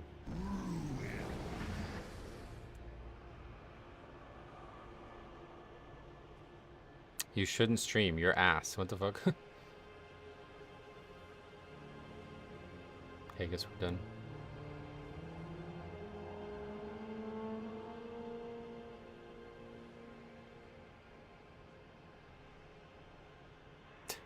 Yeah, that's pretty wild. No. This guy really wants to do the key again. I love how Evoker dies and then keeps blaming the DPS. Well, at that point, it was pretty much over, unfortunately. Can't have a DPS die in that fight.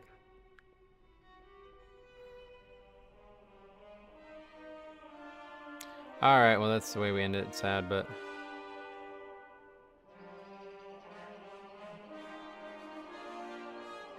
we got a lot done this week anyway, so pretty good.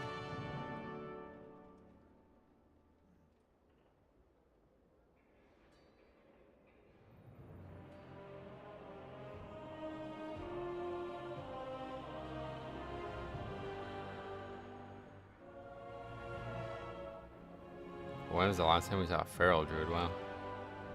A long time. Holy shit. It's not even worth scrolling up. Feral druid.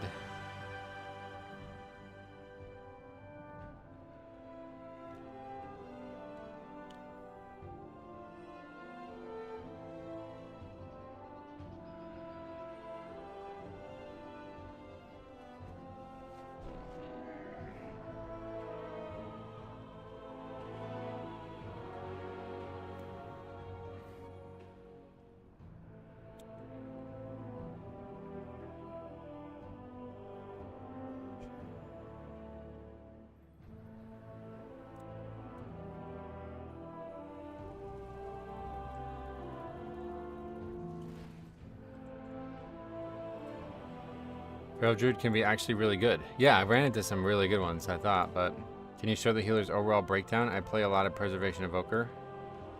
Sure, yeah. He definitely is just wrong, though. There's nothing to really show. Anyway, what else? I think we read them all, but yeah, so we got some good videos coming already. Tomorrow's video is already made and ready to go. And then Saturday's video, I need to just finish editing. I'll be doing that, getting that ready for Saturday. It's Siler's first Mythic Plus submission ever. So stay tuned for that. It is a fucking banger. I'll tell you this. It's going to be a crazy one. So yeah, stay tuned for that. And then we'll see what's next. After that, we got 2 more videos to make, hopefully, for this weekend. So we got a lot going on this weekend, though. So hopefully I'll have time for that. But we'll find out together. Thanks for watching. Healer's actually kind of playing wrong. No, that guy's fine. One way or the other. Think about doing a react to Dratnos rant. I've thought about it. I won't be doing it. Thanks for watching. We'll see you guys on the weekend for some videos. If not, next Tuesday for some more streams. Thanks for watching. We'll see you guys in the next one.